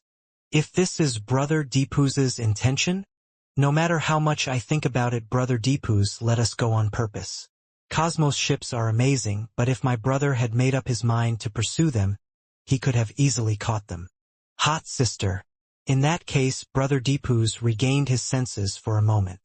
Is that it? Hey Tana. Such an assumption should be completely ruled out in the first place. Brother is no longer the person we knew. I have crossed the river of no return.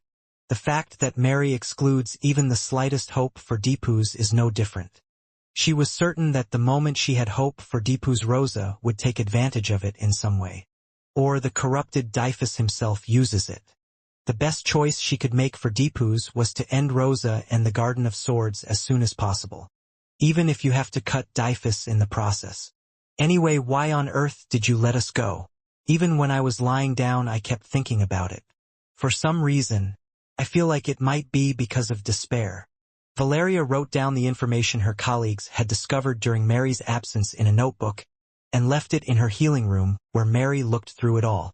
The reason Rosa uses Joshua is also presumed to be to create despair? Wouldn't the same be true for Brother Deepuz?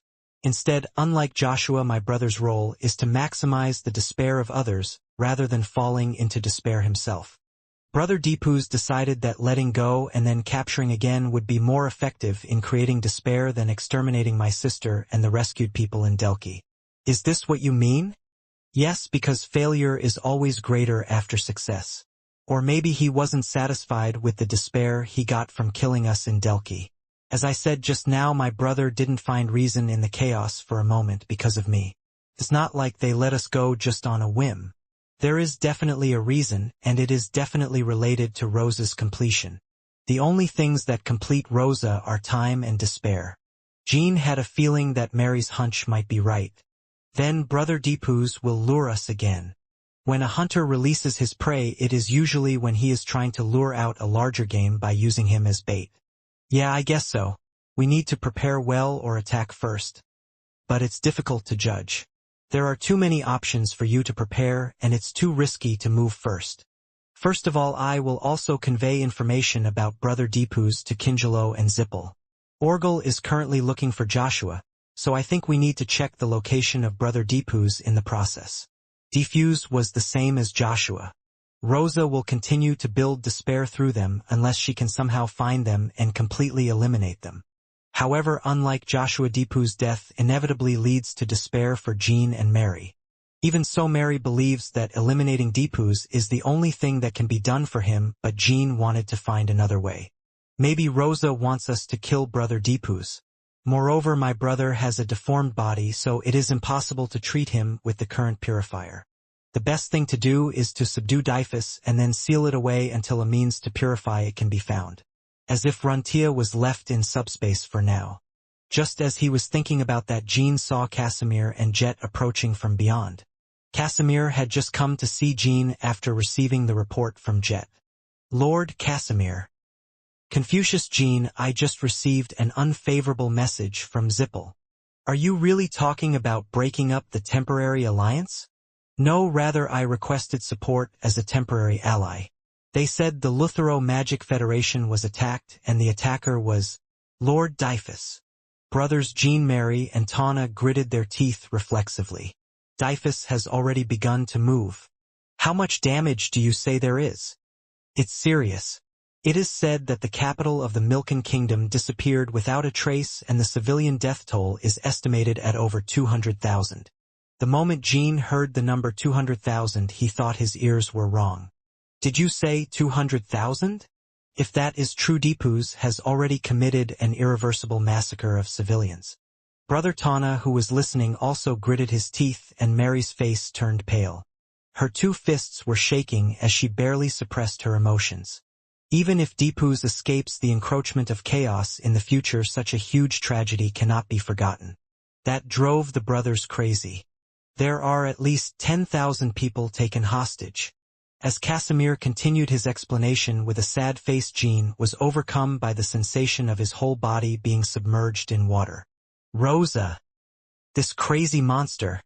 A huge disaster occurred. And that too by the brother who inevitably became Rosa's weapon of war. Jin's eyes were shaking as he looked at Casimir. If there are 10,000 hostages, have the Chaos Dragons and Black Ships of the Evil God moved? Yes, they are said to have simultaneously attacked the Luthero Magic Federation under the command of Lord Dyphus. In the process, the evil spirit's ability and tunnels, which are believed to be teleportation or summoning in the form of a giant portal, were used. The Luthero Magic Federation failed to respond properly. The hundreds of black ships and thousands of chaos dragons that suddenly pop out of tunnels and portals cannot be dealt with quickly unless they are from the Draka main base. In addition, Deepu's carried out a diversionary operation. At first it appeared with a fleet around Draka, as if it had begun a full-scale invasion, but while Ziffel was hastily gathering its troops, it disappeared like smoke and stirred up all parts of the Federation. The Chaos Army led by Dyphus inflicted significant damage to Zippel in just 1 hour and succeeded in escaping. Draka's forces could not keep up with the mobility of the Chaos Army. Additionally, Deepu's inaction was also a problem.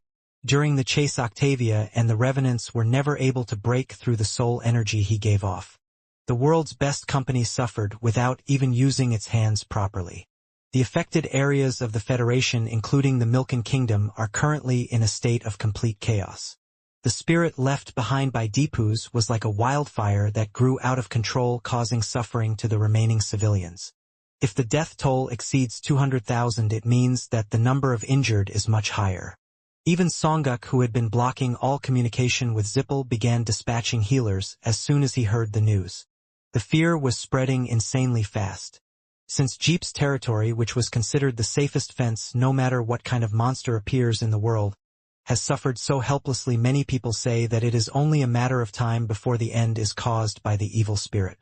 While Casimir was explaining these things, Jean took a deep breath. What he needed to do was not to wallow in grief but to stop Dyphus as soon as possible from now on.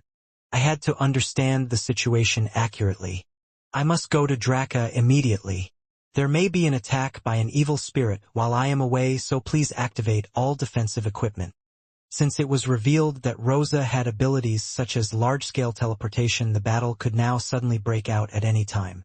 There will be no limitations to abilities such as large-scale summoning and teleportation. It would be using humans or despair. Is the reason for kidnapping a hostage to compensate for him? The fear experienced by those who were already under the direct rule of evil spirits, and the fear suddenly felt by those who lived in lands they thought were safe. The level of despair resulting from it would clearly be different. It is not immediately clear whether Rosa has sufficient power to move troops. I understand Confucius. And where is Cirrus? You just returned from the Holy Kingdom. I think it would be better for you to visit Kinsalo yourself with the help of Cirrus. Also take a look at the Empire. It is possible that those places were also attacked. I will. Jean and Casimir turned and walked away, and Mary looked behind them and then turned back towards the healing room. Overcoming a feeling that feels like it's about to break down. There will be a big fight soon. If you want to fight properly, you need to focus on recovery, so prepare the knights of your family. Yes, sister. Even while Jean was on his way to the Red Owl sortie range, reports from the 7 colors were coming in nonstop. Damage situation updated in real time. There was no sense of reality at all in the deaths of people who only appeared in enormous numbers. Suddenly Jean stopped walking. It was in front of Uria's room. A muffled cry could be heard beyond the closed door. As a contractor at Asmil, she had already had an ominous feeling about this situation. Perhaps Yuria may have already learned the outcome of this situation. Jean patted her door a few times as if to comfort her and then headed back to the launch site. No matter what outcome she saw, she definitely wanted to create a better future. Red Owl was unable to set the coordinates of Jeep's headquarters. Jean fell into a forest on the outskirts of Draca, and as soon as he arrived, he was able to meet Ronald Ziffel. He seemed to have known that the Red Owl would arrive here. Are you here, Sir Jean? Jean didn't ask how he knew in advance and waited. Not only was it not the situation to find out, but the important problem now was Deepu's. Lord Ronald.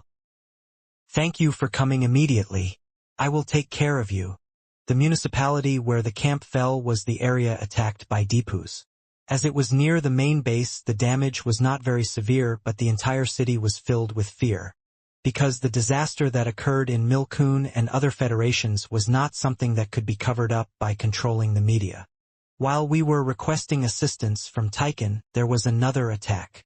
Ronald said as he boarded Zippel's 4th flagship Anion. Is it possible that there was another large-scale troop movement in the meantime? No. Deepu's Runkendal attacked the Barkel Burrow accompanied by 2 Black Knights. Because preparations were made, civilian casualties were not very large. But the ghost captain was seriously injured. Mr. Cadden also responded with a body that had not fully recovered and suffered internal injuries. Brother Deepu's. As Jean was about to start talking, he looked outside through the ship's window. Now this land is full of people he killed or hurt. What happened to the 4 horsemen? Like the first attack, they escaped without suffering any damage. It seemed like he received a lot of power from the evil spirit. According to Ronald, Dyphus not only had the ability to travel between dimensions and the Prophet's Tunnel through the power of the evil spirit, but also had the ability to fly like Vale. So they are repeatedly hitting and running with their overwhelming mobility. The alter ego of a vicious body. Jeep defined him that way.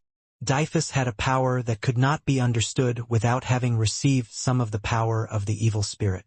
Anion arrived at Ziffel's home. Zippel's fortress, known as the headquarters of magic, was completely open and crowded with civilians unlike usual. They were accepting terrified civilians. When the camp descended from Anion, they pointed their fingers and bowed their heads as if a savior had come. The former was due to the fact that Jean was a Runkendal like the evil spirit Dyphus, and the latter was due to his actions. Just as Ronald was about to give orders to clear out the people who were pointing fingers, Jean stopped him. It would be best to leave it alone. Jean passed them and entered the main house. Regardless of whether it was outside or inside, Zippel's subordinates were seen running non-stop. The only people who did not run were those who appeared to be the highest-ranking elders. Even when they saw Jean rushing in, they were not as polite as Ronald. On the contrary, there were many who frowned in disapproval or showed outright hostility. Of course, Jean did not notice the old minnow's complaints due to the situation, but the elders were naturally following Jean and Ronald, as if they too needed to hear Jin's story with the top decision-maker soon. After passing through 2 corridors, I arrived at the office of the head of Jeep. Originally, where Kiliak should have been, there was Baradin. We meet again like this, Jean. Baradin. Despite the fact that numerous civilians under Jeep's protection were killed, Octavia and Cadden were injured again, and there were serious troop losses. There was no sign of sadness in Baradin at all. He frowned as if he was more annoyed by the elders who followed Jean than by the tragedy that Jippel experienced. What have you come to do, elders? What do you mean, Sagaju? Of course I want to attend the meeting. If you are incompetent, you have to be smart and busy. Well, you took the steps, so if you're curious, listen and go. It won't take long. The elders frowned. However, they did not rashly refute Baradin's words. You looked disorganized. Looking at your relaxed attitude, I don't think that's really the case. I just heard that the 4th horseman hit Barkel Burrow. But is there any reason to be carefree? I heard about 100 civilians were killed. Although the Wraith captain and Cadden were injured, the 4 horsemen did not take any damage after fighting them. In that case, it would have been okay if they had devastated Barkel and entered Draka, but if they stopped, there must have been a reason. Then why did you request urgent support from the Bamul coalition? Is it for post-mortem recovery? Baradin smiled at those words. That question is a little strange. It's a temporary alliance, so isn't it natural? Above all, we must prevent the despair that the evil spirit gains from growing. So we must rescue the hostages. As soon as the 2nd and 4th horsemen begin their activities, the despair at being attributed to evil spirits is rapidly increasing. When Baradin spoke about despair, Jin's eyes widened. Zippel was already finding out the extent of the despair that Rosa was harvesting. Suddenly Baradin waved his hand and a green window appeared in the air. The green spear had a form very similar to that of recording magic. It is the same feeling of energy seen in the land where the residual energy of the sun god is, which Zippel calls a holy land. Jean recognized that it was the reward for rescuing Valeria from the Holy Land. Recording magic? I must have encountered the original often, so wouldn't it be embarrassing for me to show such surprise after seeing the imitation? However, the elders who followed him into the office seemed more surprised than Jean. So Sagaju, have you finally obtained that magic? Why didn't you tell us about this unfortunate event? The elders' greedy eyes were shining, as if they did not care about the tragedy that the Federation was going through. Baradin kept smiling, and Jean read the darkness in that smile, and intuitively knew what was going to happen next. It was a purge. Why didn't you tell me, elders? Because old and useless people don't need to know. What kind of town is that? Sagaju Kiak Soga whoop whoop. The elders who were about to answer suddenly grabbed their necks and twisted their bodies. It was because I suddenly couldn't breathe. What looked like letters were being engraved on Baradin's green window. I just thought about the hard work I've put in and showed it along the way. How about it? It didn't take that long, like I said, right? Ronald stood calmly as usual, as if he knew something like this would happen, and Baradin looked down at the fallen elders foaming at the mouth. Among them, one of the elders was seen resisting Baradin's magic by exhaling once in a while. With bloodshot eyes, he managed to get up and stretched out his hand towards Baradin. A deformed fireball came out from his hand, and Baradin lightly slashed it with his sword. As the fireball dispersed, bloody tears flowed from the elder's eyes. "Oh, you will be saved." Those were the last words heard from the elder, who was the only one who resisted the magic even for a moment. As he fell forward, there were no living elders left in the office. Jean was feeling goosebumps all over his body. It was not because of the magic that was close to the power that Baradin showed, or because of the swordsmanship that was difficult to find flaws in. It was because I realized once again that my friend had changed. Friends and brothers. Everyone had turned into monsters. Originally I was planning to deal with it after you left, but this isn't that bad. Anyway, how much did we talk about? It said that we were confirming the extent of despair. Take a look at this. Baradin's green window spread wide enough to fill the office. There was a map of the world drawn in it, and all the places were full of black blotches. In particular, Huffister was so dark that it was difficult to find transparent parts, and the rest of the continent was full of spots that were lighter or the same. The black areas shown on this map are the despair being harvested by evil spirits. Right now the chest is about 50% complete. What is the basis for the estimate of 50%? The speed at which the ship ram is formed. Every time the black spots increase, there is a change in appearance. Orgel went before you, and he put the perfection of Ram and evil spirits on the same line. Baradin pointed to Draka, the autonomous districts and spots in the kingdom of Milken. These spots were formed at the same time that the Federation was attacked by Deepu's Runkendal, and the civilians of the Milken kingdom were massacred and taken hostage. Still getting thicker and bigger. This is probably because the faith of civilians who thought that the Federation would be safe, especially Draka, where our headquarters is located, was broken. As he said, the procrastination spot there was growing little by little but without stopping. It was certainly small compared to the entire Huffister, but it was also very large compared to other places. Jin's gaze, which was quietly examining the spot, landed on the Tycan kingdom. The Tycan also had black spots. Although it was literally just a dot in size, it was particularly dark and stood out. Sister Mary? Or is it Uria's despair? Two people immediately came to mind. I have also heard about the relationship between the seventh and fourth horsemen. Moreover, Asmil's contractors may also be distressed by the prospect of some terrible future. Baradin said, conscious of Jin's gaze. Jin didn't answer but looked at another spot. Among the spots on the Hufester side, there was one land that was changing the most actively. Rickalton. A land where a prophet in the past gathered human sacrifices. In the past, Jin had asked the Black Knight Docs to investigate the place. Dogs has not been able to contact me since then. It seems like you noticed it too as you were watching Rickalton closely. We are confident that the fourth horseman is transporting all the hostages there. Rickalton is the place where despair has been most actively growing since the Federation was attacked. Then what had to be done was clear. Defeat Rickalton and rescue the hostages. Small-scale operations like before were not suitable. There was no way that all of the more than 10,000 hostages would be alive, but the situation was so bad that even if only 1,000 of them were to be rescued, a fleet was absolutely necessary. Don't you feel like it's absurd for humans to fight with God? If there was no element of despair, there would be no reason for the world's best forces to step forward to save the civilians in this situation. What? This means that it would be horribly inefficient if the opponent were human. What if you who are immune to chaos get hurt while trying to save civilians? What if there is irreparable loss to other top-of-the-line power sources? It shouldn't happen. Jean felt like he was listening to Rosa from her human days, not Baradin. Now, in Baradin's world, ordinary people seem to be meaningless beings. Let's stop talking nonsense. It's not a good story to hear. Anyway, if you've been to Orgel, you'll be aware of this situation. All we have to decide is the date to attack Rickalton and the troops to mobilize. Okay, I think we'd better move as quickly as possible. There will definitely be limitations to the mobility of the four horsemen and the chaos troops, but that cannot be estimated at all. Is it the same for Hister? In the first place, Valeria's current recording magic could not have been used to create the map that Baradin has now created. Jean nodded and Baradin shrugged his shoulders. It's a shame. I can't believe I can only handle the original to that extent.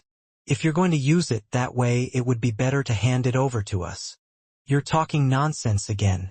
I agree that the operation must begin quickly, before the fourth horseman attacks somewhere again. The moment Jean said that, suddenly a new spot appeared to be forming on the map. Baradin was also shocked and looked at the map. It was in the Empire that new spots of despair formed. Among them, it was the land that Dante personally protected. Due to time, not only Dante but also his colleagues including Cyrus and Casimir could be present in the imperial capital.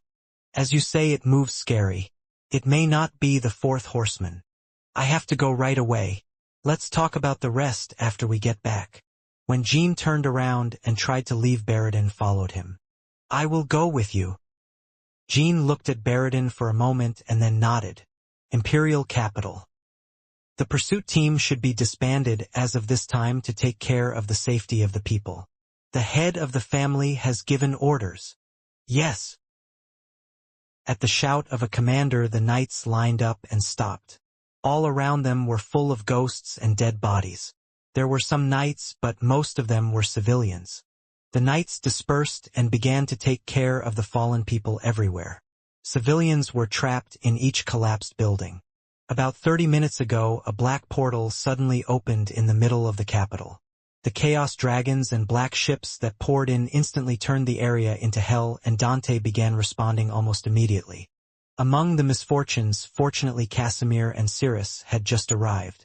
If we hadn't been able to ride Mott, no matter how quickly we reacted, we would have suffered greater damage than we do now. It took only 15 minutes for Dante to arrive on the scene and eliminate more than 80% of the chaos dragons and black ships. Nevertheless, it was literally unavoidable that thousands of casualties occurred in the meantime. Now Dante was chasing the enemy commander who was fleeing, ordering the pursuit team and garrison to rescue the people and the knights of the family, including the dragoons, to wipe out the remnants. I will definitely find you and tear you to death. Dante's angry eyes scanned the front without stopping. The guy had already escaped to the outskirts of the capital, but he continued to form portals to escape, but was caught by Dante and failed. Because Mort was exhausted, he could no longer use teleportation, so the moment he lost sight of him, even once it was over. But Dante was not the kind of person who would miss that guy just because he was impatient. Moreover, this place was the center of the land he was protecting. Swak dash. As Rashid radiated brilliance, part of the forest on the outskirts was cut off like a puzzle piece. Dante fired a new sword energy in all directions of the cut forest, intercepting the commander who was inside. The guy tried to forcibly pierce Dante's sword, but fell forward in a disgusting manner, and Dante did not miss the moment. You son of a bitch! When he hit the helmet with the hilt of the sword, the face revealed was none other than Joshua Runkendall. Was it you, Joshua Runkendall? Joshua looked even more withdrawn than the last time he was attacked by Bale. His eyes were shaking unsteadily and cold sweat was constantly flowing from his pale face. Go and strike the Empire. This was originally supposed to be done by the fourth horseman, but I did not inform him for you. If you successfully end the terrorist attack on behalf of the fourth horseman and return without the help of me or the head of the family, he will definitely give you one more chance. Before hitting Empire, Joshua heard those words from Melina. However, now that he has been caught, he cannot return without help, and the terrorist attack has not lived up to the Prophet's expectations at all. This time too Joshua failed. What's more, it's making Joshua more despairing. It was true that another dimension unrelated to Dante was forming in the distant sky behind Dante's face. In it, Dyphus' army was seen leaving. Just like that, Joshua's despair was growing for Rosa once more. Dante turned his head and his face became contemplative and distorted. Dyphus' army came out of the portal and was instantly turning the ground into chaos. Even though the entire capital was already in an emergency defense state due to Joshua's invasion, it was not enough to immediately block the Chaos Dragon and Black Ship fleet that appeared out of nowhere. Damn, Joshua was just bait. Bait for Dyphus' army. Already thousands of people and the knights who were trying to protect them were injured or killed trying to catch that mere bait. Although they have just defeated Joshua, an even larger army is invading the Empire again. Even from such a great distance, the power of Dyphus, who commanded the new army of chaos, was clearly visible. A force incomparably stronger than that of Joshua shook the entire sky and earth. Pooh! Ha ha ha! Joshua burst out in empty laughter. It was a self-deprecating laugh born of a sense of failure, but it didn't sound like that to Dante. It was like hearing the scathing laughter of an enemy who had succeeded in an operation. Suddenly, Rashid's blade slit Joshua's throat. Even when Joshua's head fell, he didn't stop laughing with black tears streaming from his eyes. It's a defeat. We had to prepare for further attacks. For Dante it was an inevitable result because the lives of the people were his top priority. He hunts down the invading enemies by slaughtering them alone and puts all the rest into rescuing the people. Realistically, that was also the best. Currently Dante is the only person in the Empire who can fight the army of chaos alone and engage in both ground and air warfare. I felt like my head was going to explode. Even if Joshua was cut into 6 pieces before leaving, it didn't seem like he would die. There was a high possibility that he would recover during his absence and go on a rampage again, join the enemy, or run away. But first we have to abandon this guy and go over there. The moment I made a decision, Dante was able to confirm that a familiar energy was spreading from the direction where Deepu's army appeared. Jin, Noigi and Reiki. It was Jin's energy. Dante also saw flame properties and green-colored magic that he had never seen before, which were Baradin's power. The 2 people who arrived just in time joined the battlefield. Jin and Baradin were trying to meet Dante first, but when they saw a portal opened in the sky, they immediately read the situation. Kahaha kahaha. Joshua still couldn't stop laughing until he was trampled by Dante and his head was crushed. The shattered heads gathered in the air in a bizarre shape and continued to recover. What's so funny, trash? The real Runkendal who dares not look at anyone like you has come here. I understand if you're doing it because you find yourself funny. While Dante began dealing with Joshua again, Baradin was deploying an area-wide shield. It was a protective shield large enough to cover one section of the city, but it was as dark as a dark cloud, and with the soul pouring from the 2 wings of the huge Dyphus and the Chaos Army running rampant, it was impossible to protect all the people. Inevitably, the deaths of innocent people were piling up. The roar of the explosion and the roar of the screaming chaos dragons mixed together and pierced the sky soaked with spirit. I will go after Dyphus, you take charge of this. Jin shouted and Baradin nodded. Don't expect too much. You can't save everyone. I will try to weigh it in my own way.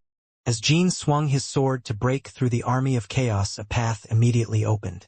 The chaos dragons were torn apart like shreds by the sword energy that flew in a straight line with lightning in it. Jin ascended the sky, stepping on the falling corpse of the chaos dragon and the fragments of the black ship like steps. As I got closer to Dyphus, who kept appearing out of nowhere, more chaos dragons flocked in like hungry ghosts. 4 horsemen. Without realizing it, a voice full of evil came out. It wasn't because it was difficult to chase after Deepus without wings, but because the things he was doing were so distant that it was painful to watch. It seemed as if the resentment of the Empire's people dying on the ground was stabbing his back like a horn. Dyphus is one of the people who saved the most people from the chaos that Gleek's death caused throughout the world. In addition, as the 4th horseman of Runkendal, he resisted the evil spirit until the end, sacrificing himself to save the 7th horseman and other resistors, and was a pure knight who never once sought to gain power beyond the family symbol of the sword. Deepus had now committed a massacre so distant that it could never be undone. Rather here. I had to kill him, so that he no longer kills people and destroys the world according to the evil spirit's will. It seemed like my feet kept losing strength as I stepped on the corpse of the Chaos Dragon. Jin continued to steel himself and chase after him. I decided to cut down without hesitation. But I had a strong intuition that I wouldn't be able to catch it right now. It seemed like he had already made all preparations to run away. He dashed. Jin's continuous beam stabs grazed Dyphus's wings. Even if he was hit squarely, it didn't seem like it would cause much damage to him. Dyphus continued to move forward without even looking back, as if he has no intention of fighting right now. Do you think I don't know why you keep running away, 4th horseman? The plan is probably to tie me up like this so the military can easily attack other places. Jin said as he stepped onto the roof of a spire. In the air behind him, the magical ice that had been stepped on in place of the Chaos Dragon's body was connected like a comet. I know very well. Dyphus stopped flying for a moment and looked back. The voice that Jin finally heard was not one that Jin knew.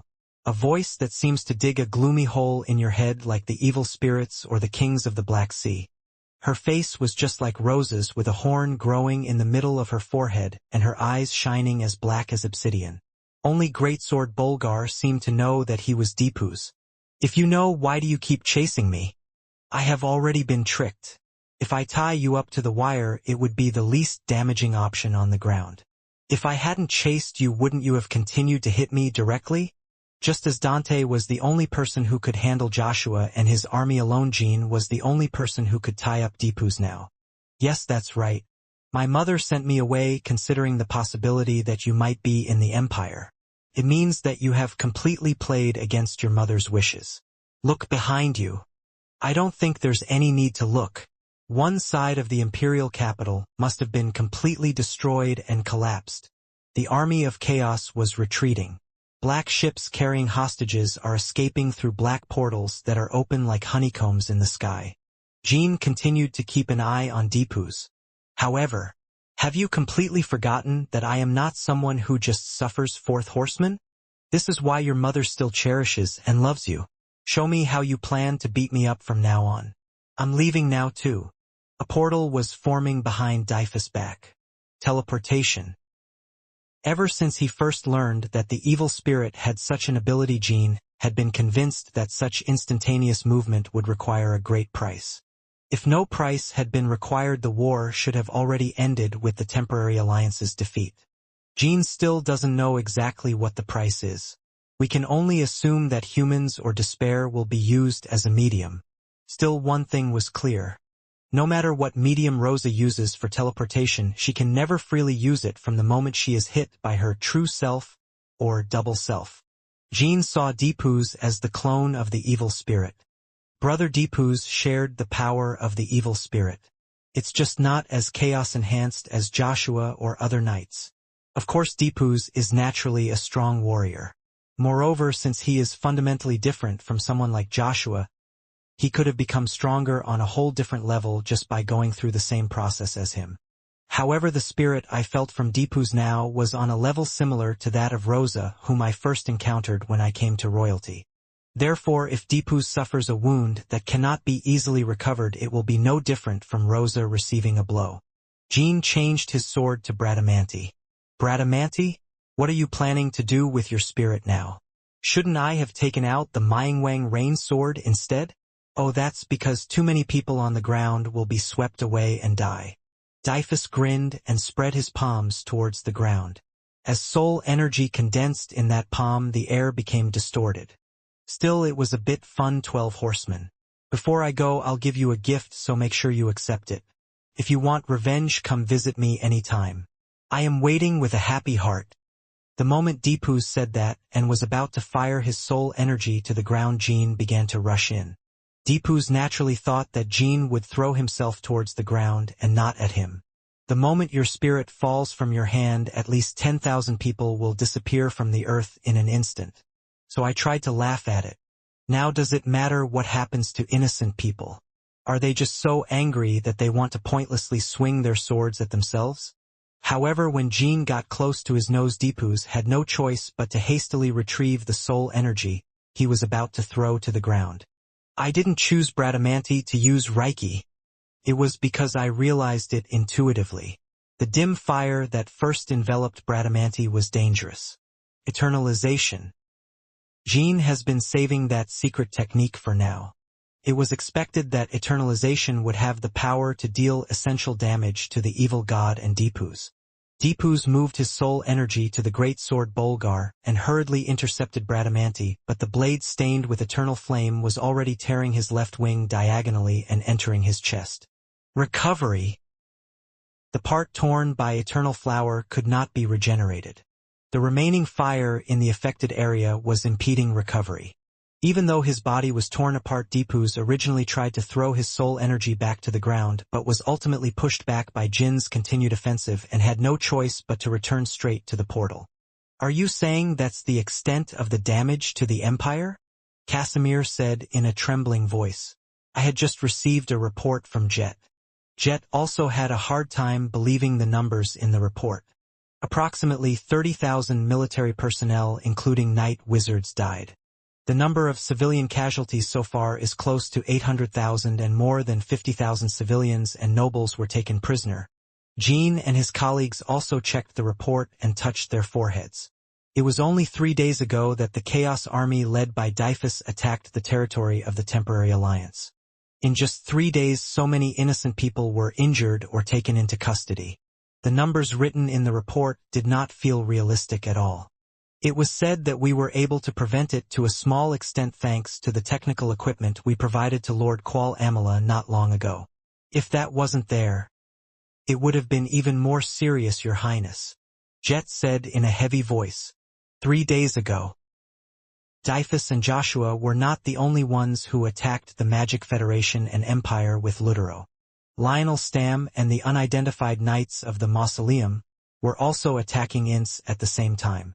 The same was true for Kinzelo's territory, the land of the Beastmen. That side was relatively better thanks to Orgel's response by moving to another dimension through the steel door, but Cold Joe was captured along with more than 5,000 Beastmen. The reason we weren't the only ones attacked is unknown. As Lotta said, only Tychon among the allies was not attacked. It might be a ploy to break the solidarity of the Temporary Alliance. Playing Tychon might have been burdensome. Even in the Federation, when they attacked Draka's base, they stayed nearby. If your goal is to massacre and take hostages to create despair, this is not the place. Unlike Tychon, which is a small island nation, the territories of other alliances are very vast. This was the reason why they could not respond properly to the sudden invasion of the evil god. After striking near the main base of Draka, they suddenly appeared in the Milken Kingdom, attacked near the Yucayuca market, and then moved to the other side of the Great Desert of Mitra in an instant. Or maybe they just think of us as the last thing they eat to save us. When Jean opened his mouth, all eyes gathered. Imperial Jeep Kingelo. The number of prisoners taken from the Temporary Allies' lands reached 80,000. Since we the Bamul Alliance also have no choice but to go to Huffister to save them, Rosa might be trying to feed her despair by seeing us suffer at that time. I think so. The spots of despair in the magic map created by Baradin were growing. This does not only apply to areas directly hit by the Army of Chaos. Due to this incident, the fear of the general public, which had been weighing on the world since before Gleek, grew uncontrollably. Refugees were streaming in from all over. There were civilians leaving even the main camp of Draka, which was considered the safest land, so there was no need to worry about other areas. The land they are trying to visit is Tychon. The terrified crowd did not believe the explanation that Tychon was not a safe area at all. If it is as Gongja Jean predicted, the evil spirit and the 4 horsemen will be waiting for us with an inescapable trap. The world order is collapsing. The Alliance now had to be shown to the people. The Alliance has enough power to oppose the evil spirit. They had to go to Hupester, rescue the captured people, and eliminate the invaders. Otherwise, the fear and despair covering the world will continue to multiply, and it will all be used to complete the evil spirit. Oh, isn't that Zephyrin? Jiffel Sagaju also came. Lotta pointed out the window.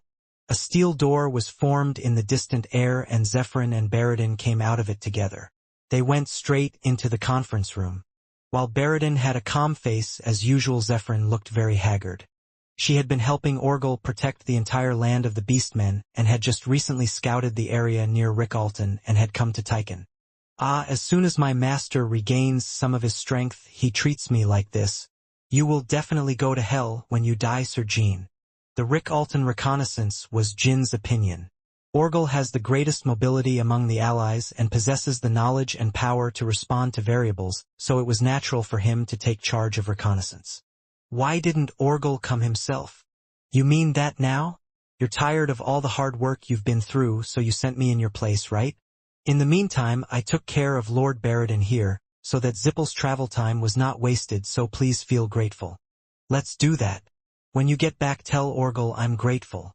When Jean obediently expressed his gratitude, Zephyrin blinked for a moment. I expected him to sarcastically say that it was definitely a burden that we would have to solve together anyway. The sun will rise in the west. Were there any results in the reconnaissance of Rick Alton? Well, just as the Lord expected, all of the captured humans were gathered in Rick Alton. What treatment do prisoners of war experience? It's obvious. Being whipped and taken somewhere. The owner said it seemed like they were being tortured one after the other. Torture? Not all captured prisoners were tortured at the same time. The chaotic troops entered a building dragging at least 30 or as many as 100 people. After a couple of hours, they dragged the next person away. Are we going to increase the level of despair by torturing and killing between 30 and 100 people during that time? I don't know that much, but when Lord Baradin heard this, he seemed to understand something. After Zephyrin finished speaking, Baradin unfolded the map. Perhaps because the remaining energy of the sun god could not be used properly in Tychon, the map was much softer and more unstable than when seen in Draka. Let's all take a look at Rickalton. Baradin pointed his finger at Rickalton. Jean, I have continued to observe the map since that day. In particular, I looked at Rickalton. As everyone can see now, the spots of despair are actually getting smaller. Jean and Baradin naturally expected that the spot of despair in Rickalton would grow and deepen after the incident. However, what Baradin first confirmed was quite the opposite. Each time the prisoners arrived at Rickalton, the spots actually became lighter. But this phenomenon changes on a daily basis. It gets smaller for one day and gets bigger again the next day, but the concentration is always thicker than the previous day. Do you understand what this means? It means that after giving hope, you are causing despair again. Okay, the Garden of Swords is probably taking in about 30 to 100 prisoners every couple of hours and performing some form of mind manipulation on them. First give hope and then crush it again. In this way, we are maximizing the despair that can be gained from captivity. Is Rickalton the only place of torture identified by Zephyrin Orgel and you? Yes, there were no prisoners going anywhere other than Rickalton. Even on my map, there was no area in particular where the total amount of chaos suddenly increased other than Rickalton. Although there was an overall increase. It's clearer. The entire alliance must gather troops and go to Rickarton as quickly as possible. I guess so, but I said to do it as quickly as possible. When are you thinking about? Within 2 days. No, even tomorrow if possible. Baradin and Zephyrin shrugged their shoulders at the same time in response to Jin's answer. 2 days or tomorrow? That's too fast. Don't we need to watch a little more? There is also a need to prepare for traps. Even if it's an obvious and inevitable trap. I think so too, Sir Jean. For now, the army of chaos has stopped raiding royalties, but we don't know when it will appear again. Of course, we cannot predict the period in which the Chaos Army invades Inst through large-scale teleportation, so this does not mean we should wait forever. But I think it would be a good idea to watch the situation for at least 15 days. Jean looked at the two people and shook his head. No, the reason the evil spirit stopped its invasion now was confirmed just before you arrived. We weren't idle while you guys were scouting and checking the map. Top floor of Rickarton Castle. Elena was sweating profusely as she pressed her hands all over Deepu's upper body, as if forcibly stopping the bleeding. Shit. If you are like this too, what do you expect me to do? The only reason for failure is because of Joshua and that idiot alone. Dyphus snorted at Elena's angry voice. Do not place the blame on me, Prophet. If you had known information about this fire in advance, there would not have been such a setback. Fire. The eternal fire that was attached to Dyphus' body was still not extinguished and was eating away at his body. Elena came here from the Garden of Swords 3 days ago to put it out.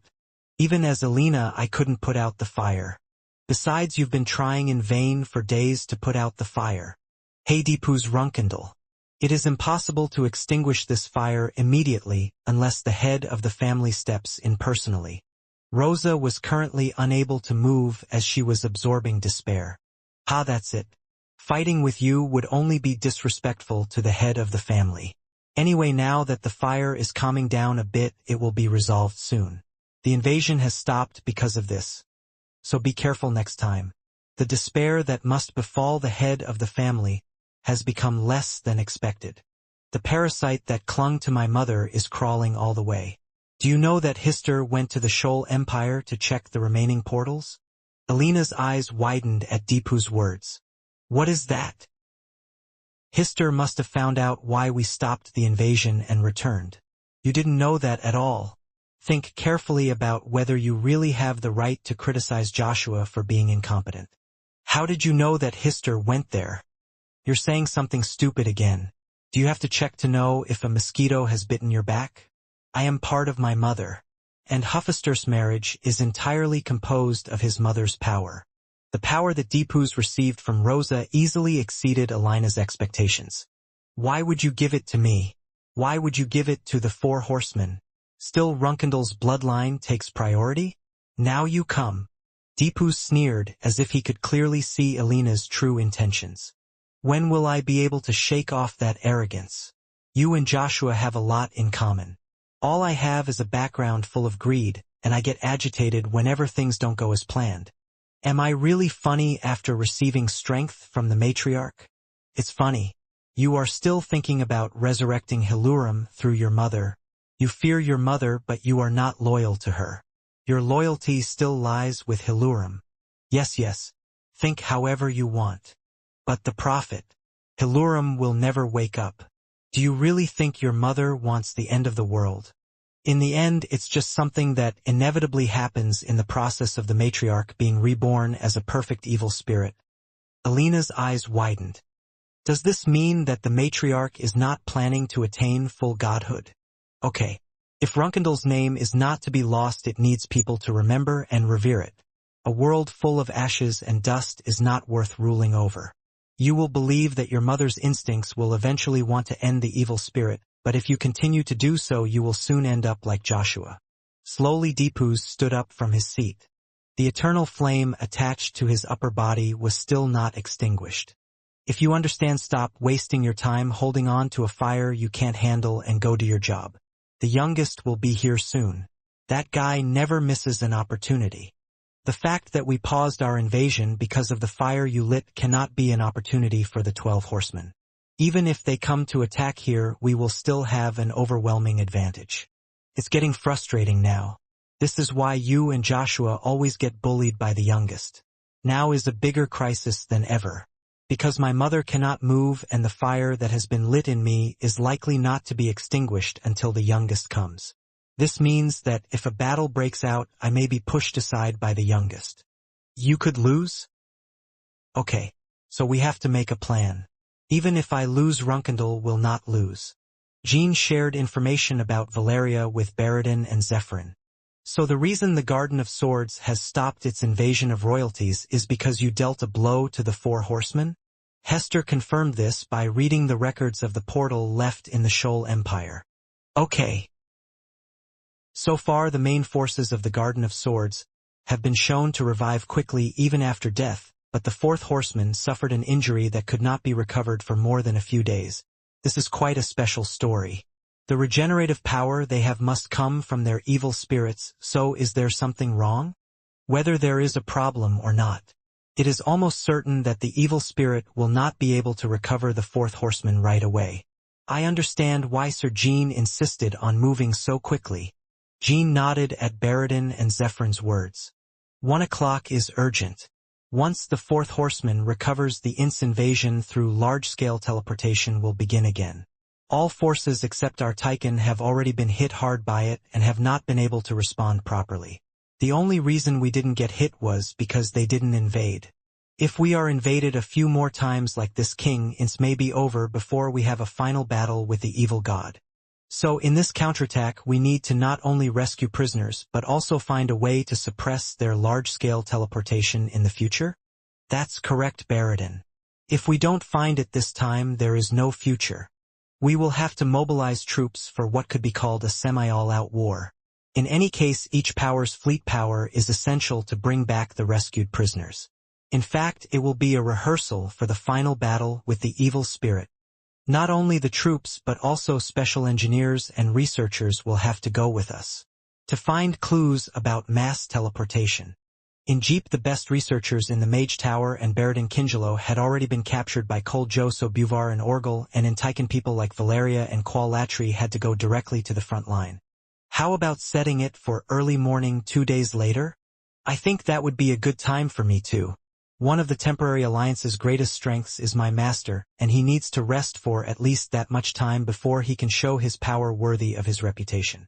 They're still exhausted, so they sent me to the meeting instead. Jean nodded. All that remained now was to decide on the details of the operation and hope that Deepoo's would not recover within 2 days. Near the lead on the deck of the Adolescent in the early morning of May 22, 1803. The time for counterattack has arrived. Valeria had been looking into the portals of the Shoal Empire, but fortunately there was no record of the portals of chaos opening again. Look, what did I say? I said your fire was special. Even now that guy named Dyfus is probably suffering from terrible pain. Vale said. Jean thought about how to respond to this tactless former teenage knight and just closed his mouth. Mary must have heard Vale's voice too. Mary did not react differently to Vale's words and did not take her eyes off the other side of the dark sky. Tychon's participants were currently waiting for Orgel aboard the Mary and Cosmos fleets. It was decided to move at once through his steel gate to the center of Rickalton and the nearby Hupister territorial waters. The youngest. Please speak, sister. I'm just saying this just in case. Don't have any complacent thoughts about trying to save Brother Deepoo's at all costs. Unlike Runtia, my brother has already killed too many people. Even if it wasn't my brother's will. Yes. Jean also had the same thought. At first I wanted to somehow save Deepoo's like Runtia, but now there was no hope. Above all, the current Defuse is not an opponent that can be relaxed. If you deal with him with a half-hearted attitude, you and your comrades on board this ship will die. Just like when they went to the Sword Emperor Temple to save Dante, the Bamul Alliance had mobilized almost all of its power. Starting with the survivors of Runkendal, including the brothers Mary and Tawna, major figures who were always on standby at Tychon, as well as large-scale forces from the Nameless and Bigung empires participated in the war. In fact, all but Casimir and the king's direct garrison were heading to the battlefield. Ugh, Confucius. Tychon won't be attacked as soon as we get to Rickalton, right? I left a red owl for just such a time, Enya. Just now, Valeria, read the records of the portal. Quicantal answered Enya's question. I'm still worried. Especially Yuria. It'll be okay, right? I feel so bad wondering what if she breaks down while we're away.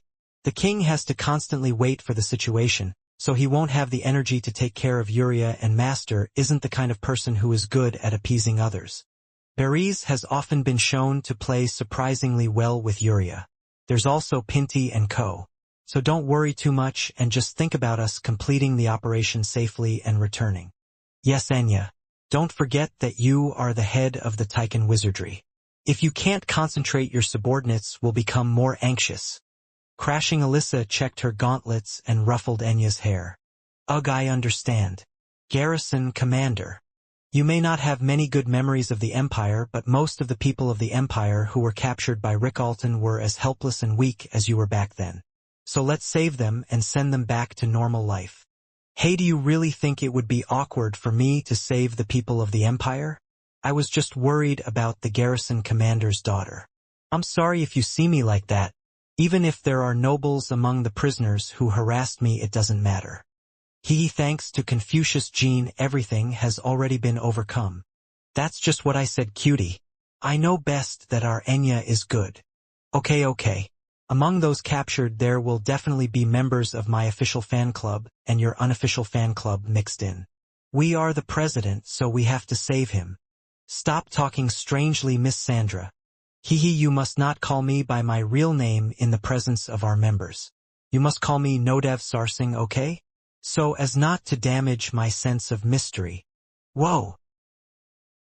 Anyway, Orgel is late. I guess the operation has already suffered a setback. Bacchus said, looking at his pocket watch. 3:07 a.m. It was only 7 minutes late, but I was getting impatient as the scale of the operation was large. Unlike Tychon, who used Orgel's portal, Zippel and Kinzelo's fleet was flying directly to Rickalton. When Ziffel's fleet, with Imperial forces aboard, reaches the northern border of Rickalton, and Kinzelo's fleet, with Bigung and Nameless on board this side, reaches the west, Orgel directs Tychon's forces to the center of Rickalton, and it was decided to divide it into territorial waters and move it. Click, click, clang. As the scheduled time continued to be delayed, waves colored in the night sky were crashing against the fleet. As 30 minutes passed and the entire fleet's anxiety grew, a huge steel door was finally seen forming in the air. Orgel, who came out of the steel door, already looked quite tired. I guess everyone was worried because it was late. There was no problem with the operation. Rather, good news occurred. Good news? When Jean asked, Orgel nodded. I didn't have a good feeling, so I went to scout first, but in the process the evil spirit's energy ran wild once.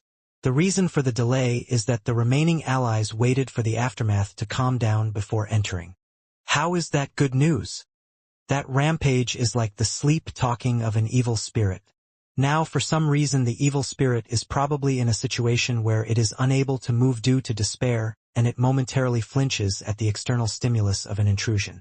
This means that the possibility of the evil spirit directly appearing in this battle has become very low. Before the temporary alliance began its operation, the thing they were most concerned about was the participation of evil spirits. Of course, it cannot be ruled out that the state of the evil spirit changes while carrying out the operation in Reincarnation. However, since it has already caused a runaway once, it will take some time for the evil spirits to normalize, so I don't think there is much to worry about. Unless you're going to fight in Reincarnation for a few days. As Orgel said, if Rosa did not participate directly, the success rate of the operation was bound to increase significantly. Dyphus received some of the powers of the evil god and gained transcendental strength, but he was injured due to eternalization. Even if he was in perfect condition, no one thought that he alone could handle the highest level of the Temporary Alliance's forces. Of course, in addition to Dyphus, there are strong people like Paidler and Lionel and the Chaos Army, but as long as there are no evil spirits, they don't seem to be pushed back. Slowly, the steel door began to descend. The steel gate reached the sea surface and was divided into two. One side led to the Hupister Sea, where Cosmos and other prisoner rescue teams were headed, and the other side led to the center of Reincarnation, where the puberty ship was located. Cosmos, come to your senses. Don't worry, Captain Mary. This Cosmos fleet has no history of capture. So just worry about the captain. Your wounds haven't fully recovered yet. My lord, I will come back. I can't believe I'm guarding these pirates, Bacchus and Bale said. The two men were responsible for escorting the Cosmos fleet from the sea until it safely landed in Reincarnation, then joining the main force. These are not pirates, but the most important personnel for transporting prisoners.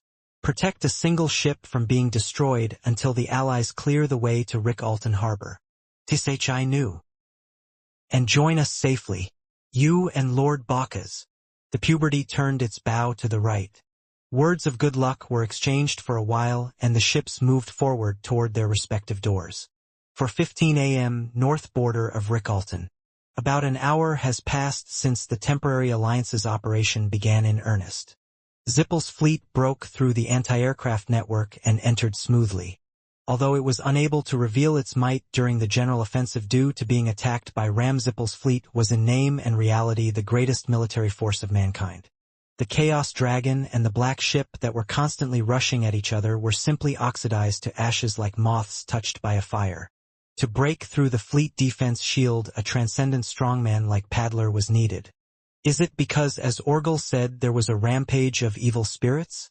It seems like Reincarnation is just trying to buy time by wasting its troops, Baradin said, unfolding the map with magic.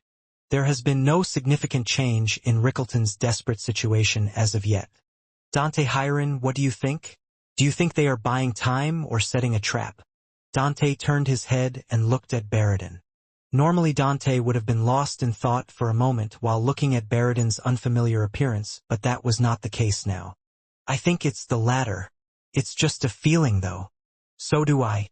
If things continue like this, we will reach the first POW camp that Orgel and Zephyrin found out about within 30 minutes, but have they already moved the prisoners? How about we speed it up and check? Even if it is a trap anyway, we must advance to Reincarnation Castle beyond the POW camp. The mission that we and Jeepel are assigned to is to rescue the prisoners from Camp 1 and 2, and then support the Jean and Bamul alliance. Well, if all goes according to plan, Jean and Tychon's forces will have slowly entered the center of Reincarnation. It would be better to follow your opinion. It's also a situation where you can't slowly observe and respond to any type of trap. Above all, if it is not a trap, it is an opportunity, as it means that the fourth horseman is continuing to focus on recovery. When Baradin gave the order, the fleet increased its speed. Keek Quaduk. The fragments of the Black Ship smashing against the shield and the corpse of the Chaos Dragon constantly obscured the view. About 10 minutes later, Jeep's fleet was able to confirm the first POW camp hidden behind the Chaos Barrier. Now the number of charging chaos dragons and black ships had decreased significantly, so much so that they were not even a threat. I wonder if the reason the prison has such a bizarre appearance is the will of the evil spirit or the personal preference of the four horsemen. I'll have to ask when I see him. The interior scene from above was a completely different sight from a typical concentration camp. First of all, there was a huge tree like a castle in the inner center of the wall. The tree was full of translucent black fruits, and each fruit seemed to contain about 50 prisoners. Giant-shaped monsters were also seen picking fruits one by one, and they did not react differently when they saw the fleet appear. The only ones who reacted strongly to the fleet were the prisoners inside the fruit. No voices were heard, but as soon as the prisoners saw the fleet, they frantically pounded and scratched the inside of the fruit with their fists. So because of the flowing blood, the fruit turned red in an instant. Baradin looked down at the scene and was not impressed while Dante clenched his fists. Many of them were prisoners of the Empire. Well, that's strange too. As soon as we reach here, Rickleton's despair suddenly deepens Dante Huron. Originally, it should have been the opposite. The feeling that the people who were trapped in the fruit felt when they saw Jeep's fleet would be alive. However, the despair shown on the map continued to deepen, and Dante suppressed his boiling anger and looked at the ground again. As I raised my senses, I felt like I could gradually hear the voices of the people trapped in the fruit. "You can't come. Don't come." It was too faint to be sure if the prisoners were really speaking, but their body language was clearly visible. The prisoners were not only beating or scratching the fruit, but they were also waving their hands wildly, as if telling them to go back quickly. I understand why the despair has deepened. The fourth horseman told the prisoners here in advance that if we came we would fall into a trap. Or brainwashed. It was the latter. The prophet manipulated the minds of the prisoners in camp number 1 to create the perception that even if the Temporary Alliance's rescue team came here, it would be useless. The Temporary Alliance will fall into a trap as soon as it comes here and die before your eyes. Awareness of such content. Sagaju. It's a magical power reaction. Magical energy is spreading from the camp. A wizard shouted. If it was a ship, I naturally thought that the energy of chaos or an army would attack the fleet, but magical power was suddenly spreading across the fleet. Deploy the shield to its maximum extent. Fortunately, the fleet strengthened its shield faster than the magical energy spreading from the camp was converted into magic. Net. The magic power that surged from the camp became a net so large that it encompassed the entire fleet, but in itself it was not a threat at all. The net attached to the shield did not have a strong enough deterrent to limit the movement of the fleet. Hongi in the form of a storm is coming. It's not at a level that can't be blocked with a shield.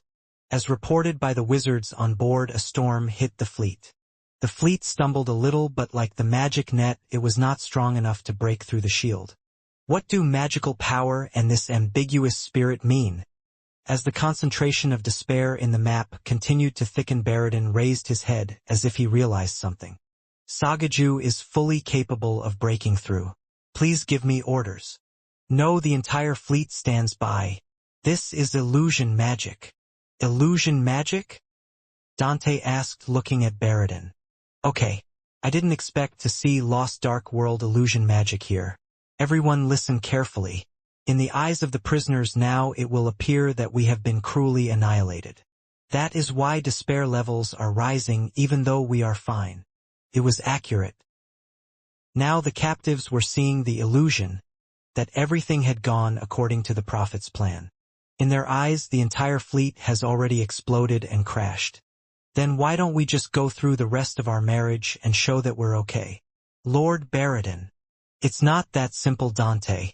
If you solve it that way, you cannot destroy the illusion that dominated the minds of the prisoners. Even if we save them all and tell them they're okay, the prisoners will remain trapped in the illusion. Then the despair will continue to grow, right? What should I do? Rather than distorting the magic with greater power, we must dispel the spell. The net that covered the fleet. This means that the wizards must unravel it one by one. Is that the only way? I don't know much about magic, but I think that would take too much time. That's right, it will take at least 3 hours. If you want to shorten the time, just kill all the prisoners. The dead prisoners will be released from their illusions, so there will be no further despair. That is unacceptable.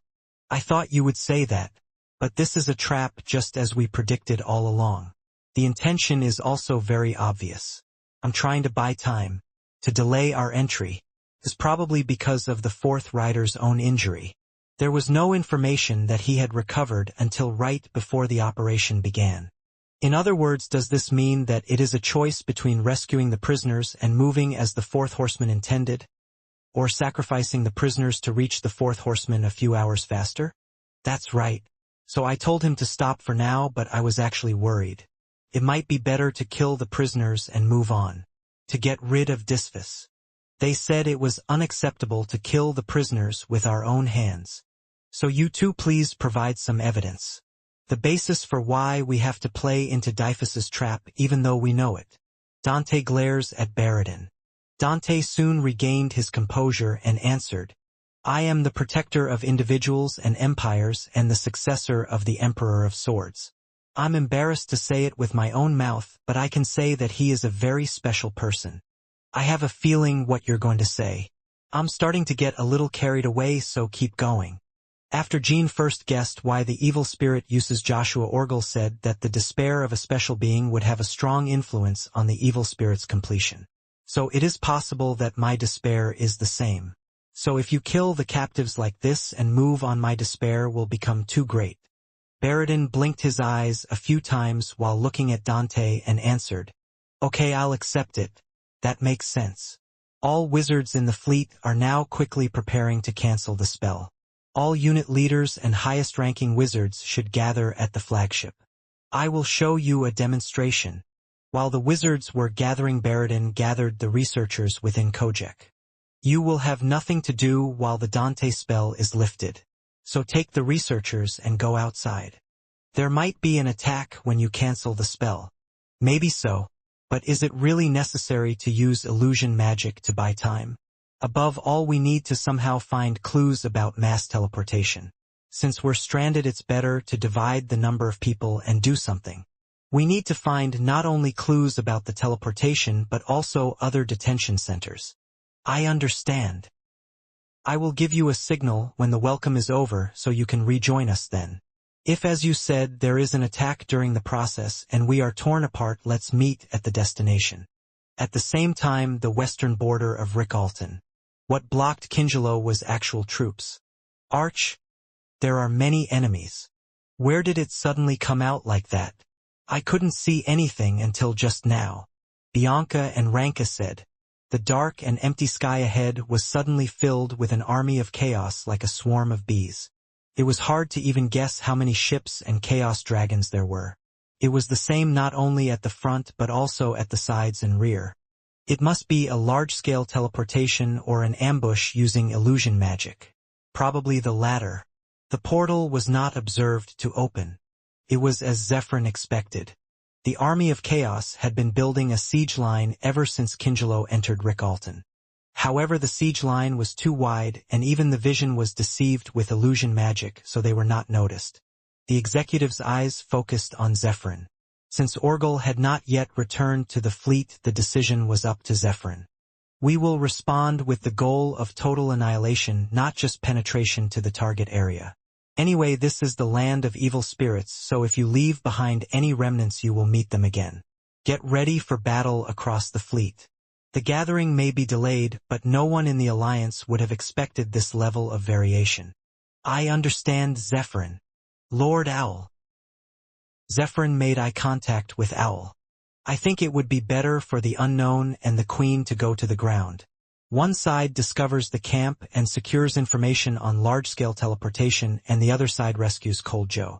Especially now, there is a high possibility that Mr. Cho will be taken out when the enemies surrounding us are pushed back. I know what you mean. For Kingelo, Sir Cho is someone who must be rescued. Of course, if the worst happens, you will have no choice but to give up, but it would be good if you took care to prevent that from happening. And Lord Barak. Speak, Grand Duke Zephyrin. It would be a good idea for you to participate in rescuing Joe with these people. Barak wanted to scream, asking me to save that guy, but he barely managed to close his throat. I understand. I know that Lord Barak usually detests Lord Joe, but he is still the most important person to our cause. I hope you don't mess up your work because of your emotions. Part of our secret palace is missing, so we will infiltrate to our destination first. I think we need to recruit more people from the unknown. Cirrus, who was listening, opened her mouth. I agree with Acting Chief Bigungju's opinion. When Jean is in danger, there is no better solution than a snow toad. Zephyr nodded. Please do so. Southern waters of Rick Alton. The Cosmos fleet safely escaped through the Steel Gate and lined up at sea. Well, since the transportation gateways around the world have been closed, even worse transportation techniques have emerged. They said that if the spatial movement used in the Red Owl is mass-produced, the Black Prince will share the benefits with us. I hope it gets developed quickly, Cosmos said, looking at the disappearing steel door. It's noisy, you pirate. And it would be Mary Runkendall, not you, who would share Jin's technology. Our teenage knight is angry again. Let's not do that and get along well. To save people, our hands and feet must work well together. Pirate King Cosmos surprisingly treated the Veil as skillfully as if he were a young boy. Although Veil grumbled, he didn't truly hate Cosmos. Cosmos, I think Lord Bale became sensitive because he felt a certain energy as soon as he came here. Bacchus spoke in a low voice and looked at Bale. He was feeling the dark brain energy unique to Paidler Runkendall transmitted from the distant land. Of course Bale is aware of this more clearly than Bacchus. I never thought he would be waiting for me as soon as I arrived. Didn't that bastard betray Orgel? It looks like they knew in advance that we were going this way. That won't be it. The sea entry route is limited anyway, so they must have deployed their forces in advance. Normally Bale would have been so excited that he would have thought of quickly finishing off Paidler. But now there were too many things to protect. It is not a situation where we can rule out that there is another enemy besides Paidler. Humph, when we first met I couldn't use much strength at sea. This is territory now. You snake-like bastard, but let me tell you that they are of a different class. Bacchus, you take a detour while protecting these things here. First of all, it would be better for me to go alone. If a problem arises, fire a flare immediately. I understand. Cheer up, teenage knight. And don't worry too much about us because we already had a history of running away from the evil god's army last time. This is the immortal Cosmos fleet. Veil's golden wings began to split the dark sky. Those remaining in the fleet turned their bows to look behind them. Meanwhile, Jean and his group, who had come out of the steel door on the right, were suddenly faced with darkness. It's a strange darkness, isn't it? You can only see the people next to you and nothing else. This is the center of Rick Alton? Sandra said, holding Jin's shoulder, and Hito grabbed her hand and pulled her away. It seems like a subspace miss. You don't know where something might suddenly pop out, so you shouldn't restrict your colleagues' movements. As Hito said, as soon as the colleagues recognized the darkness, they kept an appropriate distance and were on guard in all directions. I haven't heard anything like this from Orgel. It seems like something changed while he was opening the portal. Jean said so and wrapped his spirit around Bradamanti. And as soon as he cut through the darkness of subspace as usual, Jean was able to immediately realize that this place was not made of one layer and that space reacted to attacks. Shag pull dash. As soon as one layer of darkness was cut, alls of chaos poured out from all directions. Because the party's military power was so high, it was not threatening, but if it continued to repeat itself, the story would change.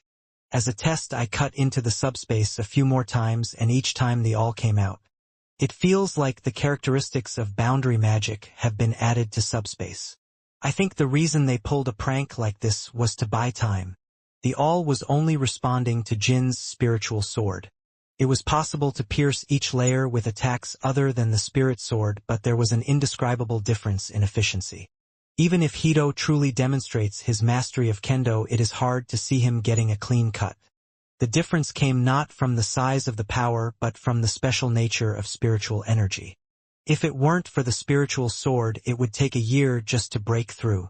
Everyone, please stay away. Please pay special attention to protecting non-combat forces like Qual. I understand, my lord.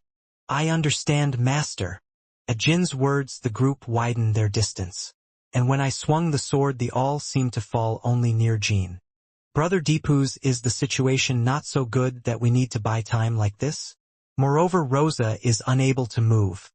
Normally Jean would have chosen to move forward while taking time to adjust more variables. But now it was necessary to break through quickly.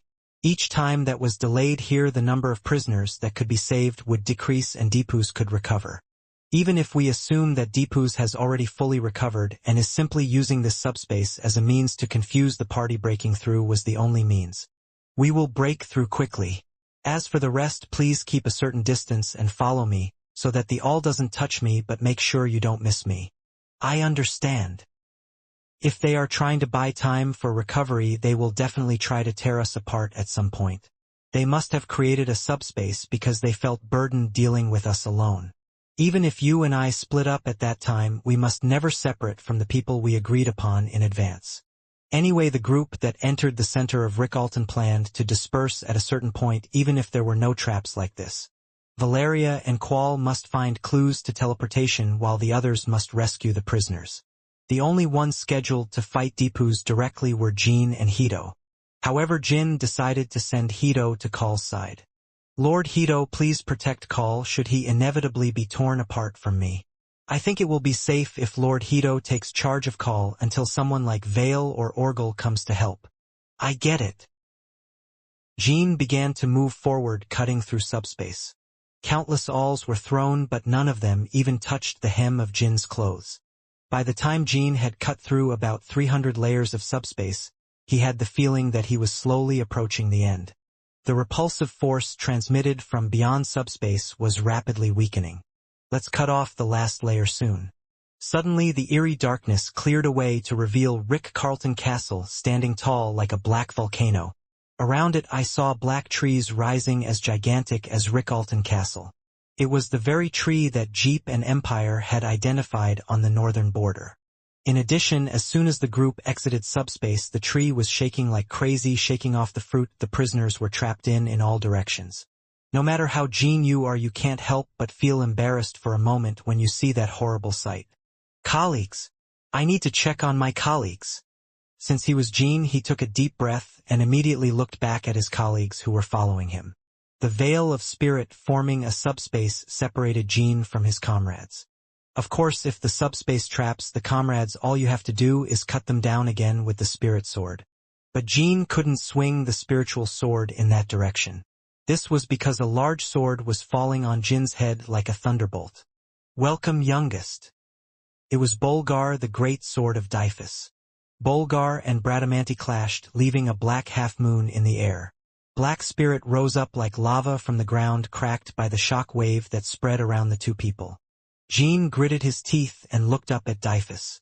Sharp horns, black eyes that could never be called human, and even a smile that seemed to enjoy this terrible situation. The second older brother he knew could not be found anywhere. It was already like that when we met in the Empire, but now that fact is even more painful. Because I had to finish him off today. For Horseman, the sword is lighter than I feared. Jin's eyes landed on Deepu's left wing and chest. Even though the clothes were covering it, I could still feel the fire remaining inside. This is the result of being careless against you last time in the Empire. So I have prepared a lot. Behind Deepu's back, the fruit containing the prisoners was falling continuously. Each fruit is trapped with 50 people in it. This meant that every time one fruit plummeted to the ground, at least dozens of people would be killed or injured. Let's enjoy it slowly, youngest. There may still be Dyphus left inside that monster. But Jean decided to rule out that thought. As Mary said, if you deal with it with a clumsy mind, the situation will only become more dire. Even if there are injuries from eternal fire, the fourth horseman is still a transcendent powerhouse. We must fight calmly even for our brother. There was murderous intent in Jin's eyes. Let's see if you can take that kind of leisure even when the fight is over, fourth horseman. No. You're the monster that swallowed your brother. You can barely hide your pain the whole time, and you know how to say such scary things. G-dash. The two swords that had stopped interlocking began to move again. Jean pushed Dyphus away and unleashed a lightning thrust while Dyphus flew backwards and swung Bolgar. A black sword so large that vision disappeared in an instant was striking the ground. Jean blocked Deepuz's sword energy and rushed forward to prevent him from further increasing the distance. There was no time to get out the colleagues trapped in subspace. However, even if it wasn't a spirit sword, people like Hito could cut through subspace so they would escape over time. I must tie up Dyphus completely, so that I can focus on rescuing the prisoners when my comrades escape subspace. To do this, we had to first solve Deepuz's mobility. Only by cutting off its wings could it be mortally wounded with eternal fire. Eternal fire cannot erupt in the form of sword energy, so the fight must somehow lead to close combat. You keep fighting as if you're running away. Even though you share the power of the evil spirit, you don't have the confidence to stand up to me head-on? I told you, let's enjoy it slowly. One side will definitely end today anyway, so don't worry. Jean, who was chasing Dyphus, kept seeing prisoners in his field of vision. Some of the fruits were already full of corpses, and in some of the fruits the survivors were frantically screaming for help. If Deepuz took them hostage and started threatening them, Jean had no way to stop them. Not even the fourth horseman can take hostages carelessly. He must be conscious of the fact that the moment he starts killing prisoners, there will be no restrictions on me and my allies. If they had planned to consume the prisoners that way from the beginning, it would have turned out that way from the beginning. So why is Deepuz neglecting the prisoners like this? It is not something that is hidden somewhere, nor is it maintained in a state where it can be easily used as a hostage in case of emergency. Rather, the fruits that the prisoners were imprisoned in were being randomly scattered near Reincarnation Castle, as if telling them to hurry up and pick them up one by one. As he thought about it, Jean got the feeling that Deepuz was arranging the prisoners rather than leaving them unattended. What is this arrangement for? Sigh. Deepuz's sword energy brushed Jin's cheek. Like Rosa, his sword had the power to spread chaos, so his light heart throbbed and pushed away that energy. At the same time, Deepuz burst a nearby fruit and made eye contact with Jean. The people trapped inside, along with the fragments of the fruit, were shattered into pieces and scattered somewhere. You can't keep focusing on other things while putting me in front of you. If you want all the prisoners to explode and run away like that, you can keep doing that. Dyphus could not finish his sentence. This was because Jean suddenly rushed in and cut off his left wing. Deepuz was unable to dodge Jin's sword, which suddenly became faster than the perceived speed while being chased. If they had been engaged in close combat on the ground, Dyphus would not have been attacked like this, because the sword would have reacted before the head.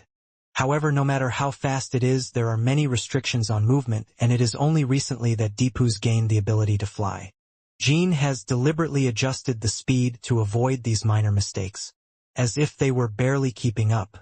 Of course, it was not a situation where the distance could be narrowed at once whenever one wanted to. I just used the one move I saved. You guys stop talking nonsense.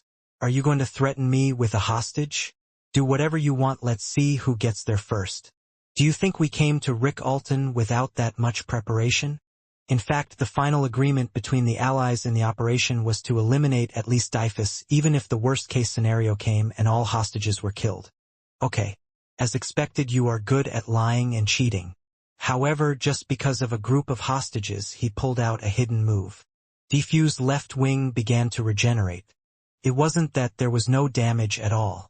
Just before the blade touched down, Bradamanti was momentarily immersed in eternal flame. However, unlike when it was cut in the Empire, the energy of eternalization did not penetrate deep. This was because it was opened quickly and the cut was shallower than before.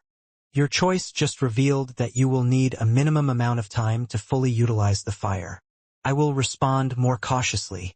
So come to your senses, youngest child. If you want to win, such a human heart cannot destroy me and my mother. That remains to be seen. But the people who talk to me like that are all in the other world. Do you think you and the evil spirit will face different results? Deepuz was increasing the distance again. The flight appears to be noticeably slower than before due to the everlasting flower attached to the left wing. However, as the number of checks increased, pursuit was still not easy. For some reason, as the chase progressed, the two people were slowly moving away from Reincarnation Castle. As soon as he reached the black forest engulfed in soulfulness, Jean realized that there were not many fruit-holding captives nearby. Now is the right time to rescue the prisoners. It seems that the comrades have slowly escaped from subspace, but is the Alliance's fleet still there? At that moment a huge energy was felt from the direction of Reincarnation Castle. It was Hito. He and his companions finally escaped through subspace to Reincarnation Castle. As soon as Jean checked his energy, he set off an orange flare. It was a signal that he was safe and that he should rescue the prisoners first. Dyphus immediately recognized the meaning of the flare. This was because even though the sky was colored with orange light for a moment, I could not sense anyone else approaching this way at all. It seems you took lightly my advice to come to your senses. Wouldn't it be better to give up the prisoners and attack me with my comrades? It's not for you to judge. The biggest reason why Dyphus continued to lure Jean away from Reincarnation Castle was Hito and his colleagues. In his current state, he believed that Jean and all of them could not handle the combined effort alone. Although Jean was vaguely aware of Deepu's intentions, moving away from Reincarnation was not a bad choice for Jean either, because we were able to avoid a situation where Deepus threatened the prisoners with their lives. Above all, Jean was confident that he would not lose even if he had to fight Deepus one-on-one. Even if he hides a lot of power. I thought you would answer that way. You probably came here even though you knew it was a trap in the first place. Anyway, this should be enough. Suddenly Deepus stopped flying. Black trees towering like pillars were blocking Jean and Dyphus. I would like to ask you one last question. You, the youngest, the comrades and prisoners you brought with you. Which of the two do you want to survive and return to Titan safely? It's getting frustrating now. This is why you and Joshua always get bullied by the youngest. Now is a bigger crisis than ever. Because my mother cannot move and the fire that has been lit in me is likely not to be extinguished until the youngest comes. This means that if a battle breaks out, I may be pushed aside by the youngest. You could lose? Okay, so we have to make a plan. Even if I lose, Runkendal will not lose. A conversation between Elena and Defuse before the operation began. The version that Dyphus had planned back then has just been completed. Wawaya. The black trees scattered into particles and the entire area was instantly enveloped in black fog. Even if a sword wind was generated, the fog did not disperse. I don't think it's subspace. What? Although he could not see Deepu's appearance with his eyes, Jean did not miss his energy and aimed his sword at him. After a while, I suddenly saw the fog clearing. And as he checked his surroundings, Jean realized that he was not in the center of Reincarnation. Even when I looked back, I couldn't see Reincarnation Castle or the trees that held the prisoners. Teleportation? Could it be that the fog was a portal? It was accurate. Dyphus had just used the power of the evil spirit to open a portal and teleport. He had his feet on the ground, not in the air. The left wing that had been cut by Jean earlier and had been regenerated was seen falling to the ground. It seems difficult to answer. But no matter which one you want to save more, you can't go save them now. This place is quite far from Reincarnation Castle. As Dyphus said this, he raised his greatsword Bolgar. When Jean left the battlefield due to Deepus's dimensional shift, the remaining comrades in the center of Reincarnation were rescuing prisoners. Quack! Ugh! Thank you. Every time a member of the Bamul Alliance picked a fruit, a mixture of screams, tears, and expressions of gratitude poured out. About 50 people per fruit. Of most of the fruits that fell to the ground, only about 30% of them were alive. There were more fruits with more survivors trapped in them, but there were more fruits that did not react even when the skin was cracked. This is Alyssa Badger, commander of the Titan garrison. Come outside and go where you can see the light. This is Gilly McLaurin of the Barmal Coalition. Go where you see the light. If you are unable to move, you must take care of it yourself. It may be difficult, but please remain calm. Hi, it's Nodav Sarsing.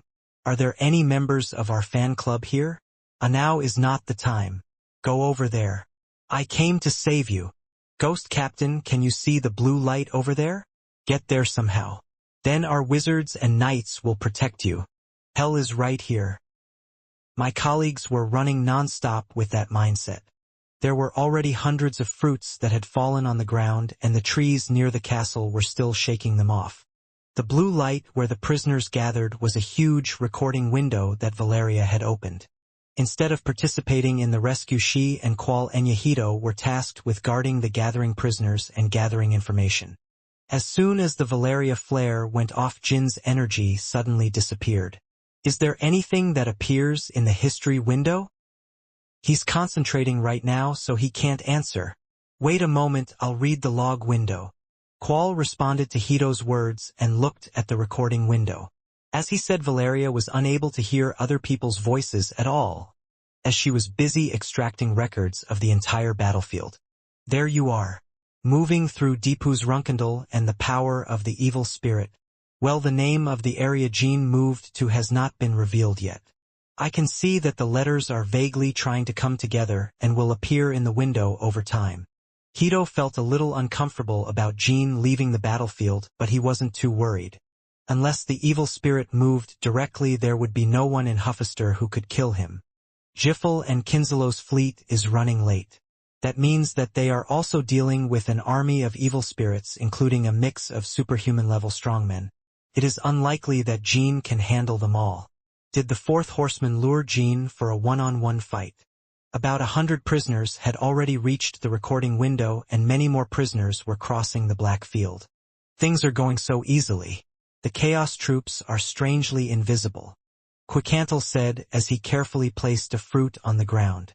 If you say something like that, there will be trouble, Mr. Quicantle. Like now, Hito said as he drew his sword. What he is looking at is the main gate of Rickcarlton Castle. From there, a woman wearing a black robe was walking out. Prophet Elina Runkandal. Hito immediately spread his sword in that direction, and Elina dispersed like fog, then regained her shape and shook off her clothes. Hito shrugged his shoulders and took a cigarette as if he had expected that to happen. Damn it. Given the circumstances, it seems like he was a prophet. That annoying guy has come out. You can just fight a warrior or a wizard, but you can easily deal with something like that if you have a special power like Jin. This must be the reason why the fourth horseman lured Jin. The problem is not combat power, but the disadvantage of the situation. In addition to having to fight while protecting the prisoners, there were too many unknown aspects of Elina's abilities.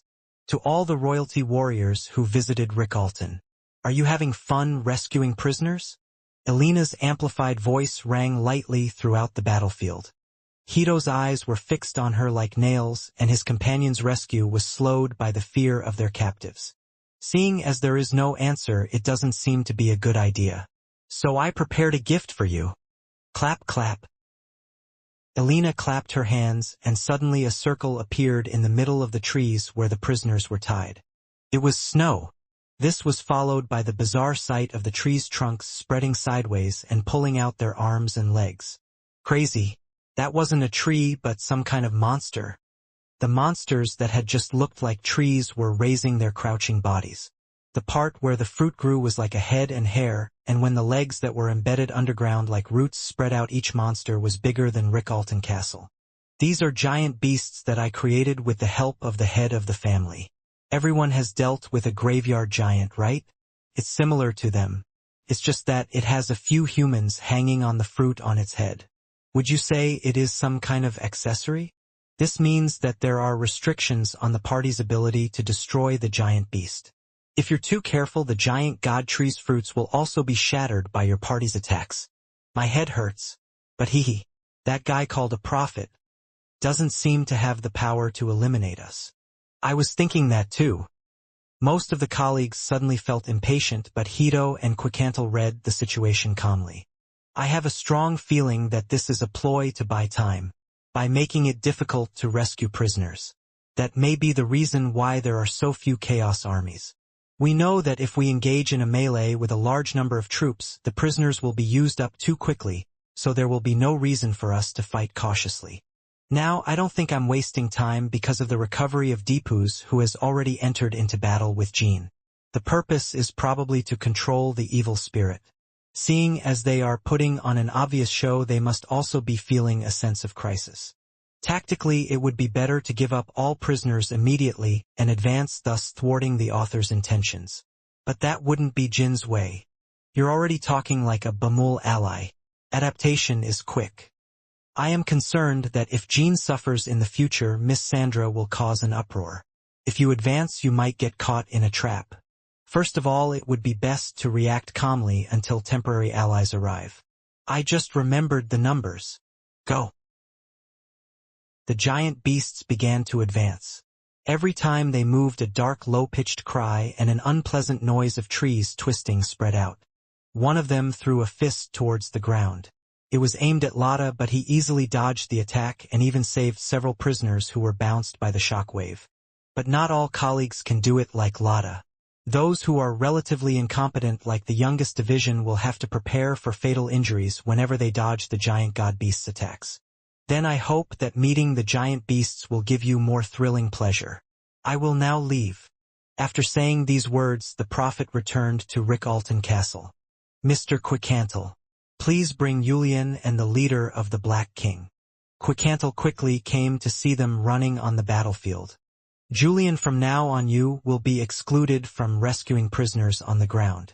Instead, move together with the Black King and harvest the fruits attached to the giant tree. Julian drops the fruit on the giant tree with the thunderbolt Harmilla, and Bacchus moves it near the recording window. Hito planned to rescue the prisoners on the giant beast that way, by using Julian's shooting ability and Bacchus' power. There is no need to perfectly bring the Black King's fruit all the way here. Throw it from as far away as possible and I will catch it all. Also, there is no need to be too accurate. Even if you throw me a little off the mark, I can create a sword wind and catch it. I understand. Bacchus wondered for a moment whether that was possible, but then remembered Hito's incredible power and nodded. Bacchus will have a particularly hard time. You will have to pay attention to protecting your allies while securing the fruit of the giant god tree. Excluding Hito, who is an off-topic superhuman, Bacchus is the only 10-star member of the group, so he had to take on a large role in protecting his allies.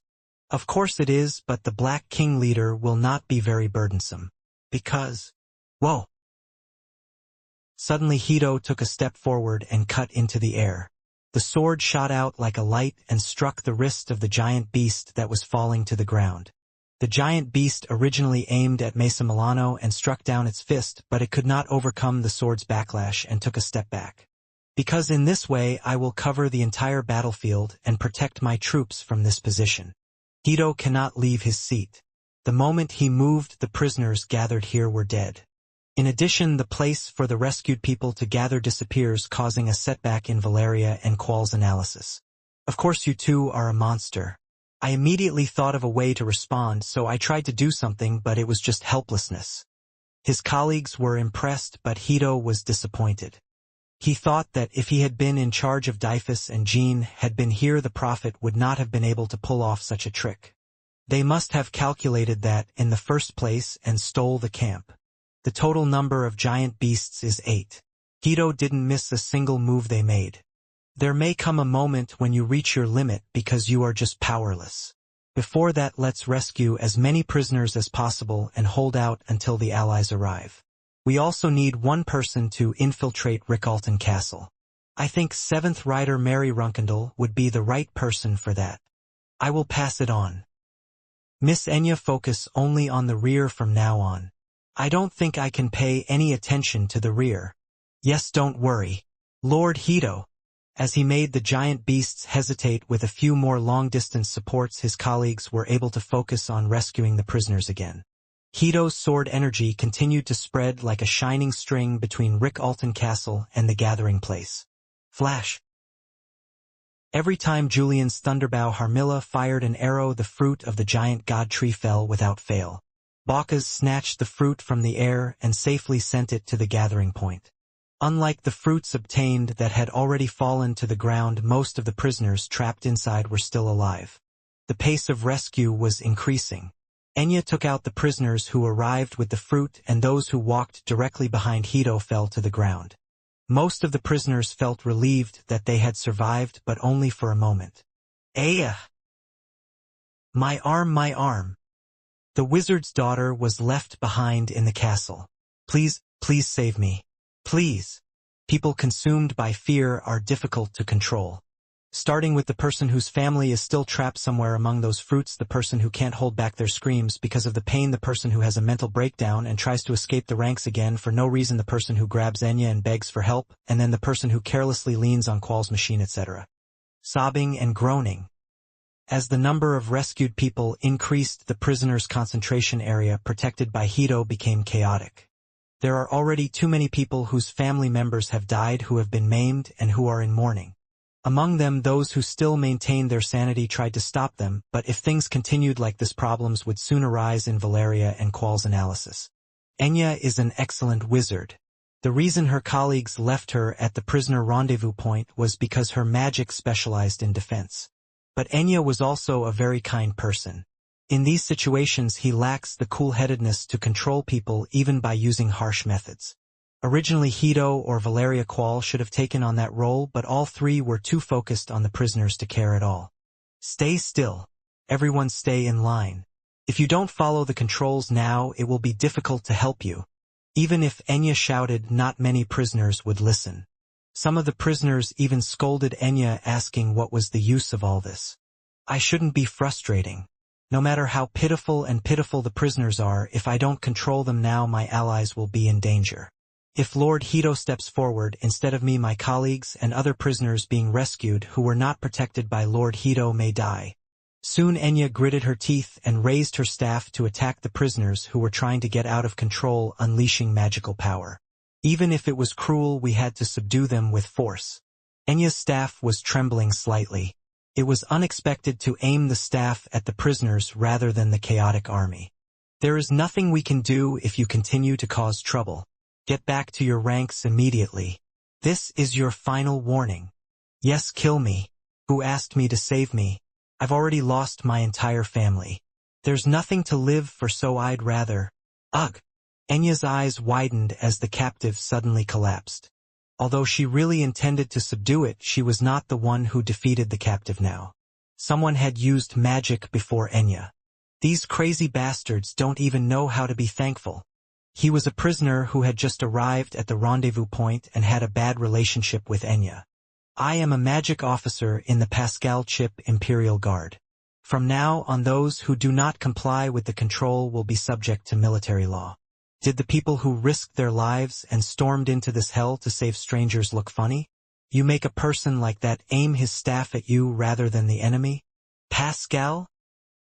Pascal Chip, the leader of the group of cadets who bullied Enya at Beamont Academy in the past.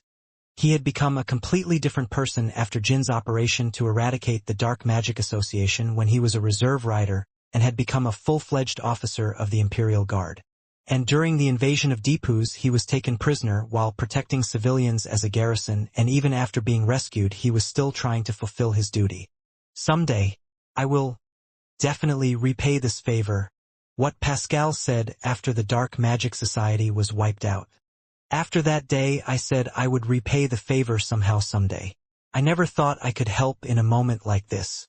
There are members of the Imperial Guard among the prisoners being rescued, so I will work with them to keep them under control. Mage Captain Tychon, please concentrate on what you are doing. The commotion quickly subsided as Chip subdued several more rioting prisoners. If Enya had done it, the result would have been the same, but she would definitely have been left with a psychological shock. Enya nodded. I understand, Sir Pascal. I'll leave it to you. This is how the confusion at the prisoner concentration area was resolved. Enya again concentrated her efforts on defending the rear, and Hito, who was momentarily aware of the commotion in the rear, swung his sword without hesitation. The sun did not rise due to the heat wave, but it was past 6 o'clock in the morning. 3 hours after the rescue operation began, nearly 3,000 prisoners had gathered at the assembly area. Although they are far less than the estimated number of people approaching 100,000, they are by no means small. Now the prisoners were taking care of each other's wounded and picking up the dead who were unable to hold out. Fortunately, there have been no serious casualties among the members of the Bamel coalition so far. Most of them had minor injuries and were still running around the fields and taking fruits from giant beasts. However, there were no physical problems. I couldn't help but get tired after running around this hellish island for several hours. In particular, Hito and Mary were the ones that consumed the most stamina. A puddle of sweat was forming where Hito was standing and Mary was breathing heavily and repeatedly approaching and being pushed away from Rick-Carlton Castle. Ha ha ha! There was no other reason why Mary had not yet penetrated the castle. The giant beasts were intensively keeping Mary in check whenever she reached a certain distance. Thanks to this, the giant beasts are unable to advance as intended and Hito is relieved of some of the burden, so it is not that there is no harvest. Sister! Daytona leapt in front of Mary and swung her great sword. The giant beast's fist, which was aiming at Mary, twisted and Daytona hit the rock that flew behind Mary's back. Are you okay? Whoa, what are these bastards doing here? Don't worry about me, go save the prisoners. Did you really think I couldn't even hit this level? You are so tired. If you continue to try to break through alone like this and your stamina depletes further, you will be overwhelmed when a situation arises inside Rick-Carlton Castle. Anyway, this is the area that Daytona and I are in charge of. As you can see, we have no prisoners left alive. Mary was so exhausted that she didn't even realize that she had been pushed back to Brother Tana's territory. Ha damn! We will provide cover even near the outer castle. Anyway, there were prisoners near the outer castle, so we were about to move. I won't say that we will enter Rick-Carlton Castle together. Our hearts are like chimneys, but we know that's not our role. So please allow it. Mary made eye contact with her younger siblings. As I looked into their hard-determined eyes, I wondered if these were really the Tana brothers. I thought you were just a body, but now you guys are finally acting like people. Isn't it all thanks to you and the youngest? I'm trying to follow what you said last time to have a little bit of a strong corner. The words came out crudely, but Mary remembered the fact that the Tana brothers were with her when she and Deepoo's resisted Rosa before Jean returned. It occurred to me that maybe the Tana brothers were already quite reliable brothers from then on. No, it definitely was. Okay, let me lean back a little. You can make sure I don't have to clean up your bodies on the way, right? Of course, sister. Let's go. As she began to break through again, Mary felt that the path was opening up more easily than before. Get out, you monsters, you mad woman of the southern continent, and the son of hell, get out. Ha ha ha ha ha. Get out, get out. Crazy things. The giant beasts who had become accustomed to keeping Mary in check were losing their momentum. The siblings were able to reach the outer castle in just about 20 minutes. Mary was able to save up some stamina and the Tana brothers had enough energy left to go back the way they came.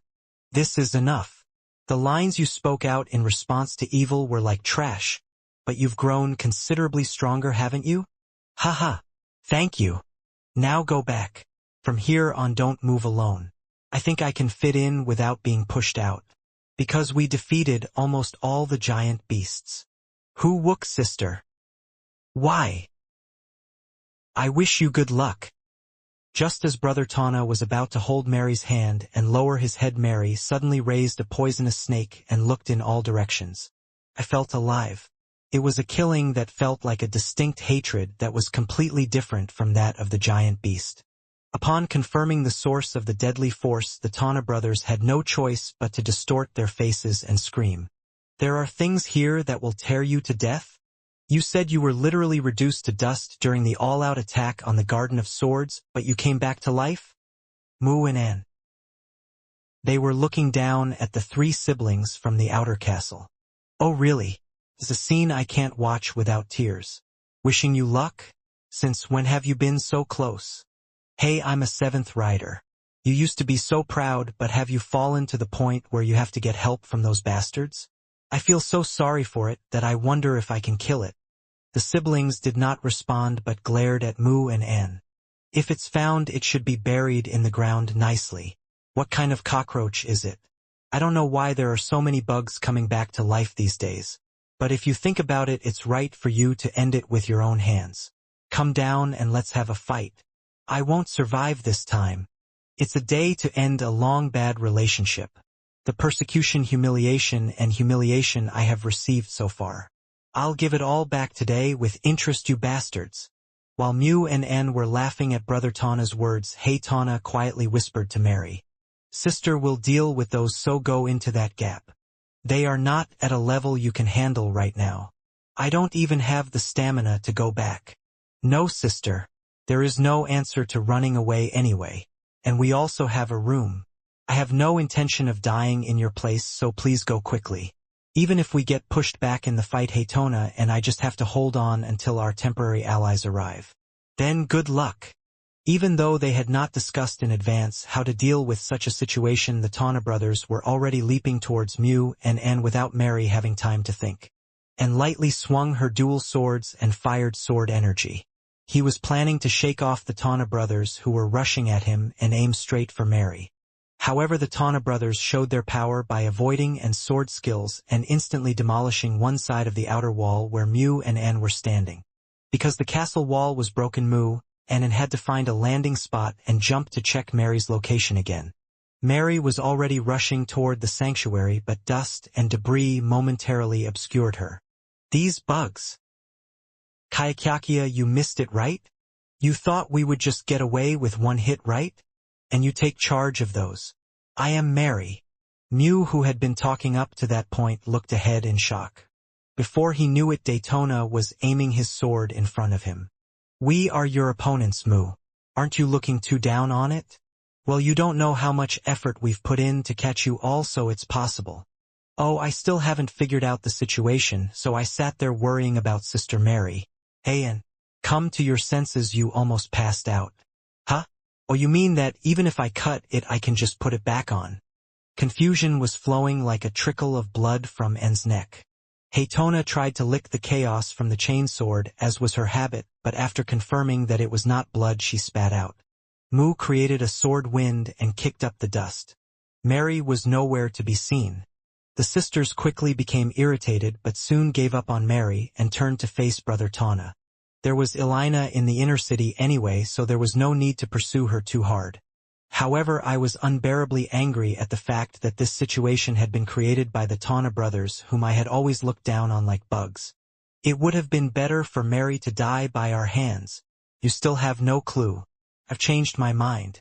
I'll deal with you, and I'll save you. You will live to see all the words of the traitors who rebelled against your mother. Eat this if it's noisy. This is the family's 11th decisive battle. 11th. There are a total of 10 decisive battles in Runkendal. Because of this, the Mew sisters wondered for a moment whether there was a decisive battle that they were unaware of. In other words, I was caught off guard. Meanwhile, the Tana brothers were already carrying out their own joint flag. I have experienced many swords in the past, but this is the first time I have seen such a messy, rambling, and mean combination of swords. How much more so would Runkendal, the world's greatest swordsman, show me this newly created decisive battle machine? Ah, are you going that far backwards? Lord Hito. It's literally trash. I've never even imagined such an ugly sword. Is there absolutely no room for improvement? No, but it's not a sword that should just be thrown away. There are times when it's too messy to be effective. Unless you are a super expert, you will be embarrassed when faced with something like this. I think it would be very effective against those who lack depth. Did you give it a name? I named it Tana Nanmu. I think it would be more appropriate to call it something like Tana Jumble or Tana-style raw eating Mexium. Namura, that's right. Still, since it's called a decisive battle, the name should be a little more polite. Be sure to use it only to embarrass your opponent and then look at winning. The reason why the Tana brothers took out the joint technique, Tana Nanmu, and called it the family's 11th secret technique was because they received such advice from Hito immediately after completing the technique. This is the family's 11th decisive battle? That can't be possible. As soon as the wild dance started, Sister Mew's face distorted. The Tana brothers, living up to their name, were already wandering all over the place. As the great sword split the ground, the chain sword cut through it, and the brothers' rampage did not stop even for a moment. The problem was that many of those attacks did not reach Sister Mew at all. Sister Mew laughed as she swatted away the occasional stone fragments. Next is the third decisive battle, the meteor shower. The fifth secret technique, light speed stab. Then when the Tana brothers started talking nonsense while they were dancing, Sister Mew started to flinch a couple of times, so she gathered her soul with the intention of suppressing it with force. There was nothing better than destroying such a baseless sword. However, the Tana brothers seemed to have anticipated all of this and launched a decisive battle just as Sister Mu gathered her energy. The fourth and sixth decisive battle of Lightning and Fall Runkendal. Daytona was in full bloom and Haytona was in full glory, jumping out of the chaos. Squeak dash. Whoops! The swords of brother and sister mixed together and a shock wave spread.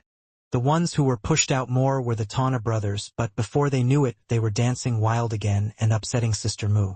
Kakiki. I was fooled again. Mu and met all of the conditions Hito had mentioned.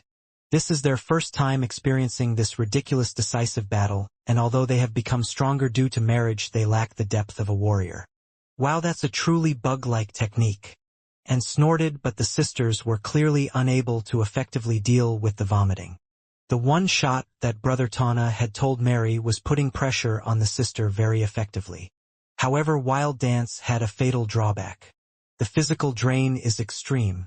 The Tana brothers could run wild in their current state for only about 10 minutes at most. The brothers could only survive if they fought it out or if allies came to their aid. After that time passes, there will be no stamina left to run away. As the fight between Brother Tana and Sister Mu continues. Even on the battlefield where they were still fighting to the death in the fields of Rickalton Castle, behind them new enemies were appearing. Jushin, are you okay? Luton shouted. A former executive knight of Runkendal, he was currently leading the youngest division to rescue prisoners. The giant beast's fist was splitting the ground and fragments were constantly flying towards Luton and the youngest division. Thanks to Hito, we were rarely attacked directly, but sometimes there were dangerous moments. It's okay. Stick to Scut and rest for a while. You can't continue the operation if you're that exhausted. Mesa, please take charge of Jushin's area for a while. Yes, Lord Luton. The field was full of huge cracks created by giant beasts. Luton caught a fruit that was about to fall through a crack and discovered that its insides led to a tunnel. This is what Lord Jean said. Padash. As soon as Luton recognized it, a ray of black energy rose from underground and passed by his cheek. Soon Luton retreated and swung his sword, attracting the attention of the youngest division. Knights wearing black robes came out of the tunnel. Luton recognized their attire as old-fashioned black blade robes from when he was an executioner. Luton. He was really alive. Was it you, Vex?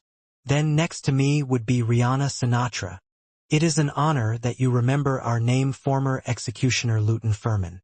Suppress Joshua Runkendal of the Black Sword Society. John name. Line Bex Rihanna, even Sinatra. Are you saying you all were part of the Black Sword Society? Vex line Rihanna Sinatra. They were the knights who belonged to the Black Sword Society and subdued Rosa when he caused Joshua to fall. Before they became members of the Black Sword Society, they had performed missions together as executive knights like Luton. I heard from Lord Jean that you guys are still acting like Rosa's dogs. But I didn't know that the family would still be there even after it got to this point. If I had any pride, I would have chosen to fight and die alongside the resistors when Rosa was corrupted. It sticks out like this. The hunting dog that was abandoned but was lucky enough to be picked up by the 12 horsemen speaks brilliantly. How about you swear allegiance to the head of the family again? Then I could become Runkendal's execution knight again. Put it away and attack. My dead colleagues are waiting for you in the underworld. Youngest division. You retreat immediately and move to another area. If possible, retreat to where Lord Hito is. There are a total of 4 Knights of Chaos standing in front of Luton. Although the numbers were smaller than the Luton side, they were already not enough for the youngest division to handle. Luton is trying to somehow give the youngest division time to escape. However, 3 black robes were already coming out of the crack on the youngest division side. It's been a while, Jean Runkendal's bastards.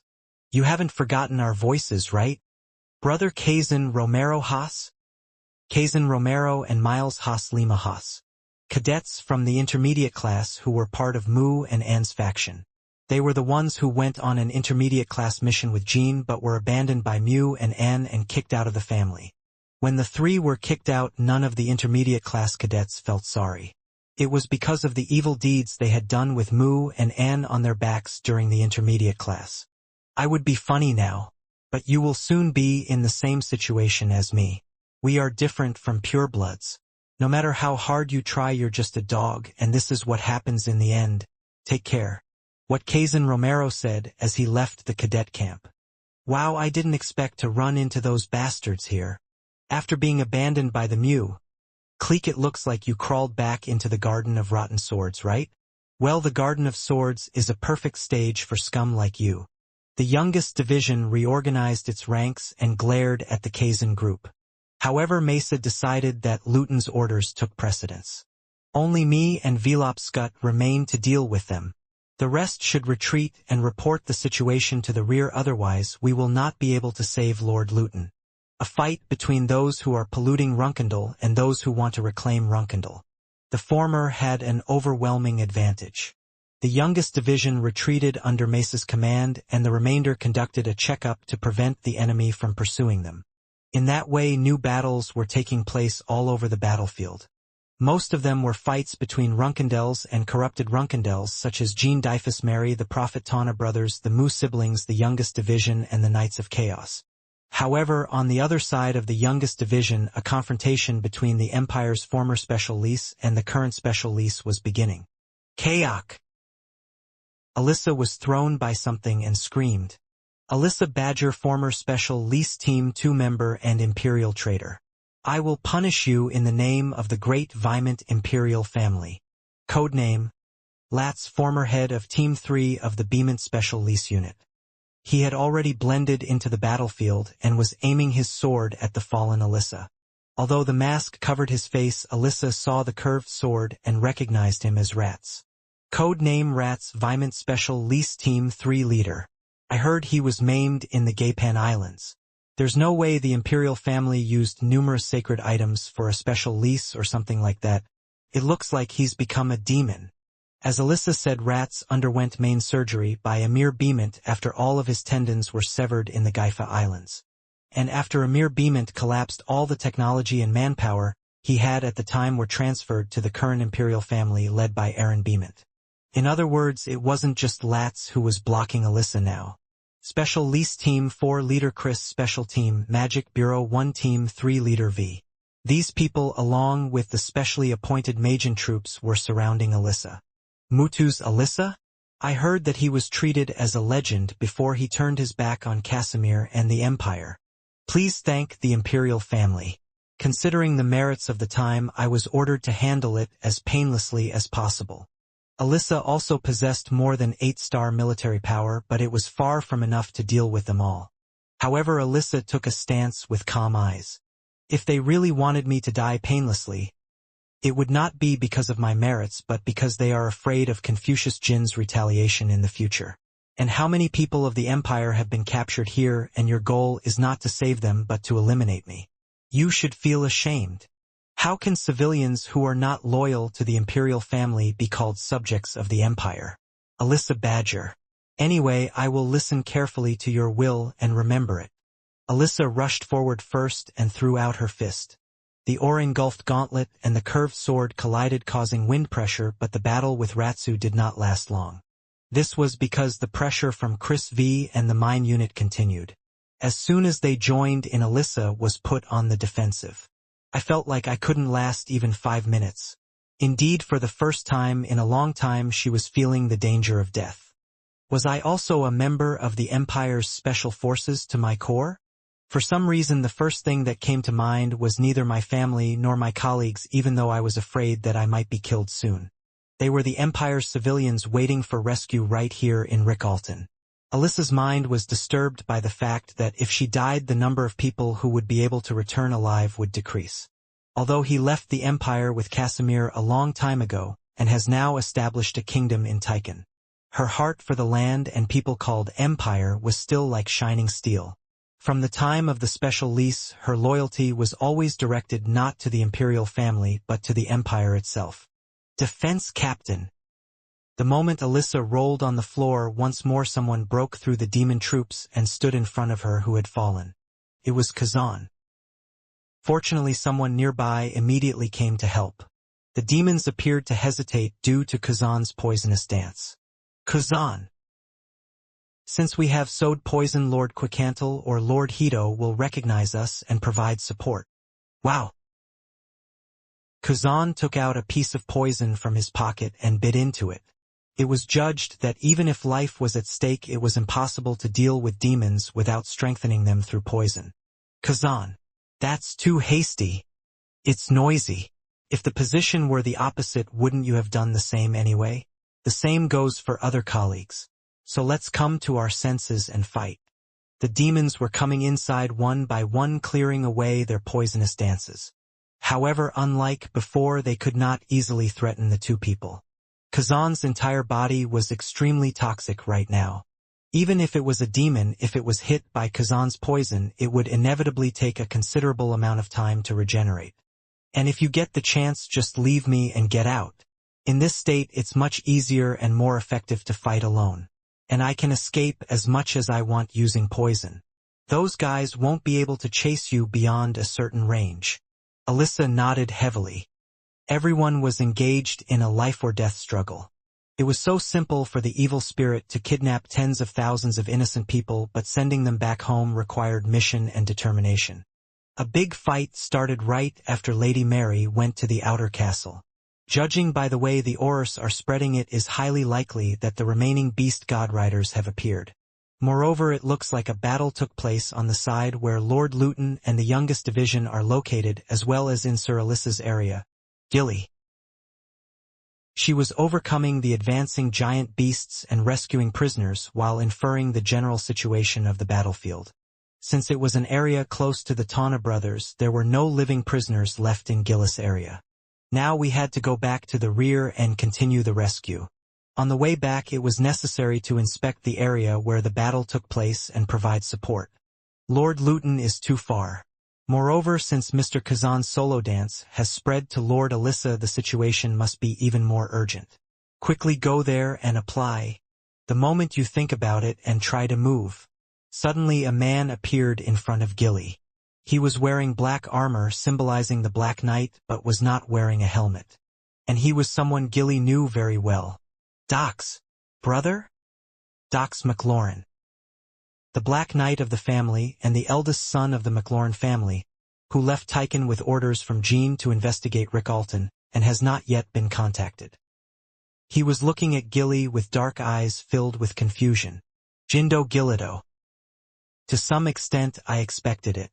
Perhaps Dox would have already died after visiting Rick Alton. Or even if he had just returned to the Garden of Swords instead of going to Rick Alton at the time, I thought there was a high possibility that Dox would have been punished by Rosa. Gilly in particular wanted to believe that. The last thing he wanted to do was see Dox pointing his claws at Jean, immersed in confusion like the other traitors. But in the end it ended up like this. Don't call me that, you lowly monster. My heart is pounding. Gilly's heart was beating like crazy. Dox had already taken out his black claw and was aiming it at Gilly. I had to come to my senses. Although it is tainted by chaos, the opponent is the Black Knight. Unlike Gilly, who has lived as Jin's nanny, she is a martial artist who is trained in various fields throughout her life. Dox's claws were firmly fixed while Gilly's claws were trembling. Stop it, brother. You keep calling me that. Are you going to listen to me if I tear your mouth open? Sigh dash. Along with the sound of the wind tearing, 3 scars were left on Gilly's left cheek. If the reaction had been even a little late, the entire left side of his face would have been torn off. Oh, but Gilly is Gilly. It must have been a long time since I stopped training, but I can't believe I'm avoiding this. Why did you give in to chaos? No, it was definitely not my brother's will. It must have been forced by an evil spirit or a prophet. It's not too late, brother. Ha, it's not too late. As long as there is no physical deformation, you can come back as a purifier. It means you have a chance, so please stop and come to your senses. TSK. You're the same as when you were young. I still mistakenly believe that you are in a position to show me mercy like you did back then. I was never in a position to show mercy to my brother. Both when I was young and now. Okay? So what were the many looks of sympathy that were looking down on me back then? Sometimes I lost on purpose, as if it was a joke. Dox, steeped in chaos, was addicted to the inferiority complex and hatred he had towards Gilly in the past. One day the low-income person his father brought in surpassed him even after less than a year had passed since he started training. From then on Dox was never able to defeat Gilly until she became Runkendel's nanny and left the family. That was something that even the head of the McLaurin family, who brought Gilly in at the time, did not expect. He saw Gilly by chance and decided that he was just an excellent martial artist, so he brought him in to become Dox's practice partner and shadow. From then on the McLaurin family had an uncomfortable time for everyone for a while. The ones that should be blooming are the Doxes, but instead only the Gillys were in full bloom. Gilly's growth was known to the outside world so quickly that McLaurin was unable to deal with her. Naturally, Gilly became isolated within the family. Dogs became more and more crazy and began to attack Gilly, and she did not resist. Still, he feels that the only reason he survived out of the slums was because he was adopted by McLaurin. Still, he was grateful to the people in his family who were very good to him during the first year. Still, he hopes that one day he will become a member of the family and get along well with everyone. Above all, Gilly didn't really hate Dox for being cruel to him. She was a person who could never be cruel to someone she had given her heart to. Runkendel recognized Gilly's temperament and hired her as Jin's nanny. Pity? I just wanted to become closer to my brother. Because I was young and dull, I didn't know what to do. It wasn't until later that I realized that my actions back then had hurt my brother. I was going to apologize sometime if I had the chance. It's an apology, so there's no need for that. Because you were just stronger than me. However, unlike you, I am a mean person, and I have no intention of showing you mercy right now. You die here today, with the people you love. As the dogs began to attack again, Gilly's shaking eyes gradually turned cold. Despair. If he died here, Jean would definitely despair uncontrollably. So I had to cut down Dox somehow. Even if it meant putting him in despair, he had to stop Jean from suffering. Because she is Jin's nanny. I can't help it. I will tell you again why your brother could not defeat me even once during those times. If Gilly had continued to train as a knight of McLaurin instead of becoming Runkendel's nanny, she would definitely have been able to keep her word. But Dox is the Black Knight. Even though his potential was much lower than that of Gilly, and he is currently in a corrupted state of marriage.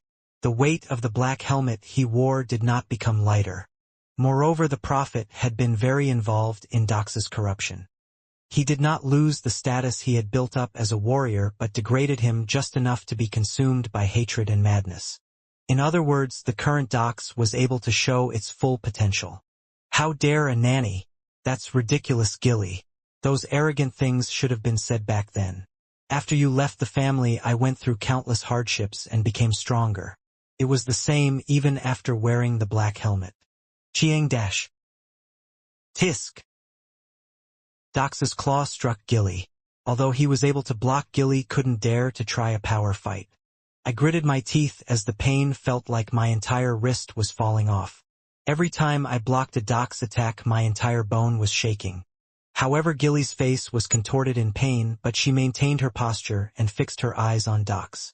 Chloe, who was no longer trembling, had a strange aura forming on her. It's not bad considering I've had such a comfortable time. Dog's one-sided attacks continued without stopping. Gilly had to exert all her might at every moment, but Dox was relaxed as if dealing with a child.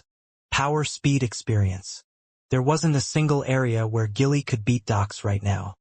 He knew best that the words he spoke confidently were only intended to provoke Dogs even a little and were unrealistic. That's it. What on earth are you trying to tell me? Crack. Immediately after Dox finished speaking, Gilly heard the sound of his left wrist being twisted. While their claws were tangling, Dox suddenly broke Gilly's balance and struck his wrist with his elbow. Kayak! Gilly groaned and hurriedly walked to the left. However, Dox did not give her a chance to escape and attacked the same spot again. Once again, the crushed bone sharply pierced the inside of my skin. This is my first time hearing you scream. Ha, so are you satisfied? No, I'm disappointed. Still, if you were that monster like Gilly, no matter how rusted you were, wouldn't there still be something great about you? I had that thought. I am not a monster, I am just an ordinary person. The monster is my brother. No, it must be the people who made him like this. But it breaks too easily. To the point of futility. Doc stopped attacking. Gilly took advantage of the gap and quickly wrapped the broken wrist with a bandage. I couldn't wrap it well because I was conscious of the poison. Cold sweat broke out all over my body and my breathing was becoming increasingly difficult. Ha! Dox let out a long sigh. The Gilly he remembered was nowhere to be seen in that frail appearance. Soon Dox took something out of his arms and threw it in front of Gilly. Gilly flinched and tried to fight back when he saw that what had fallen to the ground was a black pill. What is it? They say it is a pill made by a prophet. If I eat this, will I become like my brother? Your body temporarily recovers and your energy explodes. Of course, there is little chance of you defeating me even if you swallow Handan, but wouldn't it be better than dying like this? More than anything, I want to see you again at least once. Your old self. Gilly trampled on Handan as if it wasn't worth worrying about. No need. It's a strange thing. When McLock was praised as the greatest genius, he acted as if he had no pride, but now he is stubborn even when he is on the verge of death. Gilly took a breath and aimed the claw at Dox again. At that time, the reason I stayed quiet even though I was hated and ostracized by my family was because I took on the surname McLaurin. It's not that I don't have pride. You have never been McLaurin. No matter what my family and brother thought of me, I never once forgot that I was McLaurin. Every sword I have was something I learned from McLaurin, and all the happiness I have gained in life was obtained from McLaurin. That's why Gilly never told Jean and his colleagues about his past as McLaurin. I'm sorry, Master. Why are you sorry? My family is being disrespectful to you. That's probably because of me. It's okay, Gilly has nothing to be sorry about.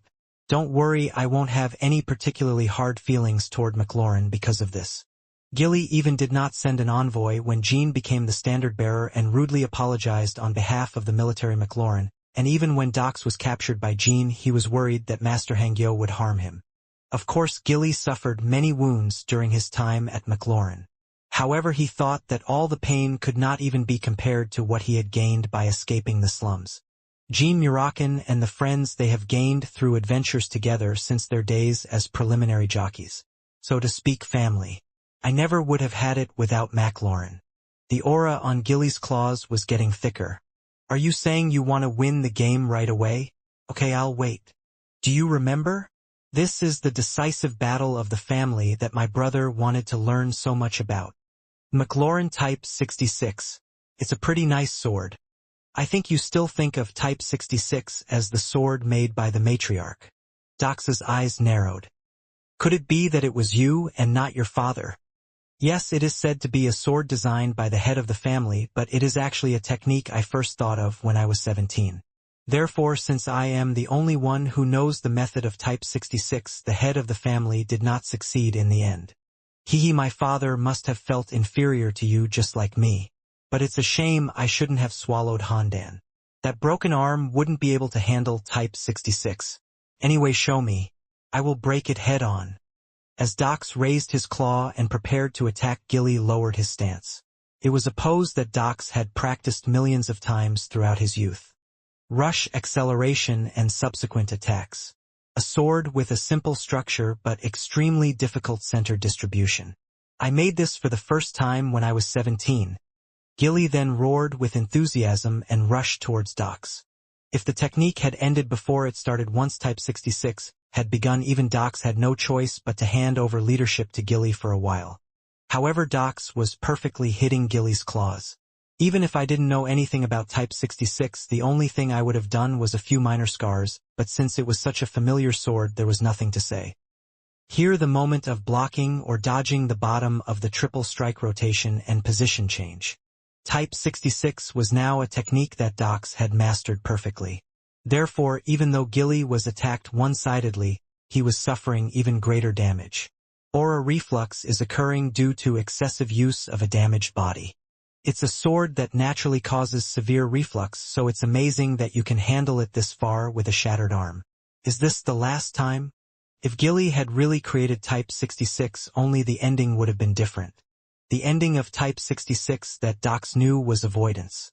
This is because if the opponent is still alive even after Type 66's consecutive attacks are completed, they must retreat. Therefore Type 66 was a close call.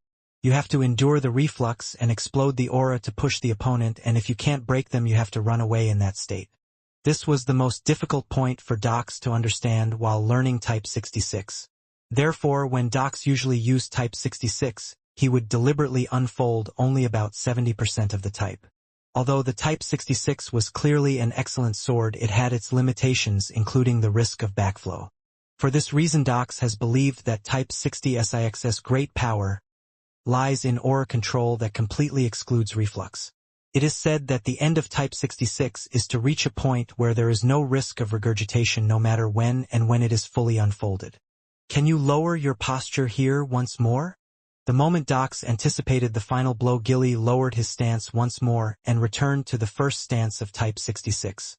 Gilly then planted both claws into the ground and raised his upper body like a roaring beast. At that very moment Docs found out what the true ending of Type 66 was. It was a suicide bomber. That's why Type 66 was so extreme.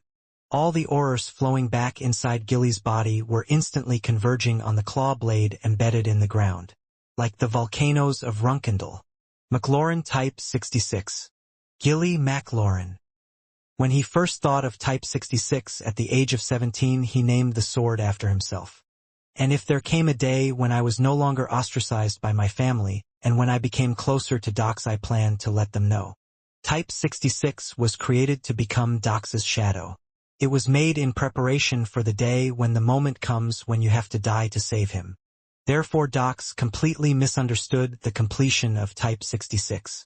In order to completely finish Gilly McLaurin, I had to learn how to use, rather than control the aura reflux to avoid it. Rather, the end of Type 66 is to bring the reflux to the end and explode it all at once. But now Gilly had no intention of dying for Docs. Even though she was hated so much, she still had affection for McLaurin and Docs, but the only people she could give her life to now were Master and Murakan's colleagues. The energy is quite fierce, but there is no need to avoid it. The moment it explodes, the only person who dies is you. This time my brother won in the end. No, to be exact, this time too, I guess. If he had swallowed the horn I gave him, it would have been a bit burdensome. Squeak dash.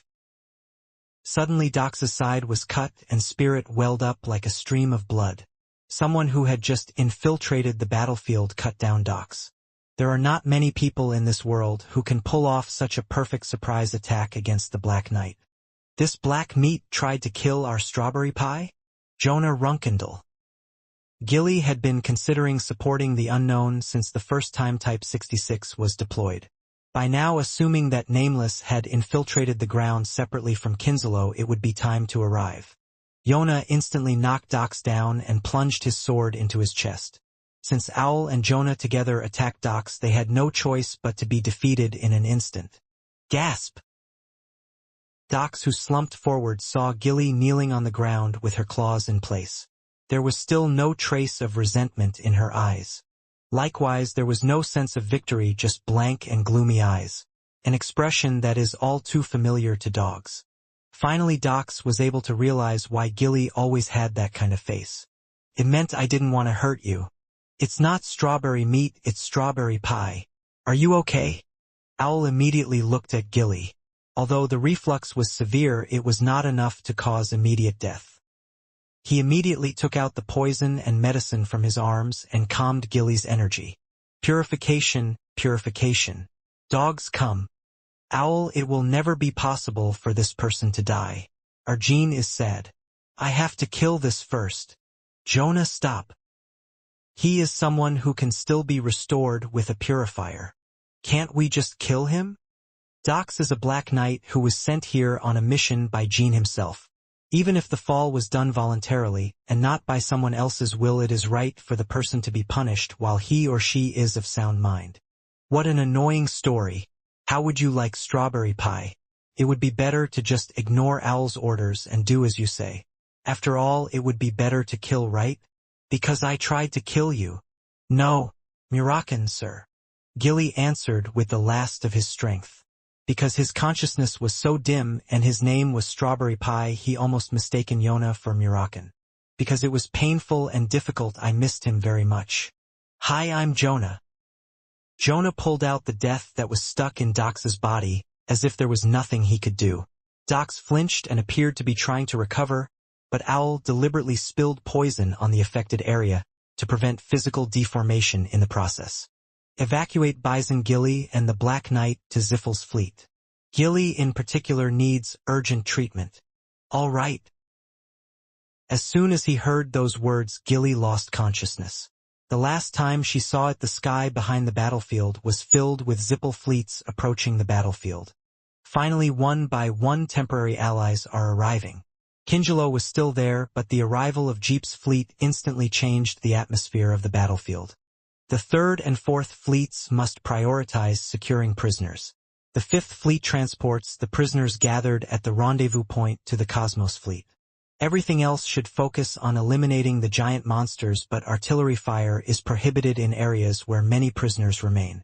The crushing cannon should only be used against monsters that do not take prisoners. Yes, Sagaju. The contract wizards of the 1st Ghost Troop and the 1st Magic Tower should work in conjunction with the dragons and assist the Black King Leader and Julian to rescue the prisoners hanging from the monster's head. Under Baradin's command, the fleet began to disperse. The giant beasts were only aware of Hito's attack the entire time, but when the fleet's attack was suddenly added, they appeared flustered. The rescue operation was finally getting closer to what the Temporary Alliance had originally planned. The wind of reversal began to flow in each fight that took place throughout the battlefield. Wow! A huge flash of light struck one side of the battlefield like a giant spear.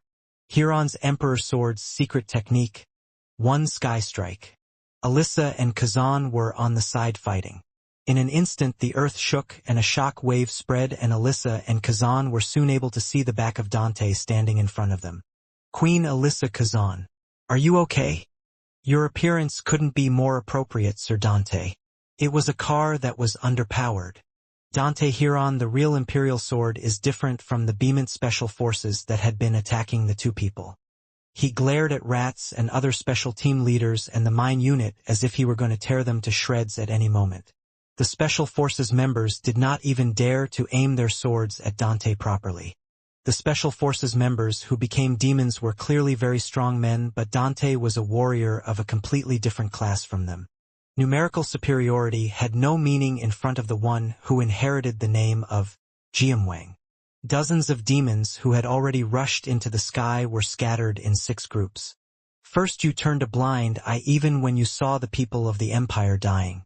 Second, he attempted to assassinate Queen Tychon. Third, he chose to abandon the Empire and humanity and become a dog for the Imperial family and evil spirits. I will personally carry out the execution for that crime. The moment Dante's eyes looked murderous, V's head fell to the ground. The special team leaders could not properly recognize the moment Dante's sword moved. At the same time, a blue sky flash swept in all directions, slaughtering the demon troops. Chris's limbs were cut off in an instant, and he rolled around on the floor. At least Rats dodged Rashid's sword a few times, but that was all. Squeak, squeak. Suddenly Ratsu's right hand holding the curved sword fell to the floor. I couldn't see it at all.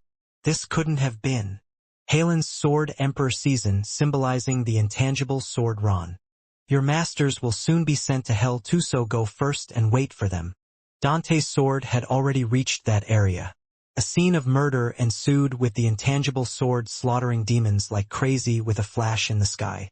No matter how great the demons' regenerative abilities were, they could not survive Dante.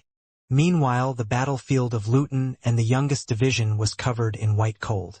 Cirrus Endorma, the Lord of the Big Palace, is leading the 7 swords of the Big Palace and unleashing the power of Manbing. Sir Luton Furman. Cirrus extended his hand to Luton, who was on the defensive and kneeling on one knee. Luton momentarily mistook the hand for Talaris's.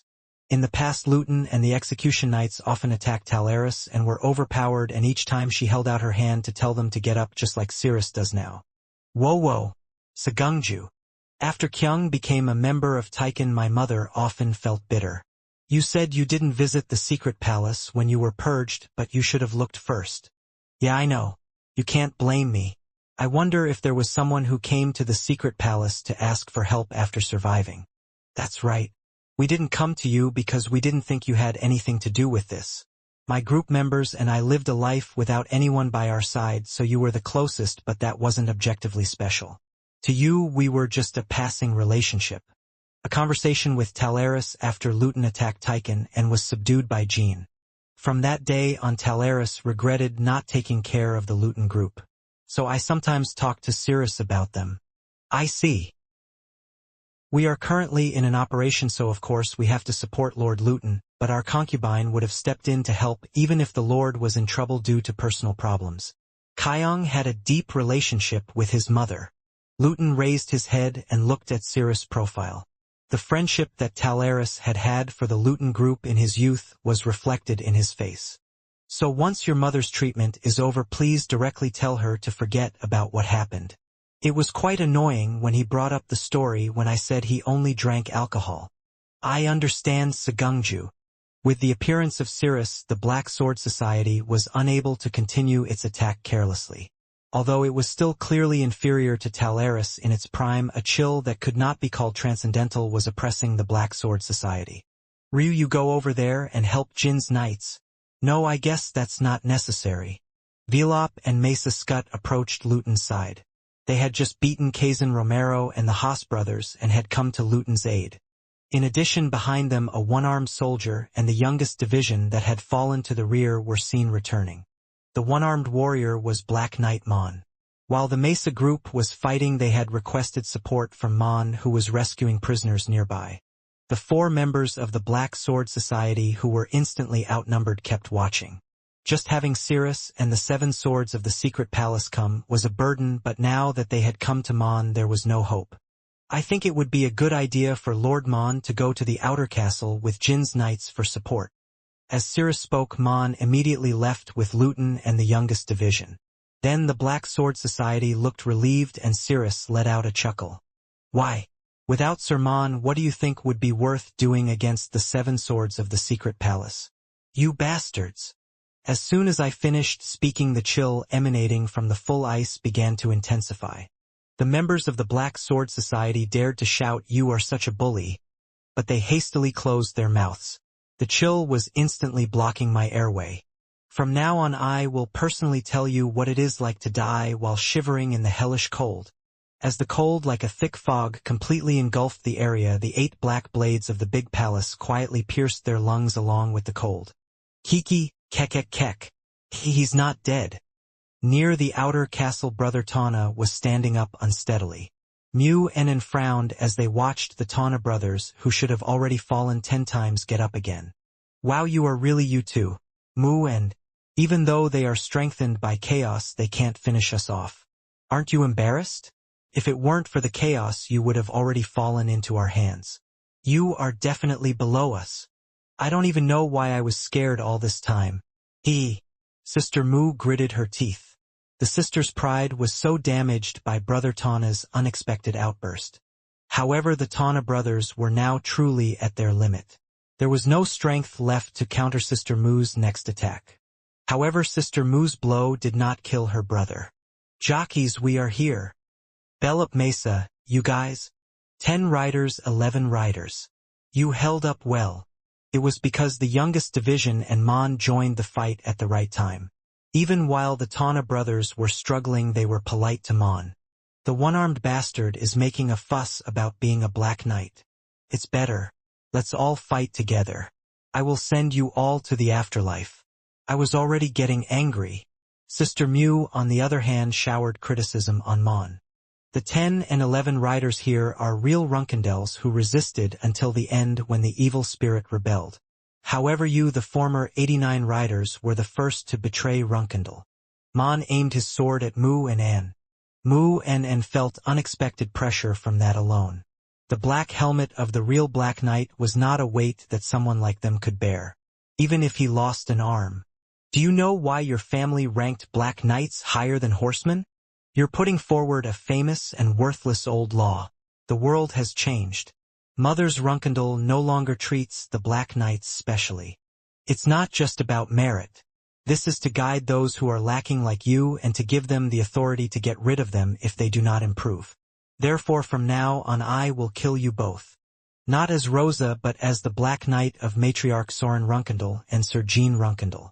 After talking like that, Mon's eyes were shining inside his black helmet. The moment Mon's sword began to put pressure on Sister Mu and shake the entire outer castle, Mary stopped for a moment and looked back. It is at least the energy of a Black Knight-level warrior. Has Lord Mon come to support the Tana guys? There was more gunfire, and along with it I felt that the vibrations being transmitted to my inner body became more intense. It was evidence that reinforcements from the temporary alliance had arrived. So Mary decided that it would be better to stop infiltrating, wait for our troops to arrive, and then move along. There was no reason to take the risk. Until now it was necessary to find out the internal situation first, even if it was excessive, but now if he made a mistake on his own it would actually be a nuisance to his allies. Prisoners trapped in the castle, the Prophet Tana brothers and their allies fight to the death. Jean and Dyfus are known to have moved somewhere and started a fight. There were countless factors that made her anxious, but Mary calmly turned around. The intention is to go to the entrance of the castle and wait for our allies.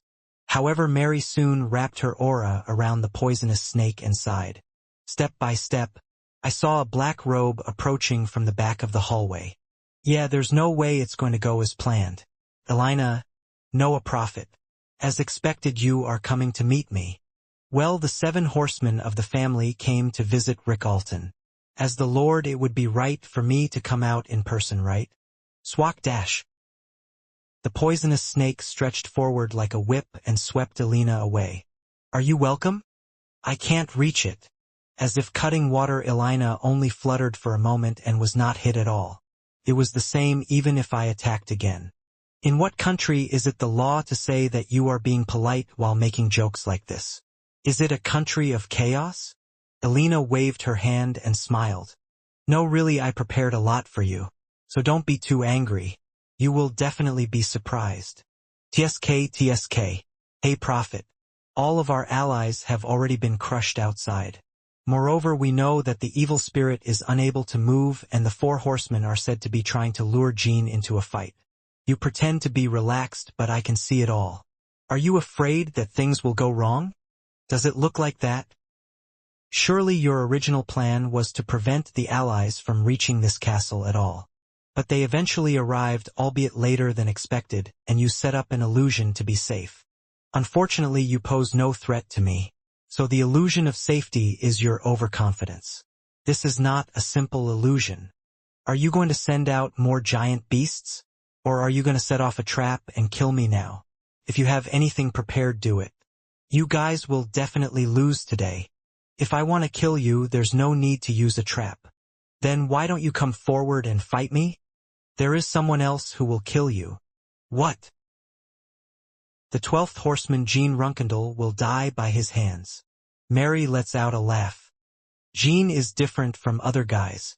No matter what happens, that guy like Sister Mu, who was outside like other chaos armies, like Rosa, like the 4 horsemen, will never become corrupted.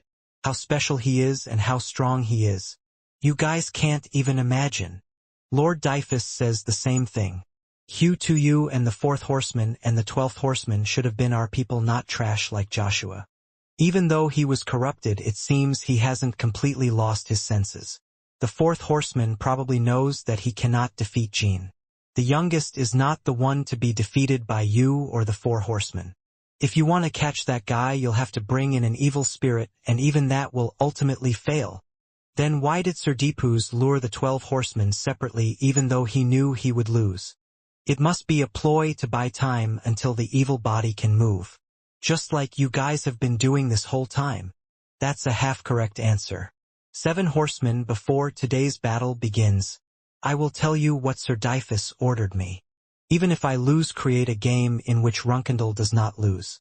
Elena continued talking and took off her hood. The 12 horsemen do not have to accept chaos to harm you. Lord Dyfus never even considered corrupting him in the first place. Instead, like this, the moment Elena said that, Mary hurriedly took steps and swung the poisonous snake. This was because suddenly a huge energy came out of the air and attacked him. It was brain power. It is also a power that clearly reflects Jin's unique and powerful power. Excluding the Ming Dynasty, Jin was the only human who could handle this type of brain energy. Even that was just the beginning. Before I knew it, brain energy was spreading everywhere. No matter how many times I checked, it was clearly Jin's energy. I will kill you without you even knowing. I've taken steps to ensure that all the energy wasted while fighting Lord Dyfus hits this spot right now. Me and Sir Deepu's together. Would you say it is a variation of the power of dimensional movement? Big. Mary, who had been pushed out by brain power, gritted her teeth. As you said, when the matriarch is away, it's not easy for us to gain the upper hand in a firefight, right? So I prepared really carefully. Even if the 12 horsemen do not become corrupted, falling into the abyss of despair is inevitable. As Mary said, Jin never corrupts. Dyfus recognized this fact early on and acknowledged that he could not defeat Eternal while still being injured. That's why Diffuse took a completely different approach. Also, as everyone knows, excluding the evil spirit, the current Jin was practically the strongest. Even a warrior like Mary could barely last a few minutes if she fought Jin properly. Jin's attack was falling into Rickleton's defense. Only a few seconds had passed, but the hallway where Mary was standing was already destroyed beyond recognition. How is this possible? There was no time to worry about that. It felt like a turbid torrent was rushing through my head. Of course, not a single one of her allies, including Mary, expected this to happen. Yourself die. And that too through the strength of the youngest. Even if that were to happen, Mary had no intention of blaming Jin, but the weight of despair that Jin would have to bear would be indescribable. Besides, not only will I die, but if this continues, my other colleagues will also be affected by the youngest's energy. Right now, Jin's energy was only spreading towards my inner side. However, it is unknown how long its scope will be limited to tolerance. If Jin's energy spreads to the outer walls and the battlefield, not only were tens of thousands of prisoners exterminated, but the deaths among our soldiers continued to increase. Jin will hear all about it after the battle is over. No matter how strong the youngest person is, if something like that happens, collapses. It had no choice but to collapse. No human being could have lived safely after experiencing something like that. Those who survived, especially his colleagues, will tell you that it is not Jin's fault. Jin would never think like that. Whoops whoops. PZZZZZZZT-. Some of the thunder energy that destroyed the 9 swords of the 2 gods struck down Mary. I managed to throw it away, but my collarbone was broken and hot blood burst out from my throat. Elena licked her lips with her tongue, as if she was very satisfied with the sight. What do you think? You can still win? Do you think I'm worried that things will go wrong? I am a prophet. What I say will eventually come true. Today Jin Runkendal will kill a lot of people. I was hit. Mary had no choice but to admit that fact. There was no apparent breakthrough. All she could do was swat away the brain energy. But for some reason, Mary felt that the fear and worry about Jin that had filled her mind were suddenly washed away. It's like the moment when religious people encounter the voice of God in a desperate moment. Giant beings sometimes give unfounded beliefs at times like this. Mary was realizing that she had been treating her youngest child that way. Jin was that kind of person, not only to himself but to his family and all of Tychon's colleagues. You are quite strong too.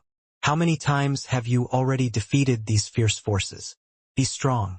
The more miserable the traces left, the better. Yes, just like you said, this is a real crisis, but wow. Mary rolled on the floor once more and vomited blood. It's strange.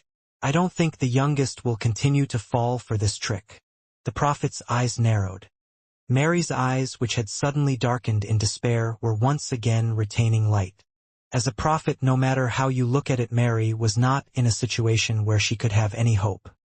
Did you eventually go crazy facing this kind of death? That's a look that only suits common weak humans. No, it's just, I still can't picture Jin being harmed by you guys. And we are not a group of poor prophets like you, but a group of recorders. By now our recorder will have smelled something unpleasant, and one of his colleagues will have gone to inform Jin. Yes. Either way, soon your entire body will be torn apart by the energy of the 12 horsemen. I guess all I can do is endure it 2 more times. Mary stood up, swatting away her brain energy. His legs were shaking as if he would collapse at any moment, but the poisonous snake was shining fiercely. If you really think so, would you like to make a bet with me? I'm betting that no one will die from Jin's energy. Twice? You can block it 10 or 20 times. So if you want to see me die, come out yourself. Because I will never end up in Jin's energy. Mary continued talking and glared at Alina. The battlefield between Jin and Dyfus outside Rickalton. The wilderness was breaking apart. Like a gigantic storm, the thunderous energy that spread from Sigmund the Sword of Lightning swept through the entire sky and earth. A considerable amount of time has already passed since the two people teleported away from Rickalton Castle. Even though the battle was so intense that the entire terrain of the wilderness was distorted, there were still no significant injuries to the two men. They are unable to strike a decisive blow against each other. Jin was the one wasting more energy. This was because while Deepus could easily hit and run away by flying, Jin had to spread his brain energy to the point where he could control the entire battlefield to put pressure on him. However, even though Jin was wasting his power, it did not mean he was lacking. On the contrary, Deepus was impressed as he pushed out the brain energy, which was becoming more and more intense as time went by. You have this kind of power without having been given power like me. I understand why you rebelled against your mother. You probably didn't feel the need, Dyfus said as he dodged the thunderbolt. But not everyone can do it like you. Jin didn't answer but just watched the thunderbolt disappear somewhere before it struck the ground. It's not the first time this has happened. Continuing from before, my attacks that the fourth horseman dodged or parried are disappearing. At first Jin didn't even notice. Because the attack was so intense, there was no time to even check the afterimage of the sword that was thrown. However, the two men's battle was now losing balance. The taut line was pulled slightly toward Jin. There was only one reason. This is why even if Deepus received some of Rose's power, he could not become stronger than Jin. Even if it was intact, the same would have happened, but since it received irreparable damage from eternalization and used teleportation excessively, the gap widened even faster. Where do my attacks that disappear like that go? Is it going to be returned to the fourth horseman in some way, or? It looks like they're worried about the guys left at Rickalton Castle. I see that you keep getting distracted even though you have just started to push me. Tisk dash. Defuse said as he struck Bolgar. Jin raised Sigmund and fired a thunderbolt, and he was able to see that the thunderbolt that missed disappeared as well. You guys just focus. I don't think it's appropriate to fight with me if you dodge and attack afterward. Suddenly Jin recovered all the brain energy that filled the battlefield. Dyfus slowly descended and shrugged his shoulders. You have a good sense of vision. I didn't know you would already notice. If I was worried about my comrades, I would have tried to get back to Rickalton Castle somehow. I'm not going to fight like this in one place with you. Jin changes his sword. Honestly, I don't know why there is post-processing for missed attacks. But it doesn't matter now. The search war is over, so you won't have time to do things like that from now on. A pure white aura enveloped Bradamanti. The quietly shining aura gave off an atmosphere that was completely contradictory to the thunderbolt that had been violently trampling the entire wilderness. Is it okay if I leave my brain energy and spiritual energy alone, and use lower-level power? The reason Jin changed his sword was to minimize missed attacks. Because the nature of Noigi itself was too ferocious, many attacks were inevitably spilled. Also, the reason I chose Aura instead of Reiki was to save power.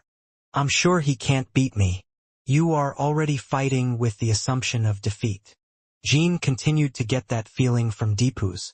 In fact, every response Deepus made after the operation began was a tactic to buy time. Separate Jin from his colleagues, deploy illusion magic on Jeep's side, and deploy the most troops on Kinzelo's side. It was still the same now.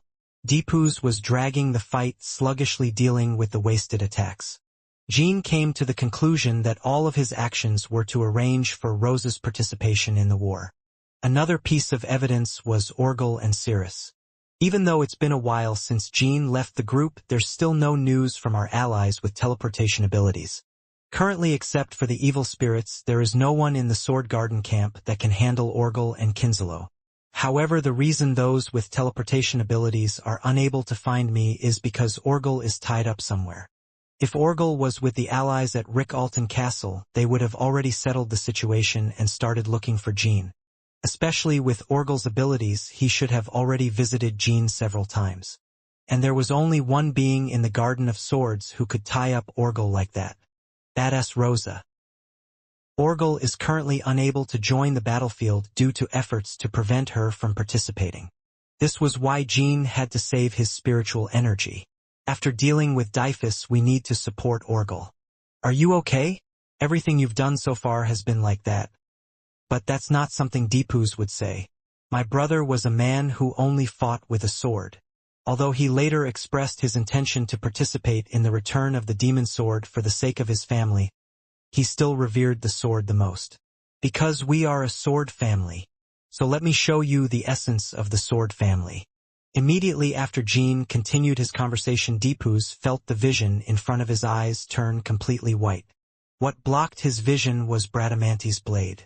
The reaction was slow because I had become accustomed to the speed of brain power. Jean was waging a decisive battle against Runkendal at a speed that surpassed that of lightning. The sixth decisive battle of Runkendal Lightning. The decisive battle he fought during his first mission to kill Barton with Deepus. Jean chose that sword to start with. Dyphus hurriedly took steps and spread his wings. However, at the place where he flew up, another Runkendal decisive battle plane was already falling. Runkendal third decisive battle meteor shower. There is no place to escape. Before he knew it, hundreds of swords covered the sky, cutting through the clouds and confusing Dyphus' vision. Although the rapid increase in battle speed was disconcerting, it was at a level that Deepus could easily deal with up to this point. It was also possible to send missed attacks to Reincarnation Castle. However, Jean knew in advance that he would not be able to afford that. This means that you have learned all of Deepus' patterns and responses in exploration battles. Jean was confident that he would push forward without giving Deepus any time to catch his breath, let alone to deal with the attack. Just as Dyphus was about to block the 5 meteor showers and send the deflected attack to Reincarnation, Jean had already launched his body in the twisted trajectory of the meteor shower and unfolded a new sword. The first decisive battle of the Supreme King, meteor smashing. This time, in contrast to the meteor shower, the appearance of sword energy rising from the ground continued. Unlike the real supreme sword that Ron wielded, the sword energy did not glow gray, but Jean had acquired the sword he had seen in the Sword Emperor's temple by modifying it to the Runkendal style. I received help from the Tushan class when training at La Perosa. When the meteor shower and the meteor destroyer collided with Dyphus at the center, one of Dyphus' wings was torn off. 2 seconds to play. No matter how fast it is 2 seconds. This was the speed that was confirmed earlier by tearing off Deepus' wings several times with the throwing weapon. However, Jean prepared the next sword even faster than that. Runkendal's fifth secret technique, light speed stab. The auras were shaking inside his body and his center of gravity was constantly distorted as he was performing multiple decisive battles at once, but Jean showed incredible strength by performing a thrust at the speed of light a little faster than 2 seconds. A beam of light pierced through Dyphus' remaining wings. For seconds for aura reflux to calm down. The reflux did explode. Jean closed the distance with Dyphus, who had fallen, calming his backflow while he regained his stance and slashed away the remaining sword energy from meteor shower. Deepus was no longer able to deal with Jin's swords that had missed because he was blocking the attack. When 4 seconds had passed, the distance between Jean and Deepus was 20 steps.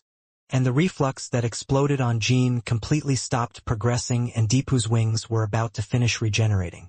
You would have realized it by now. No matter what I do, my sword is faster than regeneration. As expected, Dyphus did not struggle to widen the distance but instead approached Jean and swung Bolgar. A huge blade soaked in chaos was falling on Jin's head. However, what Jean saw as he changed his sword was the end of this fight.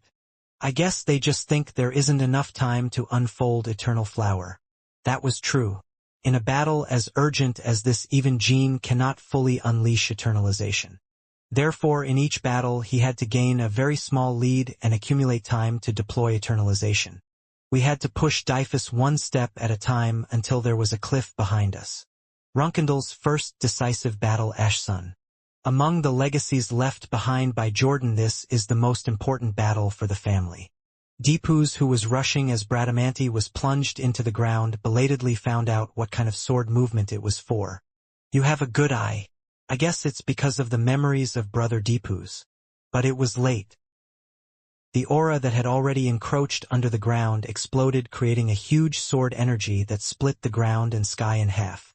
Dyphus hurriedly stepped to the side, but the sword energy of Watchin soared from that side as well. Even the fragments of aura left in the sky by the meteor shower and meteor smasher were swept away by the clean water and were crushed. Aya! The fragments of the shattered meteor shower pierced Deepoo's back, and the sword energy of the ashes pierced the ground with increasing ferocity and rushed into the sky. One of them was seen swallowing the newly regenerated left wing and left arm of Dyphus entirely. If it had been the right arm holding Bolgar, the battle would have ended at this point. However, the battle continues and the game is already over. Jean was sure of that. Deepoo's also went into battle assuming defeat from the beginning. Even though Deepoo's knew he would lose, he pulled Jean out of the battlefield and induced a one-on-one match. To buy time for Rosa to move. Also to make Jean despair. Jean gritted his teeth once as he thought about his intention. If I end up killing you like this, do you think I will despair? Don't be mistaken, you are the fourth horseman of evil. Me and Sister Mary have finished preparing to send Brother Deepoo's away. Immediately Jin's eyes widened and he finished his attack and swung his sword at Dyphus again. Dyphus' body was trembling in the afterimage left by Watchin. Spirits welled up like blood from the torn-off left arm and wing. From now on, the sight of two people tangling cannot be called a fight. Dyphus was cornered and barely able to swing Bolgar, and Jean constantly stabbed his blade into his gap. Every time that happened, a large hole appeared in Deepoo's body. If Deepoo's were human, he would have died more than 10 times already.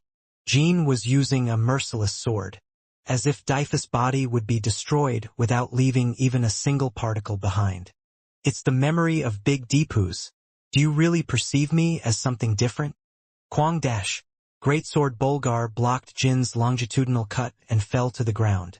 You've been saying strange things since a while ago, like you're the chaotic bastard who swallowed up your brother. I know you're excited about winning, but look at it straight ahead. I am Deepoo's Runkindle, your older brother. There is no one in the Garden of Swords who can bear the name Runkindle anymore. TSK, in your position that could happen. However, it is difficult for you to keep treating me like someone else. Not only is that not true, but it's also disrespectful to others who don't bow down even when they're cornered youngest child. Suddenly the atmosphere of Deepoo's changed. The swordsmanship, which had lost its balance due to being on the defensive, quickly stabilized, and Bolgar retained the destructive power as before. Is this the last struggle? I had always kept in mind that Dyphus had some power to spare. It wasn't self-destruction, it was reinforcement. Whatever it was, it didn't matter. Even if it was a self-destruction of the size of a volcano during the decisive battle, it could be prevented, and even if Dyphus became stronger, the same would be true. But Jean soon learned that that was not the only change in Deepoo's. The great sword Bolgar began to glow with a pure white brilliance instead of its spirit. An aura exuding Runkindle's unique ferocious energy shone on Bolgar. Jean momentarily widened the distance and made eye contact with Deepoo's. He was laughing like a madman and breaking the horn on my forehead. Do you still think I'm someone else and not your older brother? The darkly amplified voice returned to its original tone, and the wings on its back fell to the ground like withered flowers. Instead of blood, hot red blood flowed from wounds all over the body. Did you reverse the body transformation? Deepoo's stood in front of Jean again, looking just like his old self. Naturally, this was something that was not included in Jin's expectations. Answer me, youngest. Earthly. It is inevitable that you and I will become enemies and fight. But at least you shouldn't do anything to alleviate your guilt by recognizing me as someone else. If Deepoo's had shown his old self and begged for his life, Jean would have immediately thought it was a modification to save his life. However, Deepoo's eyes, which had returned still, had the fighting will of a man ready to die. On the other hand, Jin's heart couldn't help but waver for a moment. While you were away training at the closed palace, I had no choice but to fight a pretty tough fight as the fourth horseman of the family. With the merry guy, Dyphus said so and struck Jean with his bolgar. Jean did not take his eyes off Deepu's as he parried the sword strike. No matter how many times I looked, it was Deepu's. Once my mother accepted the chaos, the family changed in an instant. Many people, including me, tried to fight against him, but there was no way. Those who resisted mother were just chased and killed every day. But do you think I resented you back then? Jean was unable to respond to the subsequent comments. I didn't blame anyone. Even though the family was inevitably changing, my father, sister Luna left alone with no sign of returning, and even my mother who oppressed us at the time. Why would you do that? That's because I thought it was all a result of my weakness. So what are you saying? But throughout the fight you resented and hated me, recognizing that I am not Deepu's Runkindle but a monster of chaos. Am I not myself who accepted chaos from you? Are you saying that this is a problem you can decide? Joshua is Joshua even though he is tainted by chaos, but am I no longer Dyphus? Don't you dare compare that bastard with brother Deepu's. You're still ignoring me. Jean is the youngest. Let me tell you one thing. Sharing mother's power is impossible without self-will. Even if my mother tried to force me to give it to her, I couldn't accept it. It means that I became a fragment of the evil spirit of my own will. Jin's pupils widened and also shook. However, after a few seconds, Jean quickly composed himself. Even if everything Deepu said was true, nothing would change. I know what you mean. Whatever the reason for choosing chaos, in the end it's a shame it ended up like this. Don't let me resent you either. Okay, it should come out like that. The brothers' swords were entangled again. As soon as the attack and defense began, the number of residual wounds on Deepu's body increased. The wound no longer healed. Unlike before, now if you get fatally wounded just once, Dyphus will be over. Jin's sword still had no mercy. Is this the area my brother reached before he was tainted by chaos? You're strong. Even a person this strong could not resist chaos. That's what I thought. However, being strong is only an objective standard. In fact, Deepu's sword could not be a threat to Jean, who had risen to the rank of the strongest. Aya! Bradamanti cut Deepu's waist. Blood poured out from the open wound. Immediately afterward, Deepu's movements became noticeably slower. Monsters steeped in chaos don't care about these injuries, but humans slow down when they get hurt. That sight broke Jin's heart. Jean silently swung his sword. Every time the blade cut, tore, or pierced Deepu's body, a frighteningly vivid sensation ran through his hands. The feeling that someone is killing their brother.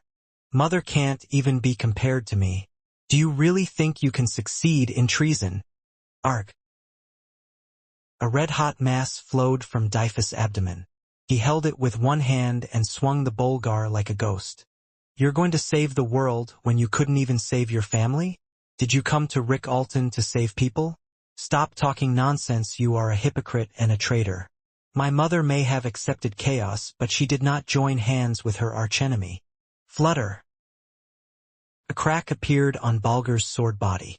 The sword's lifespan is coming to an end as it withstands Jin's continued onslaught. Once, twice, 3 times.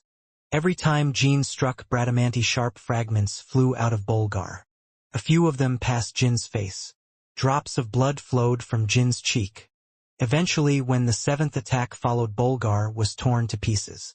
Dyphus was radiating deadly force even though his sword and body were completely destroyed.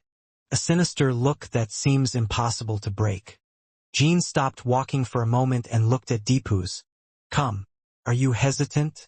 Have you stopped your sword now because you're afraid of killing me? A ray of sword energy shot out from the broken Bolgar. Jean didn't even avoid it. Because the aura was so weak, the black energy was swept away by Jin's energy and scattered somewhere before it could reach Jean. Nevertheless, Deepu's fired his sword energy several times. With each attempted attack, the sword's energy became lighter and lighter. Bolgar dropped the remaining fragments and blood spattered all over Dyphus' body. Even if he died like this, he was willing to leave at least a scratch on Jin's body. If even that was impossible, he had the determination to become a vengeful spirit and appear at least in his dreams. Or do you just want to laugh at me? That's not it. The reason Jean stopped was because he couldn't understand. A person so strong, a person who never gives in to death and pain, a person who can fight so cruelly. Why did he accept the power of the evil spirit? Have we succumbed to chaos? I couldn't understand it at all. Why did you do that? What made you like this? I am the only one who made me like this. Don't look for the reason elsewhere. Anyway, nothing changes as you say. Why do we still need someone to blame? Wrong. If you don't like this situation, blame yourself. The moment Deepu spoke up to that point, suddenly a spirit began to swirl around him. Jean hurriedly tried to slay the soul energy surrounding Deepu's, but at the same time a white portal was opening in front of him. Boom! Jean! Mort, Cirrus, and Valeria were reaching out to Jean from the white portal. Valeria had been analyzing battlefield records the entire time and had just discovered the Prophet's final move. You can't stop and kill the fourth horseman now. We must eliminate the Prophet first. Valeria, what is that? The Prophet cast a spell on the four horsemen. It is an underworld magic that is set so that as soon as Dyphus dies, the powers he received are returned to the evil spirit. From the beginning, Deepu's goal was to restore his evil spirit through his own death. That's why the Prophet was able to buy time to complete the curse by pulling out the jinn separately. If Jean had attacked Castle Reincarnation with his comrades from the beginning, the war would have ended before the Prophet cursed Dyphus. This meant that if Jean had killed Dyphus without questioning it, now Rosa would have awakened with his powers. Dyphus, who was engulfed in spirit behind the white portal, seemed to have disappeared without a trace. You can prevent the curse from being activated only by eliminating the caster first. Come on, the fourth horseman has now been summoned to Reincarnation Castle. We must go back, immediately kill the Prophet, and destroy the power of the four horsemen's evil spirits. As Jean climbed onto the moat, the white portal closed. Black energy of chaos was blooming like mold all over the snowy fields of the other world. If I kill my brother, the power will be returned to the evil spirit? Yes, to be exact, it is a curse that can only be activated if you are killed by your brother. Then the Prophet would have no reason to summon Dyphus now. Is it because you didn't know about the battle situation here? We don't know, but it's almost certain that something has gone awry in the Prophet's plans. He didn't lose his composure even though he was receiving combined attacks from our allies, but he suddenly got angry and tried to summon the four horsemen. I just happened to come here to give you information about the four horsemen. While the two were talking, Mott had already opened a new portal to the interior of Reincarnation Castle. Boo-hawk boho! Soon the group who came out of the portal could hear Elena's angry voice. Are you crazy? You suddenly cut off the connection with the head of the family. If this happens, the head of the family will be in danger. Elena stopped speaking and covered her mouth. I saw a white portal open on the other side.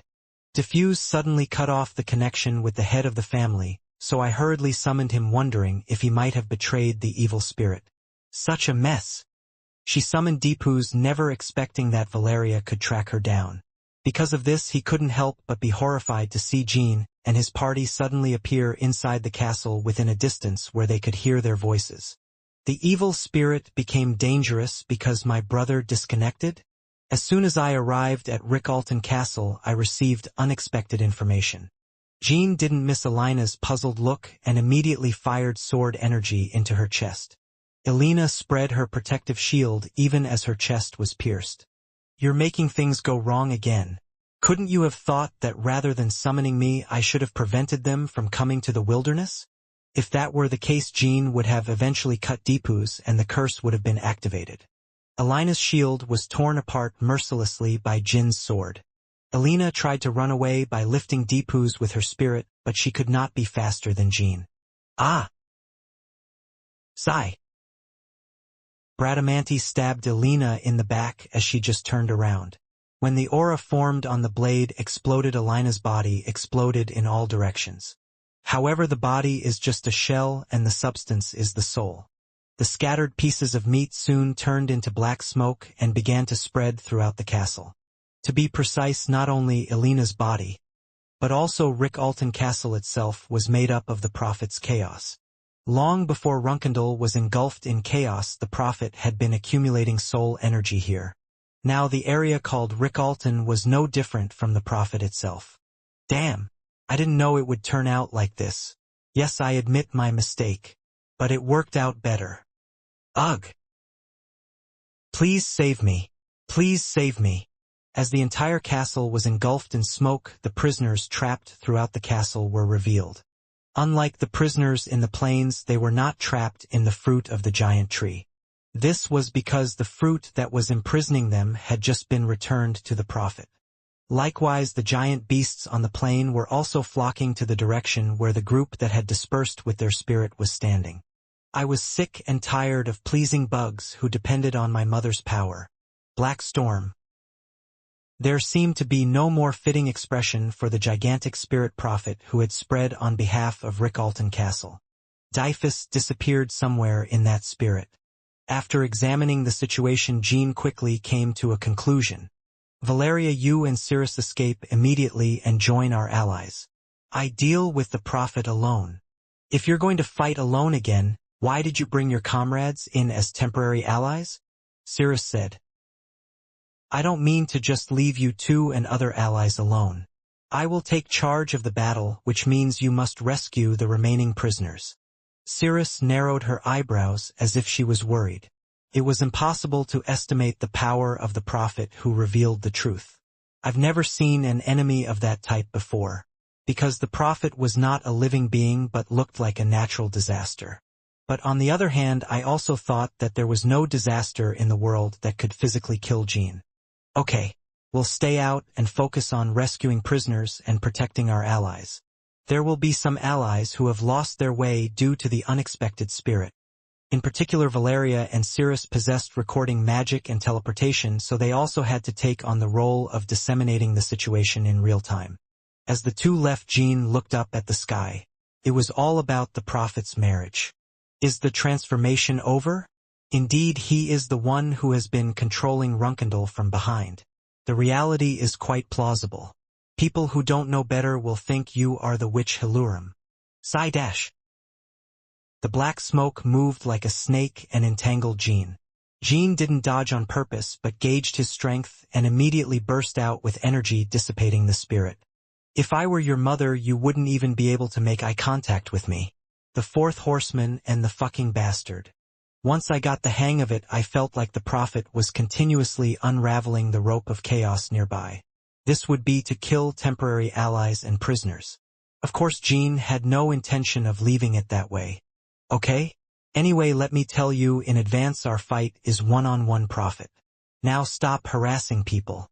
Anyway, I think calling out evil spirits is now a thing of the past. What if you don't like it? I have to personally help. The moment Jean answered with a stern expression, the prophet suddenly felt his senses encompassing the entire Rickalton becoming dull. That's a sign. Spirit Sword Ultimate Type 1. First Night. As soon as Jean opened the first chestnut, the entire land of Rickalton began to tremble. It was not because of its destructive power, but because the reality of the prophet who felt anxious was being distorted. Jean was thinking about the last battle with Lingling that he had experienced in La Perosa in the past. At that time, Jean overpowered him with this sword in Lingling's subspace. There was no reason to be different just because he was a prophet. There is no way a monster that attracts human despair like a parasite would have the will to endure this.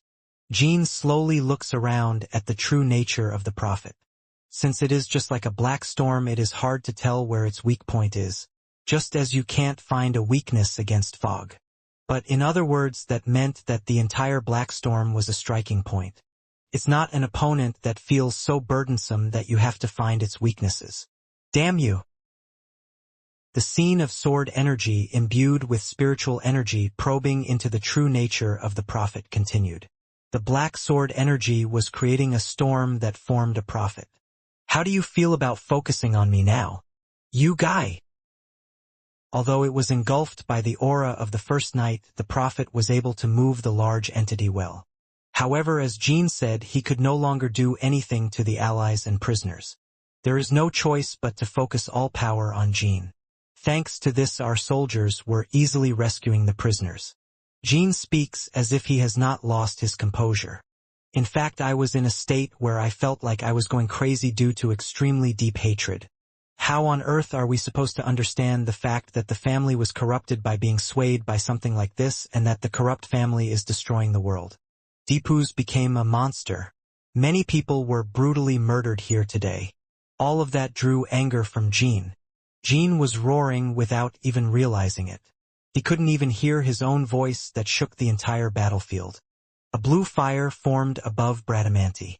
Eternalization as the fire that never goes out began to mix with the black storm. The prophet screamed incessantly. Kawak! Shut up. Compared to what you've done, this isn't even a reward. Thanks to Jean tying up the prophet with the ultimate spirit sword, our troops had already rescued close to 70% of the prisoners. The prophet originally planned to use the captives as sacrifices to fight against the jinn, but the problem was that they were consumed too quickly on the first night. Even if prisoners had been used, the prophet would have barely escaped. Even the prophet now had no choice but to admit that fact. After seeing it, I can see that you are the Rick Alton of this place. Today this land will disappear completely from the world. Jean stabbed his sword like a demon into various parts of the prophet's shaking body. The chaotic fragments flying around were grabbed and crushed, and the large chunks that fell were trampled and torn. If it sees someone trying to regenerate, because eternalization does not ignite, they set it on fire even more viciously. If a beast were tearing through the fog, it would look like this. Even the allies were almost trembling at Jin's charming appearance. Plural. Jean was not fighting but was taking one-sided revenge. Occasionally the prophet attempted a pointless counterattack, but he never once threatened Jean. There is only one reason why prophets cannot disappear. Jean has no intention of ending him until the rescue of the prisoners is completed. Also, the prophet had only one thing to hope for. If the evil spirit comes even now, the 12 horsemen will have no choice but to retreat. We have to somehow make him kill Dyphus. However, Jean sneered, seeing clearly what was going on. It seems the curse is still in effect. There's nothing that can be called a face, but somehow I feel like I can see your expression. That's probably the only thing left for you to look forward to. Even while Jean was frantically slaughtering the prophet, he continued to check Dyphus' location. The dying Dyphus energy was so weak that even Jean was difficult to find. It's literally just breathing. Deepus flew towards the outer castle and fell to the ground at the moment Jean opened his first night. The rescue of prisoners there had been completed a long time ago, and the terrain was severely collapsed, so our troops were not including them in the search. It was also the point where Mary, who was receiving Jin's attack in the inner castle, was thrown away when Jeep's bombardment began. In other words, the person closest to Deepus right now was Mary. Ha ha ha. She had just regained consciousness and was walking unsteadily, because an all-too-familiar groan was coming from somewhere in the blackened dirt pile. Soon Mary saw the image of a person who had fallen to the ground with his entire body broken. Mary couldn't see it clearly because her vision was blurred. Even if it were someone other than Dyphus lying down, it would still look equally blurry in Mary's eyes. Still, Mary was certain. Even the blurry appearance felt familiar. Brother Deepus. Dyphus did not respond and only breathed heavily. Mary called his name a few more times and then slumped down in her seat. I always cause accidents. This isn't it really. For a while Mary lowered her head, laughing and sobbing and hugging him. He rubbed his cheek and stroked his hair. He then stopped moving for a moment and took out a dagger from his arms. Her beloved sword, the Viper, was already broken inside. The dagger aimed at Dyphus' neck was trembling. Let's stop now, brother. Mary, who hesitated several times, finally remembered her resolve and struck down the dagger. It was conveyed clearly, the sensation of piercing my brother's skin and bones. But Mary soon realized that the dagger had pierced her brother's palm, not his neck. Dyphus raised his hand to block it. He was saying this as he felt his own blood and his brother's tears dripping down his face. Mary, if you kill me, the curse will be complete. What? I'm going to die anyway. So just wait for the youngest. Pow dash. Pop. Signals were being fired all over the battlefield, indicating that the rescue of prisoners had been completed.